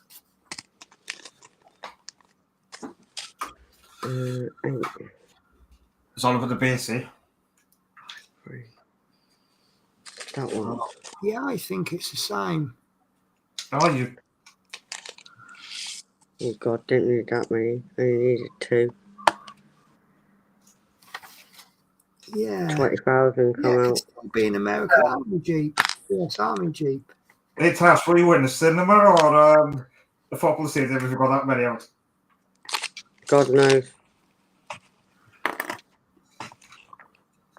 Yeah. My brain is just gone, woohoo. Yeah. So what you done there? Yep. That's all part of me. Over the base, Tash. Right, let's put the howitzer together then.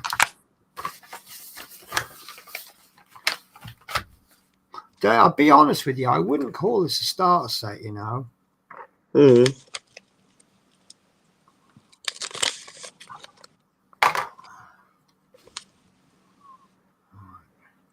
What would you call it? I think it's a little tiny bit too advanced to call it a starter set. It does look like it. Yeah. I mean, it's certainly small enough to be a starter set. You're not going to get anything huge and hoofty. No. That's a word I just made up, but it's quite nice. I thought I like that. Why not? But, no, I think it's quite a small part count, but I think there's a few little skills needed. It's a little bit fiddly. I could see some people throwing this across the room. I'll probably throw it in the sea since it's down the road for me. Yeah. It's only a 2-minute walk. For example, that's quite fiddly. Yeah.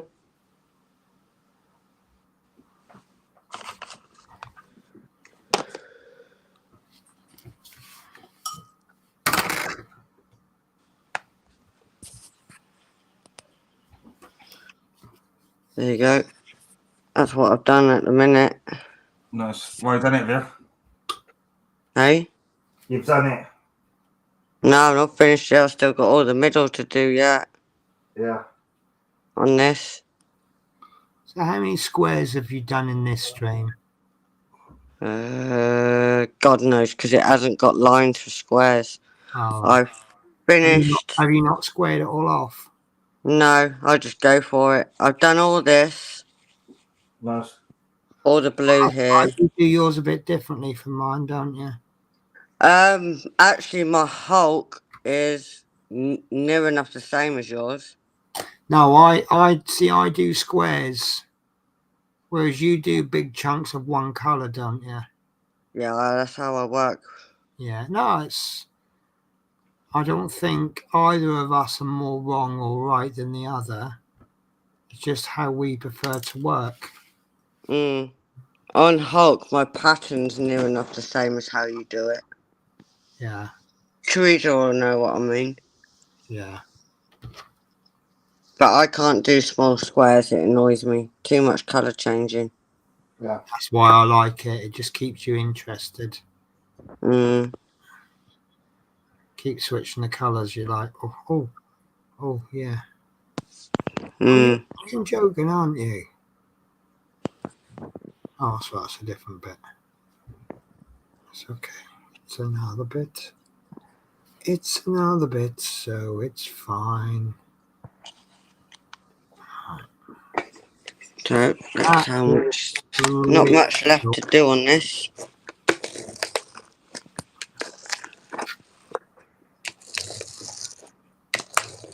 I don't know how long I've had it out since Mike asked me to do it. It's just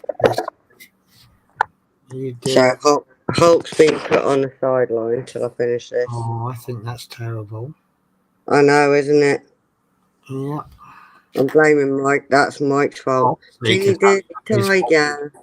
That is the given rule, isn't it? Even if Mike hasn't done it, or even if nothing's gone wrong, we still blame Mike. Oh, hell yeah. Because he took me off Hulk, so it's Mike's fault. Yeah, I think there's a bit of a crime going on there. Oops. Can we do him for a crime on it? Yeah. Yeah. Yay. Mike, I sentence you to increasing our codes to 20% off. Right, let's do some. Right, night, Dominic. Take care. See you next time. I'd be all fingers. Oh, hang on, I lost it. I'd be all fingers and thumbs with models like that. Yeah, it is a struggle with for me actually. Part of me is saying I'm really not enjoying it, but then another part of me is going, well, actually, if I can pull this off, there's few little things going wrong, and I'm overcoming them. Mainly my fault. I mean, losing the parts. That shouldn't really happen. Although I've seen big YouTubers lose parts. I saw an interesting one yesterday. Yeah. He'd lost a grill inside an engine. So he made a new piece from a bottle cap. Really? Yeah. That's interesting. Yeah. Guess what I just found? What? Fuses. You find everything when you don't look for them, I tell you. Unfortunately, I've only got 3 amp and 5 amp. Oh, 13 amp. Right. Sorry, guys. I'm going to just do this while I've got it on my mind. So basically, my little power supply and my variable power supply is no longer working. Right. And I've checked the wiring; it's all good. So we think that perhaps the fuse is gone, but I didn't have any more fuses. But now I do. I love this little screwdriver, but it's so difficult to get the parts out. You have to use a pair of pliers to get the parts out. All right. I ain't got none of them, telling you. Right. Oh. I'll have to get some. Oh. After all of that, I need a Phillips head. I got no screwdrivers either. Oh, V needed to borrow a screwdriver. He comes through and he goes, Do you have a screwdriver? It has to have an X on the end. That's the type of stuff I do. So do you mean Phillips? Is an X? Literally, that's what I call it. Have you got a star-shaped screwdriver, or I go the long one? It's different from a Phillips, you know. Yeah, it is. Do you know what? Or I go the thin, flat thing. I might actually be putting the fuse bag in that I just took out.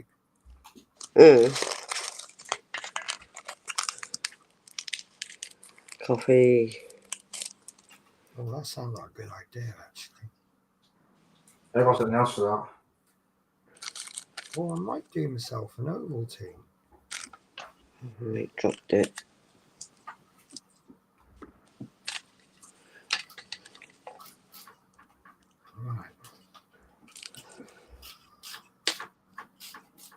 Right, see if this works. It might. Yep, so we can do. Guys.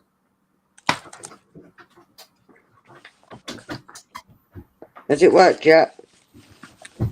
Oh, I heard a click.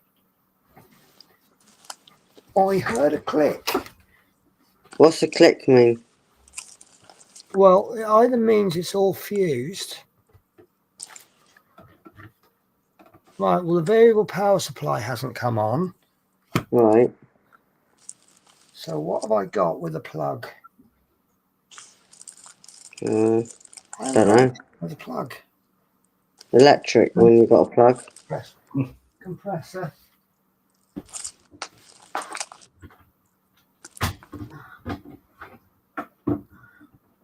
I have a feeling that there's something that's blown the fuse. Could have done. Who knows? Oh, it works. Yep, there you go. It's a fuse. It was a fuse, but I can't switch the variable power supply on. Well, hopefully it just kicks in. Let's see if it settles down. So I reckon it's some dodgy wiring. Have you looked inside it? Yeah, I will do later on, but at least I know the actual plugs work. True. At least you've done one part. Yeah. So I reckon it's to do with the variable power supply. Or maybe I didn't flick the switch when it was on. But yeah, maybe it's blown the thing. To be honest with you, I'm thinking about getting a... I built that variable power supply because it was so much cheaper than buying another one. Yeah. It took a lot of effort. The wiring on it was... But it was quite adventurous. Got ya. But I've seen another variable power supply. And it's about 50 quid. Bloody hell. Which is not a bad price for them. However... No, because they can be expensive, can't they? Yeah. I mean, it's not a top of the range one, but it does the job perfectly. I always say as long as it does the job, it doesn't matter how. Sometimes it's the cheaper ones that work better. That's actually a double box. Yeah. So that will fit nicely into a single one. Right. So I might actually get rid of that. Buy this bottom one, the open one. Yeah. See, this is a double size one of those, which has been turned around. So the back is the front. And then what I'll do is I'll get another couple of these and I'll put that there. So I'll put a double socket there. And then I'll have another one for the probably for the airbrush station. Yeah. Although the airbrush station one, I will put a double socket on it, but I'll face it backwards. I got you. And then I'll have the airbrush air compressor plugged in, and that can be on permanently. Or I might just run a socket up there and then put an Amazon smart plug on, and then I can voice control it. Could do. Yeah. And then obviously there will be an Amazon plug on the plug where all the power comes onto the table, that will be controlled with an Amazon plug, and that I'll call that like craft table. So then at the end of the night, I can say, Echo, turn off craft table. No, that's good. Sorry, I didn't find a group or device But- named bath table. As you have to change the wake word, because what would end up happening, right? Someone who I'm on a stream with could Yeah. say that, and that would end the stream instantly because it would cut all the power. The computer will go off and everything. Alexa needs to sing a funny song. No, Alexa doesn't need to sing a funny song.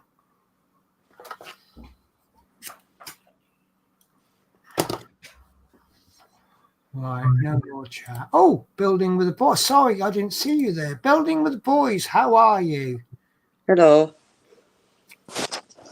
Are you up late? Do you know what? Because I've set my stream up for is it this one I said possibly? No, it wasn't this one. The one I did yesterday and the one I'm doing on Tuesday. I thought I'll try and do some Ecto 1. And I thought, I wonder if Building with the Boys will pop in and maybe have a little cry. Well, see, he's got so many more memories with the Ecto 1. With me, it was just a lovely build.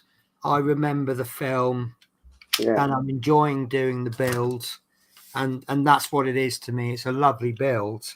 Yeah. But obviously, there's more things that are going on.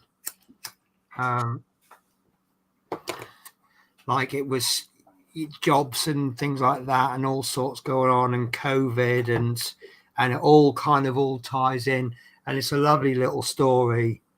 Yeah. And obviously, Building with the Boys, he builds with his sons. Oh. So that instantly adds so much more value. There we go. Still can't bring myself to finish it. So maybe I can make you slightly jealous, because this is where I'm up to. And you can disagree with me if you want. I'm going to finish this bit off. This is the second fin. And I've promised them it's going to look lovely when it's done. Yeah. I know it will. But that's because this bit, this was where I was up to when Eaglemoss went into admin. And I didn't start this piece because I wanted to complete all of this in one go. So for over a year, my Ecto 1 has been sat there with one fin on, and on the other side it hasn't. And I needed to do that bit. If I'd have got one or two more packs forward, I would actually have gone with the part work upgrade and done all the top. But as it happens, obviously I'm now picking up. But I've got about 3 months worth now, and I've not done any more. Right, got you. I just I did a little bit off camera last night, and this is what I've done, and that's going to go on. I think that's going to go on to. Oh, I can't figure this one out. Something like that, maybe. Something like that. We'll figure it out when we get the instructions. I think it's on like that. I don't know. I can't remember. I can't build this without the instructions. But to do any more on this, I have to get Ecto 1 off the shelf, and it's buried in about 3 tons of cardboard boxes at the moment. Is that cardboard boxes protecting it? It's just where we've scrunched up boxes ready to go out. They're piled up. Why I've put waste cardboard boxes in the middle of the room and then stored everything that I want to keep all around the outside of the room, I do not know. It just means I can't get to everything. I've just got so many cardboard boxes. Far too many for the bin men to take, so I'm going to have to take them down the tip. which You instantly could makes you could rip them up a little bit and put them I in have, the bin bag. trust me, I have ripped them. See if I can. Let me do a. This is how bad it is in my. See this messy desk of mine. This is the tidy bit of the room. So there's all the cardboard boxes. Wow. There's all the stuff that's all stored up, and I don't know if you can just see there in the corner. Yeah. That's the Ecto one. So Uh, once I clear all this cardboard, I can then move a couple of. Did I see something? Oh, there's a cat carrier down there as well, which can never go in. yeah. Yeah, there's Ecto one there. I put him in the corner because that's probably the safest place I can put him. Underneath, and you really can't see it. About there is the bus, and Wow. there is Terminator. Cool. Can't wait to see that one done as well. I think. Oh, right. So buried behind those boxes there on a shelf is the Spitfire. And the reason I've done it like that is I've piled all those boxes up. You cannot get, the cats cannot get to that Spitfire. So, the fire truck and the Eddie Stobart's in the hallway, and but yeah, that's where the new desk is going to go. And there's the little window there where I can sling a hose. And what I'm going to do is I'm going to make an enclosure the same size as the window, and then I can put, because this is a rented house, I don't want to start drilling holes and things everywhere. No. So I'm going to open that window up wide open, but make an enclosure for it. And then the enclosure will have it's like a tumble dryer hose for the back of the spray booth, so that I can have that open all the time. So that's where the spray booth will be. And then about there is going to be where the desk is. And then there'll either be a space there next where the door is now, or it'll be that side. I haven't quite decided yet. I'll probably have the desk there because I've got a window there. And I think the plug is down there as well. So, and then all of this, where I'm sitting now, all of this will then become a workbench on this side. Okay, got you. It's unfortunately it's all planned in my head, and it's very hard to get it from the workings of my mind to explaining it to you guys in a way you can understand. But I think I got it. Well, I'll be honest with you, I don't know if I've got it yet. I might start building it. It'll come together slowly. Yeah, I might start building it, and I'll go, actually, that's not going to work out. But yeah, it's going to get there. But I'm finding, see, this desk is great because there is my staging area. But as you can see, it's very quickly become a pile. So I suppose it happens when you do a lot of different things. Yeah. So but what I'm also considering doing is having a shelf which will have slots on it. You see this desk, the desktop, that's going to become removable.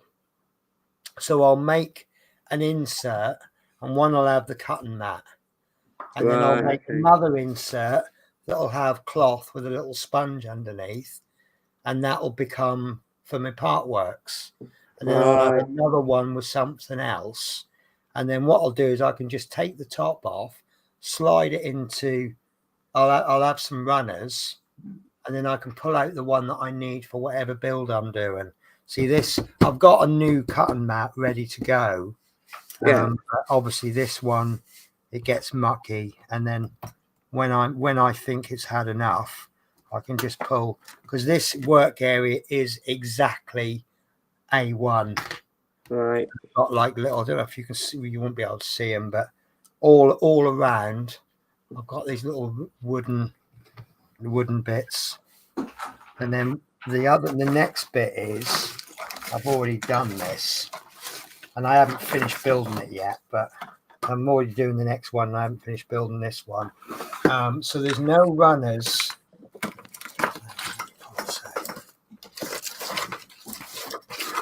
So the runners go all the way around the table, except this little bit on the bottom left. Yeah. And then what I'm going to do is I'm going to cut a hole in there, and then there'll be a little box that slides in underneath. So any rubbish I have, all I have to do is do that, and it'll just fall into the bin. And then when it gets full, I just pull the box out from underneath and empty it into the bin.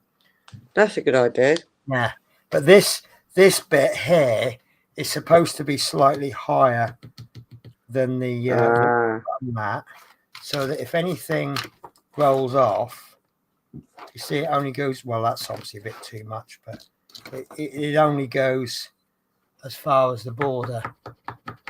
Oh, I just lost the monitor for a minute. It'll come back. So, but that's the only bit that anything can escape. So if that's rubbish, all I do is just do that. But after about a year or two, I still haven't got round to doing it. But it's just one of my little ideas that I have. This is how my desk evolves. And then the bit here above the bin bit, what that is supposed to be is an area to put your tools while you're working. Yeah. So I can't find a screw. So there we are. So do a bit of screwdriving, put your screwdriver down. Got my pliers there. But as you see, it's just become a bit where it's just like there's a poppy here from last year. That's last year's poppy, that is. You looked after it well then. Well, it's just been sitting under there. I just found the blue tack. There you go. I say blue tack. This was a third of the price of blue tack, so I thought, yeah, that'll do. So yeah, but really, I need to use the philosophy of a place for everything and everything in its place, and then I won't lose stuff. So, but yeah, I'm going to get it all reorganized. But I've got a lot of these little. I think these are absolutely, because all of the bottom row of the drawers are just the open spaces. Yeah. And then what I've done is I've got these little baskets. These come from Poundland, and then I can just put whatever. I don't really. This was a part work that was sent to me by accident. They sent me the wrong part. I think this was called GTO, but I quite like the wheel, so I put the wheel together. And I just wondered if there was something I could do with it. If I could screw that to the table somehow and get that wheel on, I got a little fidget toy then, haven't I? But yeah, so this one I keep for all my tops, because I use these milk bottle lids and stuff. I use them for paint palettes. Oh, that's a good idea. Yeah, and sometimes if I have a packet of Pringles, I'll put the lid in there. These come from, but yeah, any little bottle caps or anything like that, I generally chuck them in there, and they make really good mixing pots or paint pots or whatever. The next one along is, I don't know if you can see it. The next one along is glues and decal solutions. Yeah. And going back this way, all my clamps go in that basket. This one has become cardboard. Oh, masking tapes. And for some reason, I've got a masking solution that should really go into this other one. But there you go. Here's my makeup brushes for me dry brushing. Oh, yeah. Absolutely brilliant for dry brushing. Yeah, cool. What's in this one? Oh, that's Spitfire bits. Boxes. So I need to buy and load more of these for screws, especially as I'm starting a new build in the new year. Oh, yeah. Yes, if Building with the Boys is still watching, You'll know what I'm doing in the new year. Mm. If you need a clue, he's coming home.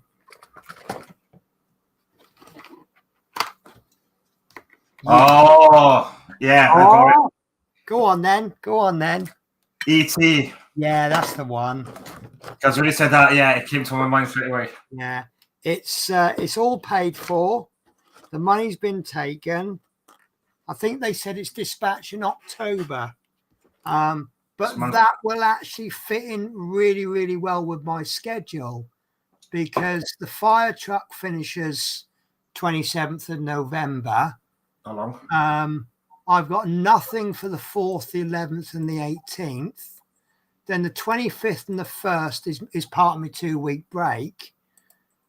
And then 8th of January is just sitting there looking lovely to start a new build.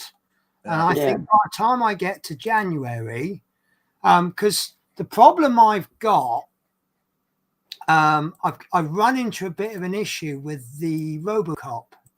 I received this week and recorded issues 3, 4, 5, and 6. Yeah. Now, the next, I don't know what the delivery schedule is. Is it every 4 weeks or is it monthly? If it's monthly, then I should get the next pack round about the 17th of November, which is the day that the Robocop issue 6 comes out. Mm-hmm. But I'll be in London at the time. Yeah. So then I'll be on holiday on the 20th, from the 19th, 20th. Then I'll be in a rush. But what if I get it a week later? I don't get it till the Friday or the Saturday. I can't get issue 7 out on time. So I've made the decision, and I've said this in issue 6. Yeah. That Robocop was going to take a week's break. Yeah. Now comes the next bit. The Infinity Gauntlet. Right. Pack 1 had 2 issues. Yeah. So Pack 1 had 2 issues. Pack 2 had 4 stages. Right. And then it's 5 stages from there on in. Right. Every pack is 5 stages. And Building with the Boys, you might be able to answer this for me because you know far more about Part Works than I ever will. Now, Robocop, 2 issues in Pack 1, 4 issues in Pack 2. Am I expecting 5 issues in Pack 3, or is it going to be 4? I don't have a problem with 5 issues. So what I've said for issue 6, I'm going to take a week's break. That gives me 4 weeks until the Christmas break. Yeah. If I get 4 issues in Pack 3, then I'll do 1 issue a week, 1 stage a week. If I get 5, one of those 4 videos will be a double issue. And obviously I'll look at the simplest issue. That hand was something else, wasn't it? I enjoyed that. I really did enjoy it. That was a little bit technical. That was different. Well, yeah, well, it can come out, yeah. How do you know, Teresa? Or Natasha. I keep calling you Teresa. Well, no, you did that earlier. I did do that earlier on. Yep. So 2 issues I had with the hand. Well, One. how I've seen it is YouTube, and it's got a hand on it. Right. So I'm going to steal the screen, guys. That's all I know. I've seen a beginning thing. Right. So I believe Robocop is 4 issues a month. ET is 6. 4 issues a month is absolutely fine because by the time I come back from the Christmas break, I'll probably be due another pack. So I'll end up a pack behind. And then I'll just slowly, every 3 months, there'll be 5 Fridays in the month, and it'll slowly catch up. So this is the hand from Robocop, which I now think something. No, it's not. Now, the fingers were really nice to do, don't get me wrong, apart from the fiddly tiny screws and the spring. I did lose 1 screw. That was quite funny because I screwed the screw in, and I thought it was in. I thought it was in enough to bite. So I then took my hand away to get a better grip on the screwdriver, Right. and the screw hadn't connected with the other side. And Okay. quite literally, at the speed of light, this spring-loaded screw just went boom.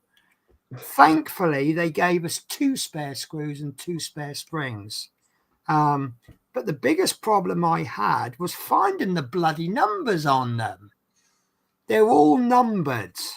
I think the thumb is all numbered number 1. The index finger is all number 2. The middle finger is number 3. Because you on one of them, you can find them on a flat surface. But when you get to the ball joints, you're looking everywhere and you can't find the number. And then all of a sudden, it's actually written on the ball joint.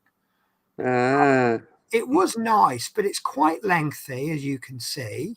But I was really surprised they gave us the entire hand in one issue. Exactly. I know it's weird. smaller. Yeah, but the Terminator, that's probably about 6 or 7 stages. Yeah. That was a Terminator. I can't wait to see that one. But the issue I've got, we've tightened all of this up. Yeah. And then there's obviously something going in there. How are we going to get that in it? Unless it's going to force and push it in. I can't understand how something's going in there unless we have to loosen a couple of screws. But then if we have to loosen screws later on, why are we tightening them up in the first place? But it's nice. I really do. I shouldn't be showing you this because none of this has come out on my channel yet. That was an arsehole. That really was an arsehole, because you've got to put this rubber sleeve on and then locate these screw holes down here where you can't bloody see them.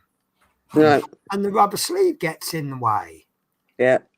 But Looks it's like really it. nice. This is the trouble. Everything wrong with this is redeemed because it's really nice.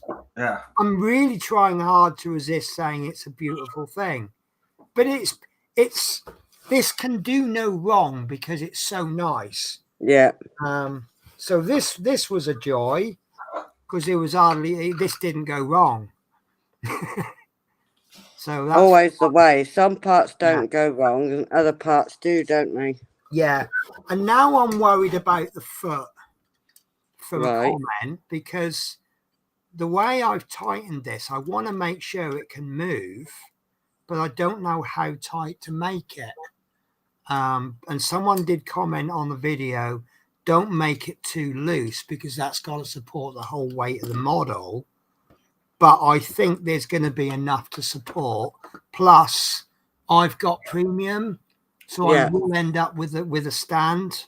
And the stand, from what I can see, it looks similar to the Terminator in the sense that it screws into his back. Yeah. Oh, yeah. So yeah. But yeah, no, it's, do you know what? Normally I can tell from about issue 5 if it's going to be worth me keeping it going. There's been a couple of part works, issue 1 might look a bit crap, but just continue until about issue 5 when it starts what I call like the proper part work. Issue 1, they just give you something iconic about it, and quite often that might sit in the drawer. Remember the Route Master? We got the bonnet. Yes. That's a little piece of iconic bit of Route Master. Remember. Terminator, didn't we get something to do with the face? Right, that's an iconic bit. Spitfire, we got the propeller first. Right. They're all bits that look the Eddie Stobart, we got the front grille. How long did that sit in the drawer for until we needed it? Needing ages as far as I can remember. Yeah. So issue 1, you're going to get an iconic little bit, aren't you? And the RoboCop, we got the head. Yeah. Obviously, that's the bit, really, is that you're going to get. So how long that head is going to sit there for, I don't know. And Of course, with issue 2 getting the foot, I thought, all right then, that makes sense. We're going to build it from the bottom up, which means the head is going to sit there until the last issue. Yeah. But then the second issue, we're doing the chest, then we're doing an arm, then we're doing a hand. And I'm like, well, when are these pieces going to come together? So, but I think from issue 7, it's going to be the kind of each stage is going to be the kind of build that you can expect every issue. Yeah. It'll just be whatever comes next. So I think it's definitely a build worth keeping. And the ET is going to be fantastic. Building with the boys. Well, I told you about the story about the competition, didn't I? I was actually when did ET come out? It was about 82, 84? Something like that. Yeah, so I wasn't even a teenager when ET came out. I wasn't even thought of. Well, Same. but I was absolutely infatuated by ET. I love it every time it comes on. Yeah, and I used my Christmas money to get the soundtrack on cassette. Oh wow! I know, the old Biro winding one. Yeah, and and I really wanted to go and see it. I really wanted to see that film, and Mum couldn't afford to take me. And this cassette, when I bought it, they had a competition. I can't remember what first prize was, but I actually won second prize, and second prize was cinema vouchers. Yeah, and I don't know. I can't remember what they were worth, but me and my mum went to see ET with these cinema vouchers. Oh yeah. And we got sweets and drinks. Oh, nice. With it, so it must have been worth quite a bit. Yeah. It's probably about the equivalent of a family of 4 entry in the cinema, because there were 2 of us. We had enough left over for sweets and drinks. Yeah. And I just absolutely. So this is. This is why I built the Ecto-1. I loved the Ghostbusters films. I can't get into the female one. I've seen that one, yeah. I watched that, and now Building with the Boys is the film buff. So he might be sitting there thinking you ain't got a clue what you're talking about. I felt with the female one, if that had been the only film in the franchise, brilliant. Because it's got the title Ghostbusters, you're expecting it to go along the lines to fit in, and I don't think it fitted in with the main Ghostbusters. But as a standalone film, I thought it was excellent. Yeah, I didn't quite like that one. No, I liked it. But each to their own, really, isn't it? You can either like it or you don't. Yeah. But I didn't like it. No, it's fine. I mean, there's one of the films I was really, really seriously into was Superman. Oh, I remember that. The series on TV. I used to binge watch that every single time that was on. I'm talking about the actual Superman 1, 2, 3, 4, and 5. And that. I used to do that. And then they brought out Supergirl. And I was so stoked for Supergirl. That was the biggest disappointment ever. That was shite. There's a fair comment. The original still stands up, so the remake seemed pointless. Oh, yeah. I thought the exact same, to be honest. Yeah. So,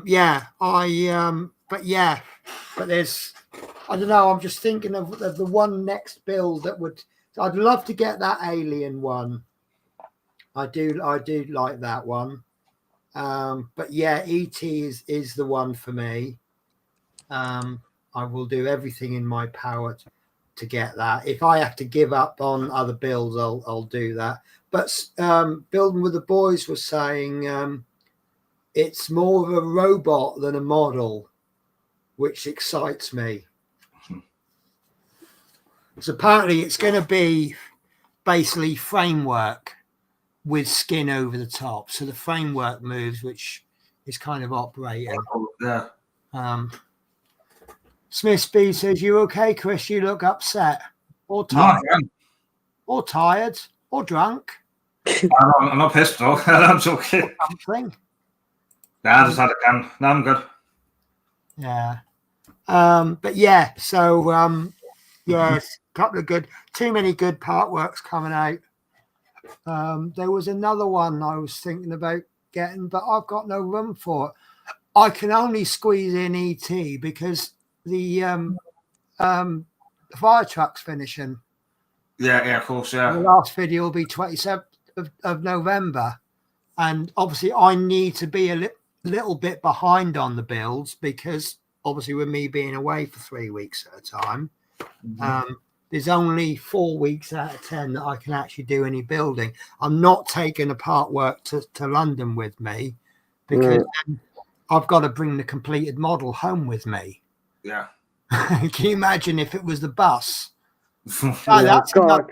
That's another project I'm researching at the moment. I'm doing 2 London buses. There'll be more London buses. Yeah. One of them I want to. Let me put me on front view so you can see me talk. We're not modelling at the moment, are we?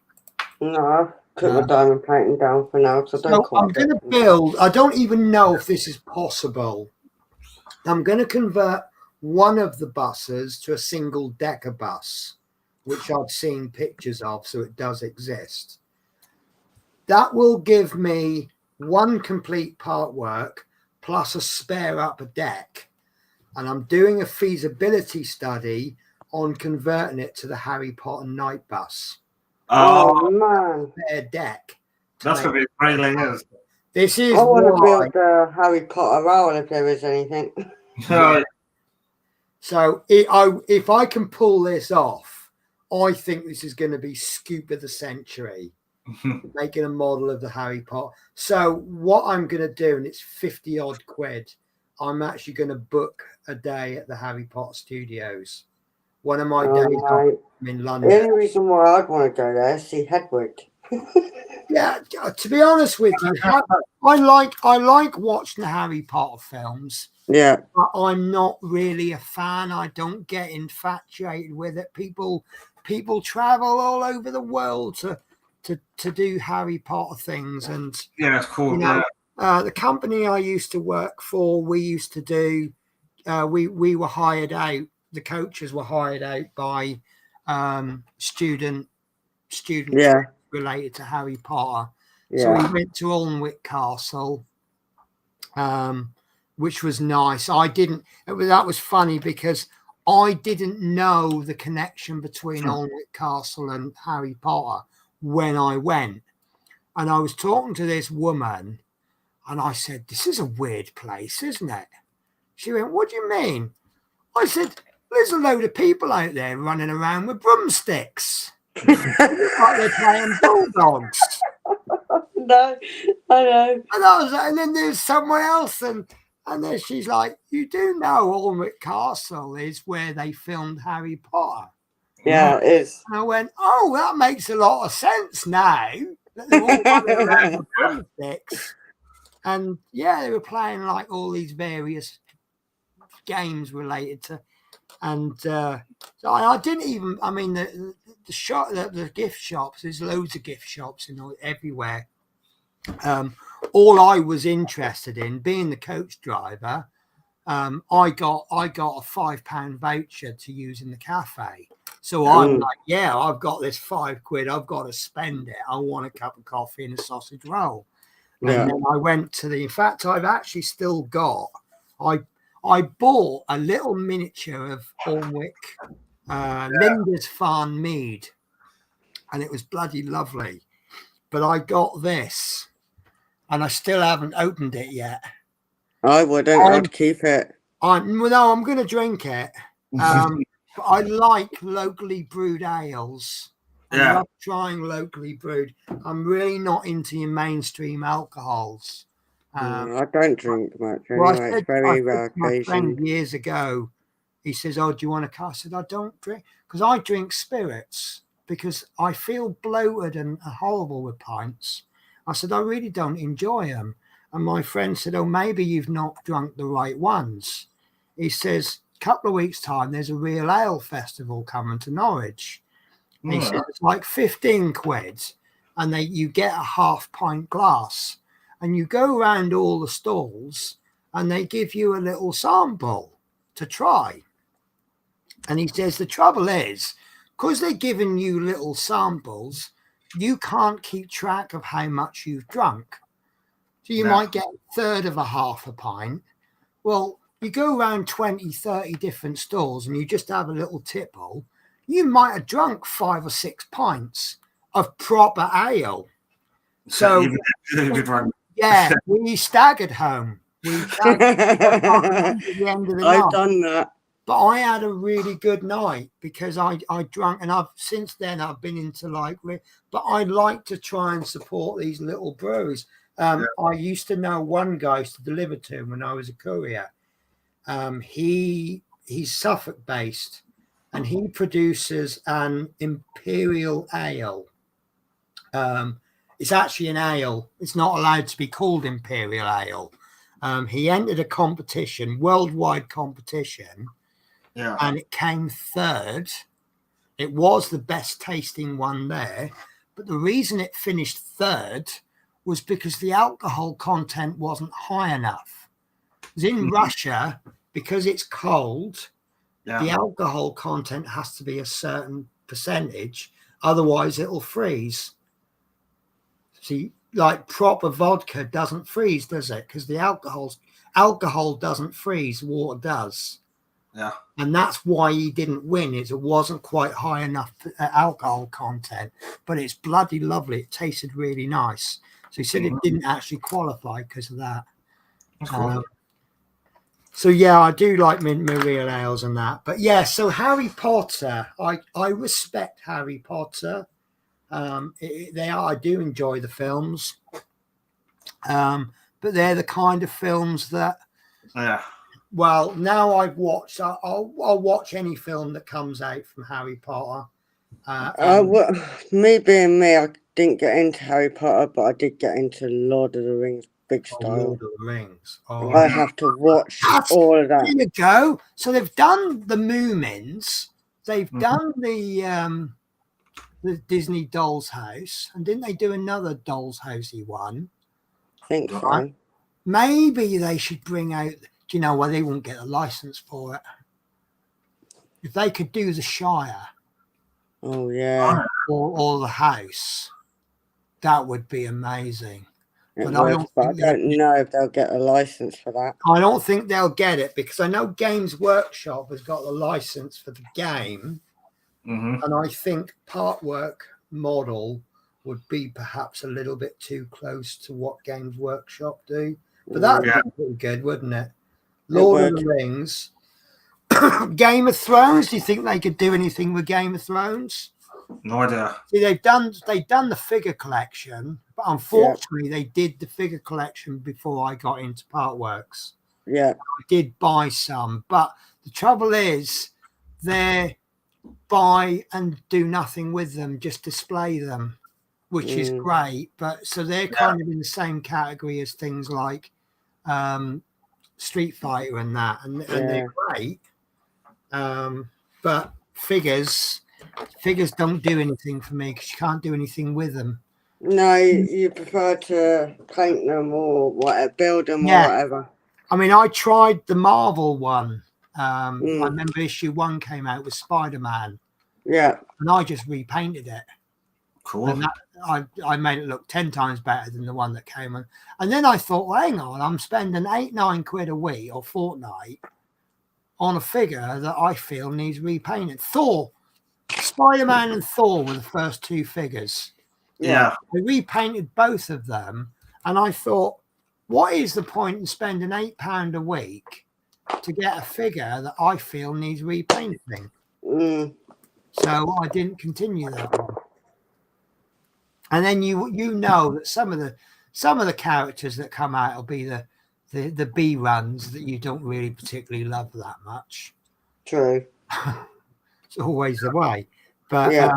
yeah, no, ET I'm really looking forward to.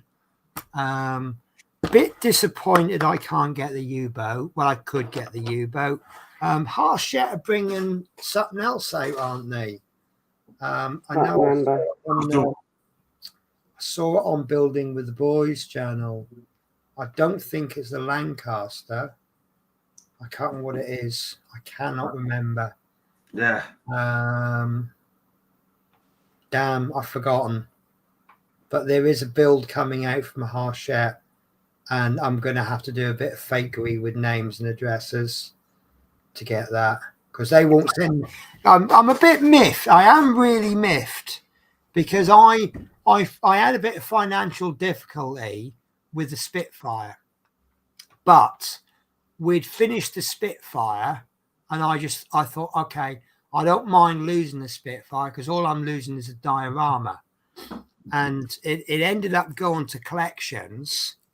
And then because I'm on this debt repayment, that's being dealt with by the debt. So I actually can't pay the bill off because it's being dealt with by the debt recollection. And when I signed up for the U-boat, they told me I can buy the U-boat from the shop online, but they won't honor a subscription. Right. Because of the being in collections. Mm-hmm. Right. So no free gifts, no premiums, nothing like that. I can only buy from the online shop. Yeah. Right? But I am absolutely positive that the Eddie Stobart started after I finished. No, the Warhammer. I signed up for the Warhammer. Now, the Warhammer, I'm up to issue 30. Mm-hmm. So that's been going, 6 months? I'm pretty sure that I stopped the Spitfire way before the Spitfire. So the Warhammer came out. So why are they sending me the Warhammer? But they're still continuing with the subscriptions I've got. Now, if they stop the Eddie Stobart, that's not the end of the world for me because I've had my final free gift, and I'll just buy them from the shop. The Warhammer would be a bit sticky because I'm getting premium models on that, and there's some models you ain't seen and you ain't going to see till the end of the series that are pretty special, and there's more to come. So, yeah, any Harshette build that comes out, I can't subscribe to it. Yeah. I just have to get. But then, to be honest with you, how many gifts do you get from the Part Works that you cannot live without? No. So, I mean, the Eddie Stobart truck was nice, really, really nice, but you can live without it, can't you? Yeah. I mean, actually, you could say, why do I want a 1:76 scale truck when I'm building a 1:12 scale truck? Yeah, exactly. Yeah. But this one's dolly. So that ain't even the truck I'm building, is it? No, I knew about that. Yeah. Oh, I just dropped. It's just slipped down somewhere. Oh, it's gone between the folders. I tell the build I'm looking into, but my cat is DB5. Yes. Well, isn't that a Agora build? I think it's Fan Home build doing it. All right then. See, do you know what? There was a. Could be Agora as well. Yeah. I was looking into that now. It's going to do a bit of a. So, do I want Caitlin with me for the 3 weeks? Yeah, you might as well. You can lose her around Harry Potter. Can't you get V together? Yeah, there's ways and means. I've got a friend around the corner who I can do stuff with. Yeah, there's. I'm really seriously thinking. I do want that Aston Martin. Yeah, the James Bond. I can't find my keyboard. Here we are. Yeah, James Bond. Yes, it is. Yeah. Agora. And I get on really well with Agora. Aston Martin. The No Time to Die. That's still on pre-order. shipping October 23. Who's that by Agora? Yeah. Okay, I was wrong then. So yeah, that's nice. I'm not really into cars, but cars like that I would do. Yeah. I'm a little bit confused now about the Optimus Prime. If I did the Optimus Prime, which one would I do? I thought that's Bumblebee. yeah. I thought the Optimus Bumblebee. Prime was turns into a vehicle. It's not actually up to, but right, Kenneth. Evening, everyone from Atlanta, Georgia. Love everyone's videos and channel. Hello, how are you? The Zero. Now, this was really funny because the reason I originally said I wasn't going to do the Zero is actually the same reason Building with the Boys doesn't want to do the U-boat. Mm-hmm. I come from an American family. Why do I want to build a plane that participated in the Pearl Harbor attack? Yeah, I know. Yeah. Building Yeah, I get it. a grandfather who served in World War II. Oh yeah. Why would he then want to build a U-boat? I get him on that. Mm. But then I could have the same argument about the Bismarck. I'm really not sure about the Bismarck. I still want to do the scale model version. I'm going to be starting. I'm telling you all my secrets now. I will be starting as part of my not 48 scale build. Dun dun dun! One of the worst kits Airfix has ever made, apparently. So this is the 1 to 24 scale old version. They brought another one out. Oh yeah. This is a 1 to 24 scale Spitfire. Look at that wingspan. Wow. So I've been doing feasibility study. I've got the motor from the Hachette Spitfire. So that's going inside the engine to power the propellers. I've got fiber optics to light up the machine guns. And the theory behind this is certain part works can be done as scale models, right? Could I produce something at least nearly as good as the Spitfire using this?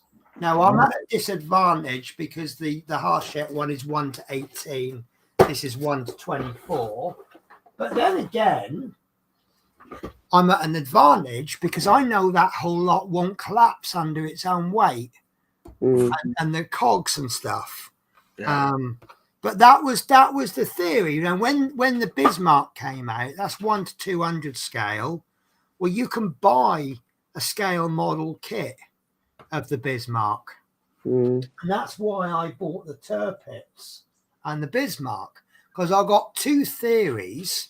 Because the Tirpitz and the Bismarck are essentially the same ship, they're the same class. Yeah. Could I build the Bismarck? Basically, I bought those kits as research. Could I build a scale model of the Bismarck and make it as good as the part work version? But then also you've got the flip idea, buying the part work Bismarck, but converting it to be the Tirpitz. Yeah, that's the theory. Yeah. And then the Titanic came out, which is a lovely model. But how much is the Titanic? Should we just say 1,400 quid for part work? I think that is huge. Listen, it's not an unfair price.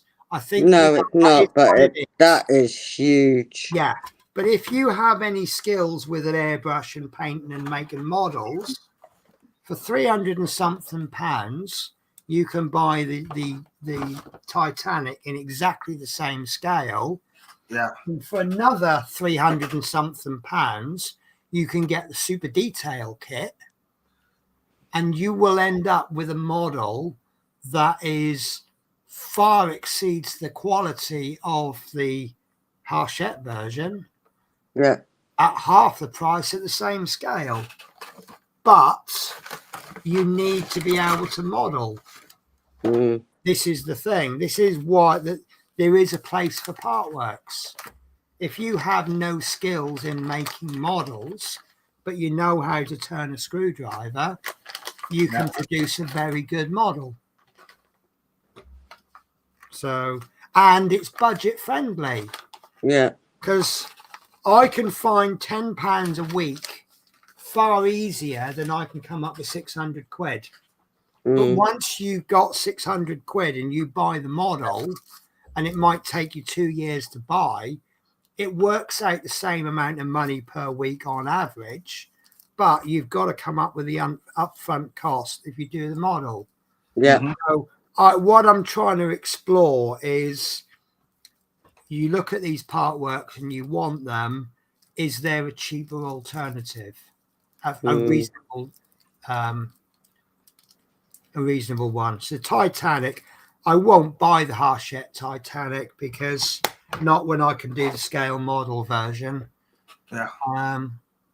The Bismarck, I could probably do the scale model version, although that's quite hard to do because it's quite hard to do the paintwork apparently. Yeah. But you know, and the bus is great because you can do. There's so many things you could do with that bus. Yeah.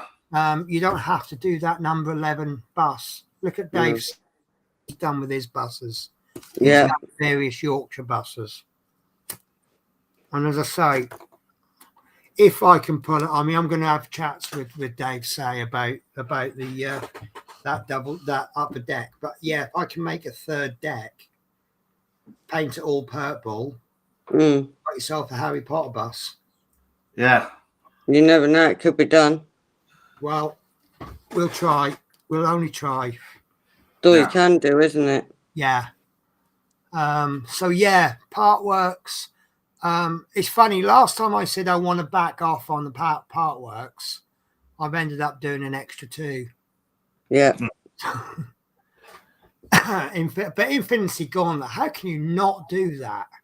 I wouldn't do it myself. Do you know what? It's not a difficult build. The only issues I say issues.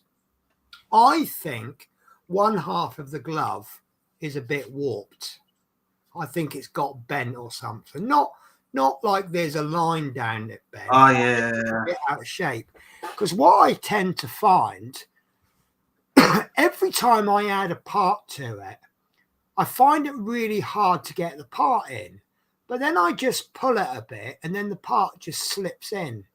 The last one I had, I'm sitting there and I can't get the part to fit. And there's so many freaking screw holes. You can't, because it's early stages and there's lots of screw holes for future parts.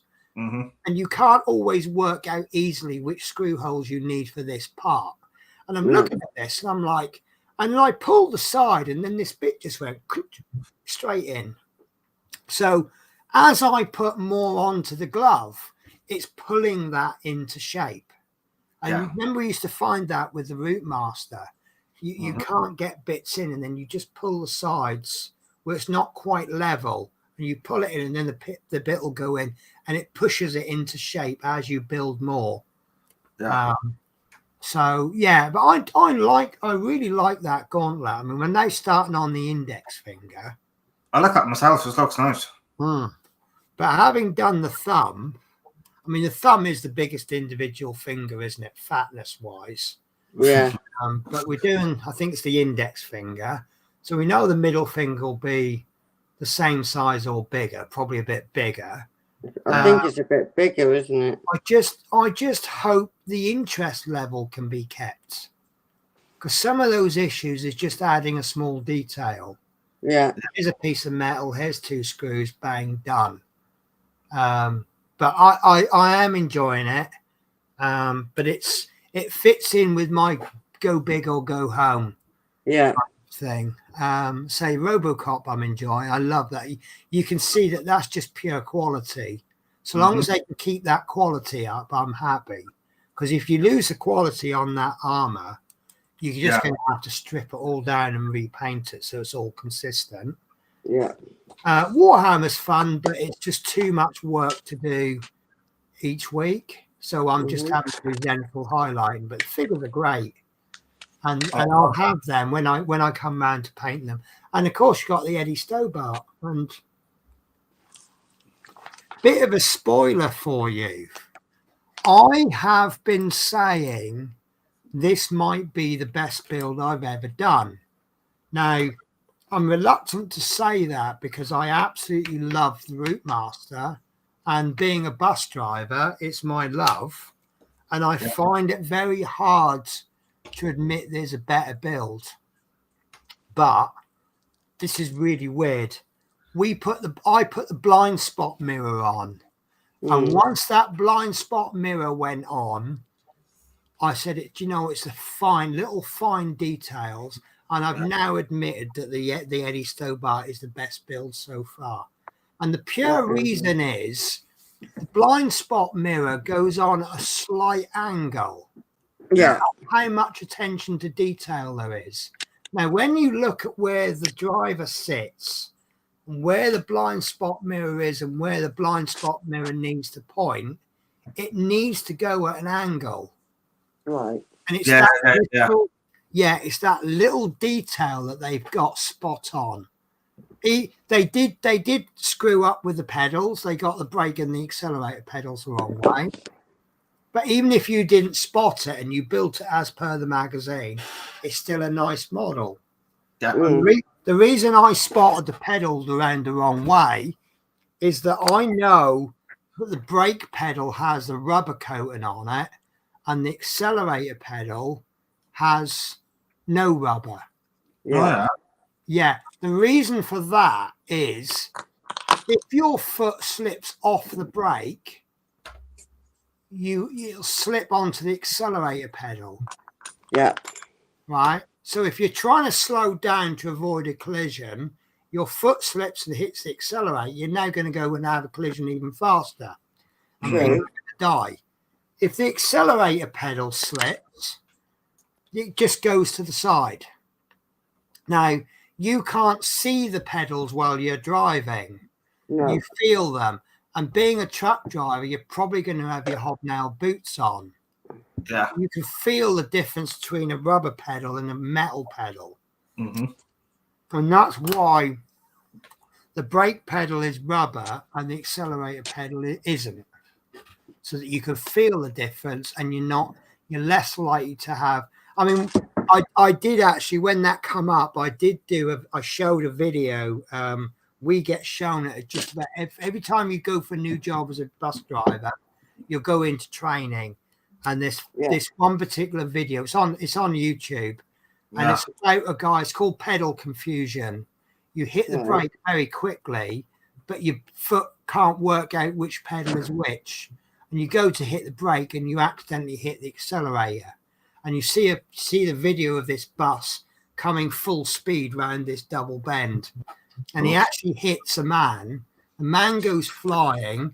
Don't ask me how, but he just gets up and goes, "What the fuck just happened?" and then walks off. Yeah. But it shows you what happens if you get pedal confusion. Personally, I don't have a problem. If I can't find the pedal, I kick the steering wheel with my inside of my foot and then put my foot right down. That's the brake pedal.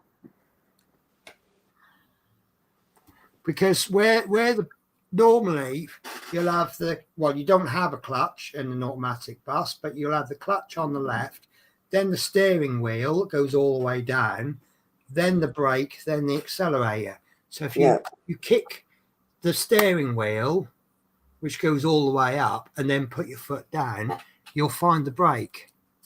Yeah. Then also, this is why we cover the brake when we're driving.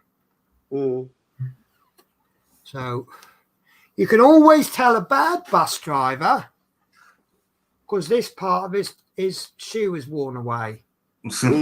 Where he's doing that. And he shouldn't be doing that. So some might disagree with me on that one.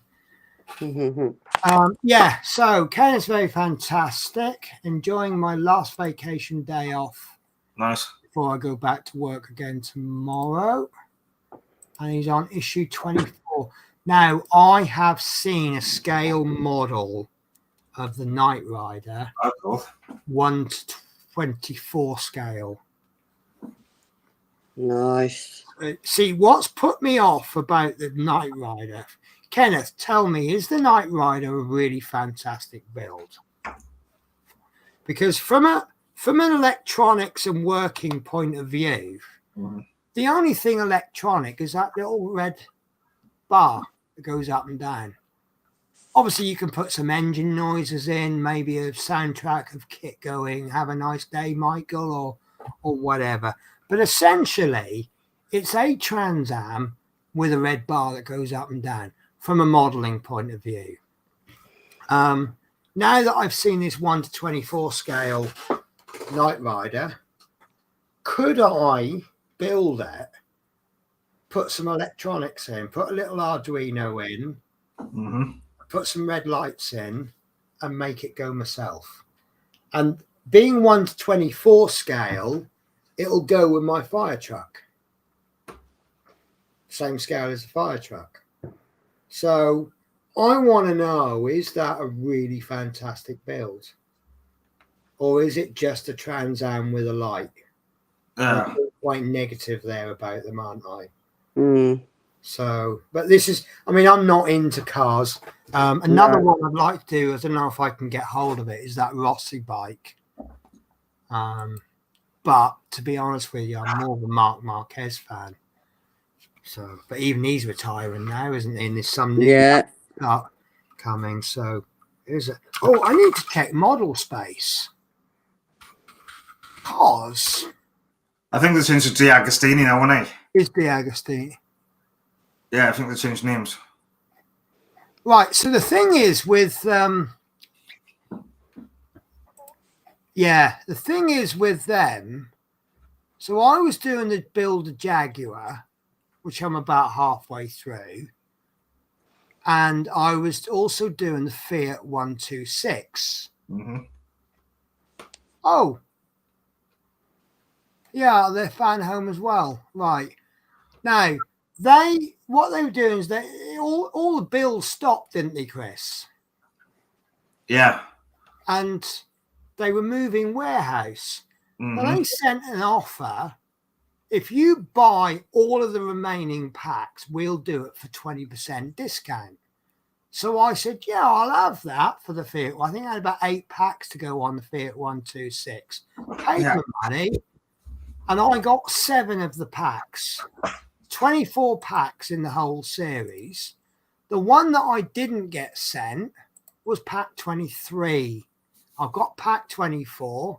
Yeah. And they said, oh, it's not in stock. We'll send it to you. Now, that must have been over a year, maybe 2 years ago. And I've still not received pack 23. I cannot finish that Fiat build without pack 23. I can't even build pack 24 without pack 23. Now, a strange thing did happen while I was building it. One of the switches didn't work. Right. So I rang them up and I said, I got a faulty switch. Now, what actually happened was there was something I did. I managed to do a workaround. And I think I got a switch from something else. Or something I did. Well, it was last time I was home, so it must have been when I was on holiday. Must have been 4 weeks ago. I get this package through the post, and it's got one stage of the Fiat. One stage. It was the switch. So it took them a year to get that switch. Right. I don't need it because I worked around it, but I've finally got it. So maybe pack 23 will still come. But I'm just a little bit peeved that I can't finish it. And it's fitting the chassis onto the caravan. And so I've got this caravan with no wheels. Right. Yeah. You know, at least with the car, I could display it in a certain position and you won't see what's missing from it. Like I was going to do with the Ecto One, because one of the fins is missing. And I was going to put that side against the wall. What are you thinking, Natasha? I don't know. You're deep in thought there. No. I always get deep in thought listening. That's Jesus what I do. Christ. We've been streaming for 5.5 hours. Yeah. I know. We have. Oh my God. That's terrible. Yeah, but you ain't done it in a while, though, have you? I Really? know, but I ain't done it. I think you're trying to make up for it. No, I'm not. I'm just sitting there enjoying the chat. Yeah, but you haven't done it in a while, have you? Really? No, Well, not much with we work. did a little bit yesterday. Stressed on a little bit. But you haven't done a lot of it with work. No, I've had fun. I've done a little bit of me Willie's Jeep. Not well. I say a little bit. It's looking more Jeep-like. It's looking less brown and more green now. I still can't believe I got the colours around the wrong way. Well, I all know right. It happens. it said to colour it with 86, and I picked up the wrong part. I didn't read the numbers properly, and I painted it with 26. Oops. And then I actually painted it all brown. And of course, brown isn't an unusual, especially for a British Jeep, is it? No. Drab brown. And it just, all of a sudden, I've assembled half of them and painted it. And I'm like, something ain't right here. And then that's when I realised what I'd done. But it was a lot easier to paint the green over the brown than it was the brown onto bare plastic. So it just meant I just pretty much done it in one coat. True. So, but I've made the trailer, bar the wheels. I'm putting the wheels on last. I'm sorry you can't see it there. And I've now done a little bit of the howitzer. So yeah, it's all good. And I still say that's a weird stand. This is the weirdest stand I've ever seen. Yeah. So this is the stand. When it's got the wheels on it, it's going to sit on like that. That's the weirdest stand I've ever seen for a model. That looks like one of It them. does look weird, to be honest. Well, I don't know. Maybe I could stick it on that way, and it'll be a C Jeep. I've got a better idea for that. You know, like the lift to get the mechanics when they lift the cars up. Yeah, It looks like that. yeah. It's but it's despite its size. I mean, that's how long it is. It is small. It is. It's 1/72 scale. Mm. It's very Jeep-like. Yeah. But yeah, it's all right. I like it. I do like it, and it cost me like £6 or £7. And I remember you doing that. yeah, Buying it. yeah, and you know, if you put a price, but can I give you a spoiler? Go on. I like that so much. This is one of my 12 days of Craftmas.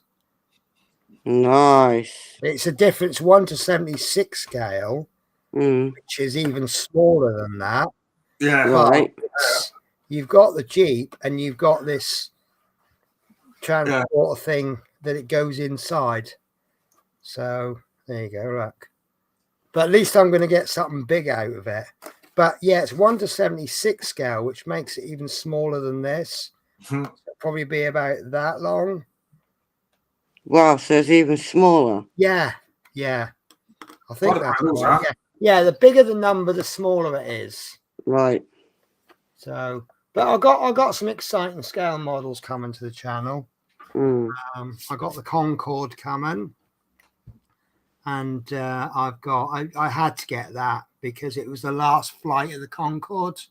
And I remember actually going to watch it, and I watched that plane come in and land because I was living in Bristol at the time, just down the road from Filton Airfield. I actually, I actually walked to the airfield and I watched that come in. That was amazing. The noise. And the other one I've gone from something, well, it's 1 to 144 scale, but still a big kit for 144 scale. And the other kit I've got is the Apollo Saturn, whatever it is, the first man on the moon one. Oh yeah. I think that is 144 scale, but it's still very, very big. And if that goes well and it's received quite well as well, and I enjoy it, I might do the 1 to 7. I don't know whether to do the 1 to 72 scale space shuttle or to do the Moonraker space shuttle. Yeah. James Bond one. Because there's a little bit of a film tie-in there, isn't there? And then if I feel like doing a simple kit, I've got this just for a bit of fun. All right, cool. The Heinkel HE111 111. Yeah. But it's the Motorhead version. So basically it's going to be ever so easy to paint. That's the colour scheme. Black all over. Just black. That's easy doing it. But I think it comes with the pilots. I'm pretty sure it does come with pilots. God, I was working at McGill's at the time there. Right, there's the whole decal sheet. Not an awful lot. This is actually a second-hand kit. Yeah, there's the colour scheme. Oh yeah. Yep. I'm pretty sure it does come with the pilots. Yeah, look, 2 pilots. But I think they're actually regular pilots, not actually Motorhead. Right. But the only thing is you got to do a little bit of conversion. You've got to blank in some of those windows. Right. But yeah, because it's got the Motorhead version has got less windows, so all you have to do is just paint over them. But it's going to be nice. It's not going to be massive, as you can probably see. But you know, it's all right. And do we get Airfix points with it? Yes, we get 2 flying hours. So I reckon I ain't far off enough Airfix kits to get a free one, good free one. Yeah. So, and I got some really serious kit. Oh, and don't forget, I've got this. I know what you're going to say, but Penny, you don't like Spitfires. Exactly. We're never just going to say that. No, look, I've got aftermarket parts.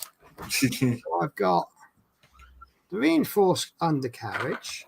Oh. I think the aftermarket parts, the photo etch came with it. Right, I've got nicer wheels. I don't know why I got these. I think these are rear view mirrors. Look at that. Look at that. Now, this is the good bit. I've got new decals. Penny, why have you got new decals? Yeah. I hear it. Well, I how? want to do this version. Oh, cool. ZPA. Does that ring a bell, anyone? No. That is the Spitfire that we're building with the Hachette version. So this isn't going to be a 1 to 4. Look at all them. This is not going to be a 48 scale Spitfire. Right. This is going to be a 1 to 4 scale replica of a part work. Ah, cool. Yeah, because the part work is 1 to is it 1 to 12 or is it 1 to 18? 1 to 16. No idea. 1 to 16. So I think it could well be. I don't know. So it's going to be, yeah. So I'm not painting it up like this. I'm going to be painting it up like the ZPA. So it's going to be a scale replica of the part work. Hello. It's going to be, yeah, it's going to be the scale replica of the part work, not of the actual Spitfire. Okay. So, what else have I got? Got me Jaguar, which I'm doing in cultural colours. I've got my first RAF Lakenheath kit coming through the post. Nice. Yeah. One of my projects, actually a lot easier than I thought it was going to be. I want to build one of every aircraft that was ever based at RAF Lakenheath. Turns out it was only about 5 or 6. The Stirling, short Stirling, when it was an RAF base. Yeah. And then it was shut down for a long time. They were going to have B-29s based there. But in order to do that, they had to lengthen the runway. And by the time they finished lengthening the runway, actually during the war, it was a decoy base, distraction from Mildenhall. But they lengthened the runway to accommodate the B-29s. Yeah. By the time they finished lengthening the runway, the war was over. And then we entered the Cold War. So things changed. As always. They got the F-100 Sabres. That's what I've got coming. All right. Then they had Phantoms, which in the mystery box that I've got from Tomcats. Where are we? You can't see it, but one of the kits that he sent me was the F-4C. Oh, cool. Wrong spec, but it's an easy conversion. So instead of aftermarket decals, that becomes RAF Lakenheath. I'm about to buy the F-111, which it comes in Lakenheath colours anyway. Then you got the F-15, which is easy enough. They actually do a Lakenheath version of the F-15. And then lastly, they got the F-35s, which they released the F-35s. And I think that's about it. And then there's a few other aircraft. There's loads of aircraft I can chuck in. I might do a couple of Belgian F-16s because the Belgian F-16s are always coming over to visit RAF Lakenheath.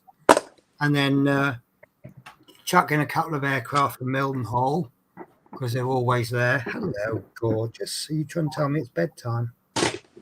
You come up for cuddles, have you? I think this one's telling me it's bedtime because she's come up for cuddles. Yeah. Oh, I love to do the Jag again, right, with Agora. Well, see, I want to know how different that Jag is with Agora from the, because I think that Jag, that's not happening anymore, is it? No, I want to do the Agora one because I want to repaint it different colour. Right. Do you think it's the exact same model? Only thing's different is that the But I mean, is stage 1 of Agoras exactly the same as stage 1 of Model Spacers? No, with the stage 1 Agoras, you do the engine, I think. But how do you get on with those beautiful wheels? What wheels? The spoke wheels. Oh, I wouldn't do that, yeah. They were fun. They were fun. Look, this is one I've done. This is perfect. This is absolutely perfect. For me, that was the work. That's cool. But with me, once I'd done this one, Yeah. I figured the others were wrong. But it's, do you know what? You get the first row of spokes in, and it's really wobbly. Yeah. Then you start to put the second row in, right? And it really strengthens up. But you got to really fiddle it and twist it, and sometimes you'll knock some of the first ones out. Yeah, that's what. Yeah. In fact, you got one there that slipped out. But then you end up with 4 rows, don't you? Yeah. Yeah, there's 4 rows of spokes there. and the way they cross over, that is just absolutely mad. It's hard. It really is hard work. Yeah, it is. Yeah, that's the thing I did struggle with. Oops. But it's one of those ones where, because I think the first row of spokes took me about, because I was around yours doing it, wasn't I? And I think it took me about 2 hours to do the first row. Yeah, because you couldn't run it. Yeah, because it's took the logic. Then I did the second row. Yeah. In about an hour. But as I got right close to the end, I ended up slipping and I knocked out most of the spokes from the first one. And I think I had a mental health attack on that one, didn't I? And then I did it again, and I think I did the first row in about half an hour. I think I can do it in about half an hour per row. Yeah, nice. But that last wheel I done, I'm not ever going to get rid of that wheel because that is just magnificent. Yeah, nice. Yeah, and do you know what? That ain't moving. That's so strong. Given that that's 4 rows of weak metal rods, that is just solid. As a rock. Yeah. No, that is absolutely. But it's the way the rods. You've got some pushing and some pulling. Yeah. That's just. I love those wheels. But you know what? I'm halfway through that build, and they're not sending me out any more issues. I'm still waiting for it. And do you know what? I've lost all interest in it now. Mm. Between the Fiat and I think it's the Fiat, the Jaguar, and the Ecto 1 has put me off Partworks.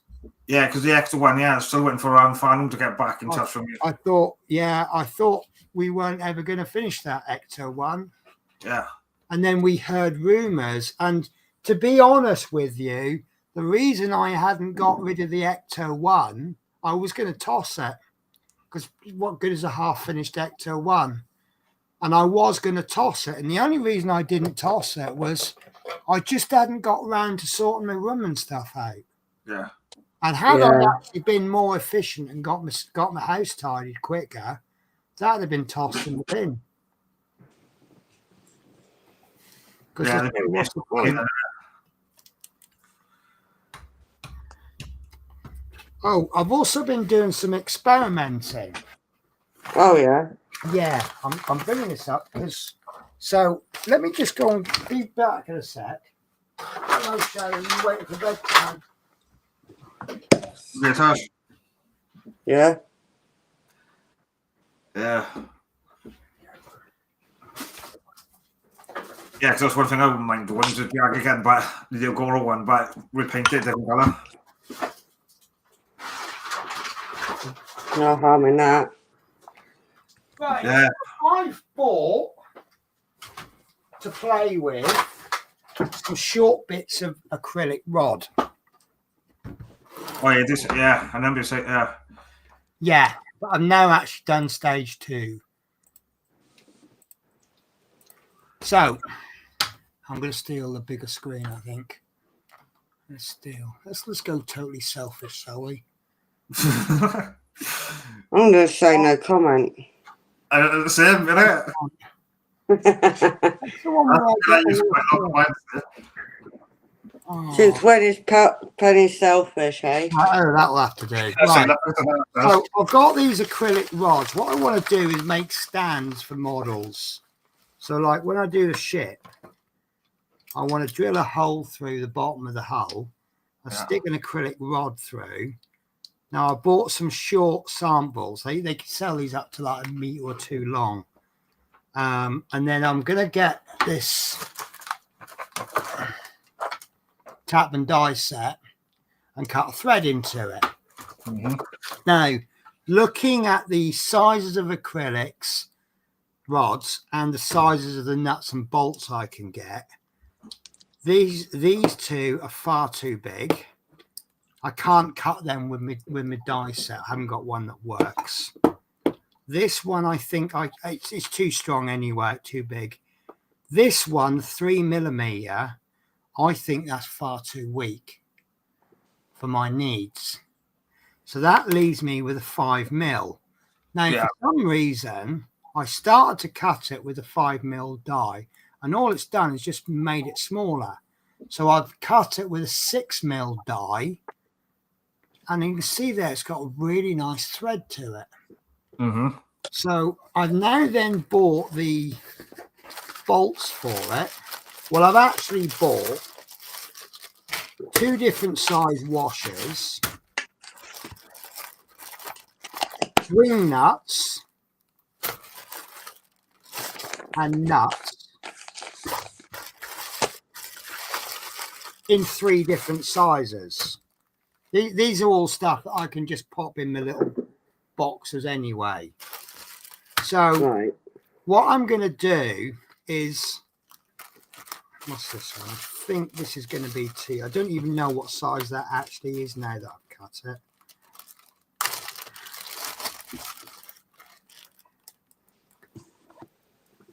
Yeah, it's definitely going to be a... Oh, I don't know. That seems to be a 6.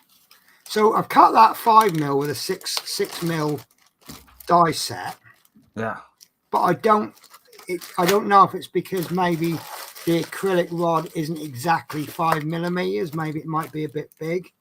So here's my theory, right? So I drill a hole. I cut the thread on both ends of the rod. Now, in the ship, on the inside of the ship, I glue in a washer, and then on top of that, I glue in the nut. And then hopefully this will fit. Oh, That sounds nice. that almost is perfect.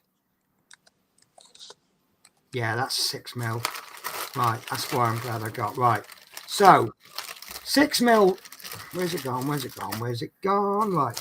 So inside the ship is a washer and a nut, and then this end of the rod can be screwed in. Yeah. Right, and that's how far it's going to go. Yeah. So that's now got that rod sticking out at the bottom of the ship, and I can have 1 or 2.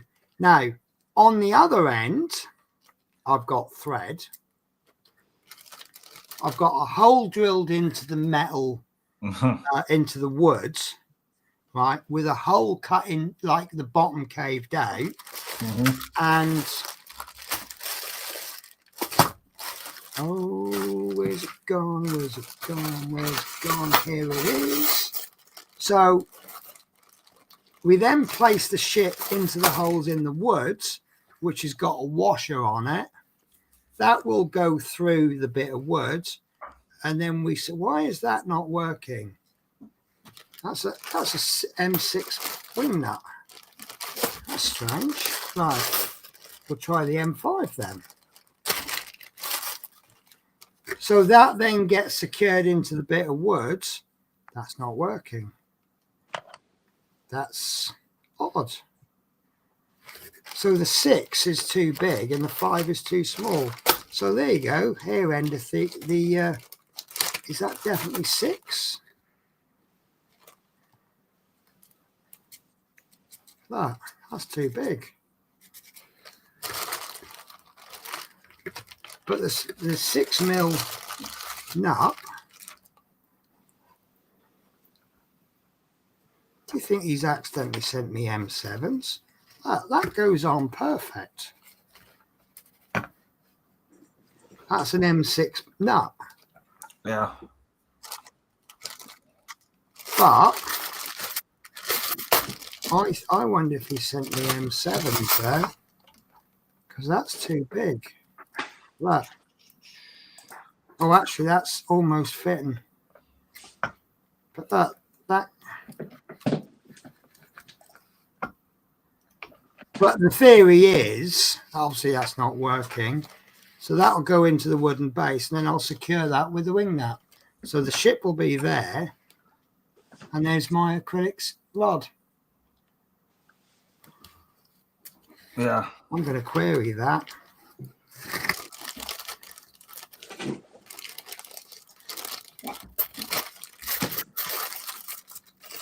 because that I need an M6 bolt now,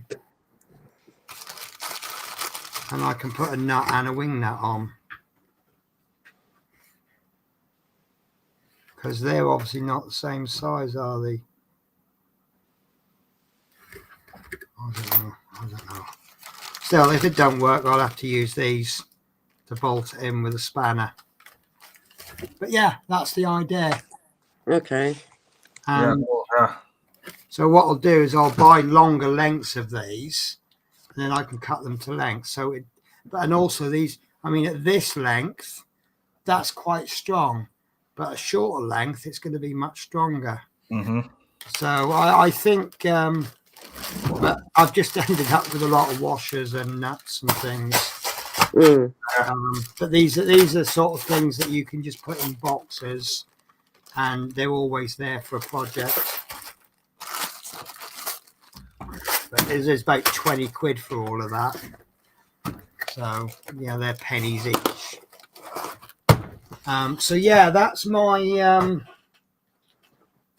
little ship stand and aeroplane. See, I might try it with an aeroplane. Unfortunately, I've already started some aeroplanes, but once you've glued the fuse, see, that's the problem. The fuselages tend to be split down the middle, aren't they? Yeah. But can you see that would go really nicely, say through there, and then that'll be the stand. Mm. You think that looks so much nicer? Yeah. And then get a piece of wood, and I've already seen the wood. The wood's actually, I can get it from B&Q. Right. Yeah, you get like big long lengths of it and just cut it. It's about that wide, and just cut it to length. Sand it down, put either a wood stain in a varnish or just a varnish over the top. Drill the relevant holes through, and then just cut a little chunk out from underneath, just so you can get the nut in. That would be perfect. Uh-huh. So I think they'll look really nice. Yeah. With most of the aircraft, you get away with just a single rod. Yeah. Some of the bigger ships are going to need two. But which one are we doing? Right, guys, I am going to call this stream to an end. Yep. Because I think we've done long enough. I need to go to bed now anyway. Yeah. Pick me up about 10 o'clock. Plus, I've got an episode of The Reckoning to watch. Oh, I think I've been watching that. Where are you up to? Oh, I can't remember. I'd have to Still look on up the on my... second episode. Or Hey? are you still on the second episode? Or you watched the third one yet? Was it you I was talking to? I've watched 2 so far. Right, so you're one behind me. Yeah. Do you know what? It was so brave of the BBC to do that, because my first thought was, why are the BBC what right do they have to do a drama about something that they were responsible for covering up anyway? And then Steve Coogan playing Jimmy Savile. Yeah. Well, that's a brave move, isn't it? It was. He's the man to play the part. Whoa. But to be honest with you, I think he plays the part absolutely perfectly. Yeah. So, this paint is still here, look. Uh-huh. Big gloopy crappy mess. I was experimenting with, I can't find brown paint. So I read somewhere if you mix opposite colours, you get brown. So I mixed red and green, and you do get brown. But about an hour after I mixed it, I discovered I've actually got a tube of Winsor & Newton Galleria acrylic raw umber. Yeah. That'll do, isn't it, as an earthy colour? And these are thick and dark. They are earthy colour. That's an earthy colour. Yeah. They're thick. So I'll probably need like one little squirt for the whole project I need. Yeah. Although I quite like that with a little touch of red in it, you know. makes it look a bit more clay. I don't know if you can see it, but got a little touch of red in it, a little bit too much red in it, but it makes it look a bit earthy, I think. Clay earth. So anyway, that's that experiment done. Happy with that. Right, guys, everyone's switched off now anyway. Well, I've been listening. And I have. Are you the one viewer? No. Right. So, right, I'm going to say goodbye. Thank you very much for watching. I will be streaming again, I believe. I can't see on schedule when it's coming, but I think it's going to be Tuesday. But it's already up on my Facebook, on my YouTube page anyway. 26 so Pardon? I think what I've read up on your lives is 26. Yeah. I think it must be the 26th. Yes, because today's now Tuesday, so it's going to be Thursday. Yeah. I'm off Thursday, Friday, so it'll be Thursday night. So I'll be digging out the Ecto 1. We'll be doing some work on the Ecto 1. We'll see how far I can get. Might be one stage. It might be 20 stages. I really don't know. We'll see how we get on. Right. Okay. So who wants to say goodbye next? You, Chris? Yeah, go on then. Yeah, thanks for watching, guys. I will be live streaming on my channel Wednesday, 7:30, guys. Doing more of the DP stuff, down hitting. And if I do get the keyring though, I might do that as well.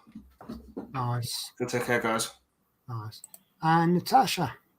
Thanks, Penny, for the invite tonight. And thank you to whoever's coming to see. Hope to see you on the next one. In the meantime, happy hobbying or happy crafting. Take care. Oh, hang on. I'll get you off spotlight. Right. Oh, okay. And my camera's moved, so always the way. Right. Take care, guys. Thank you for watching my stream. I really appreciate it. I will see you hopefully on Thursday. Take care, guys. Bye-bye.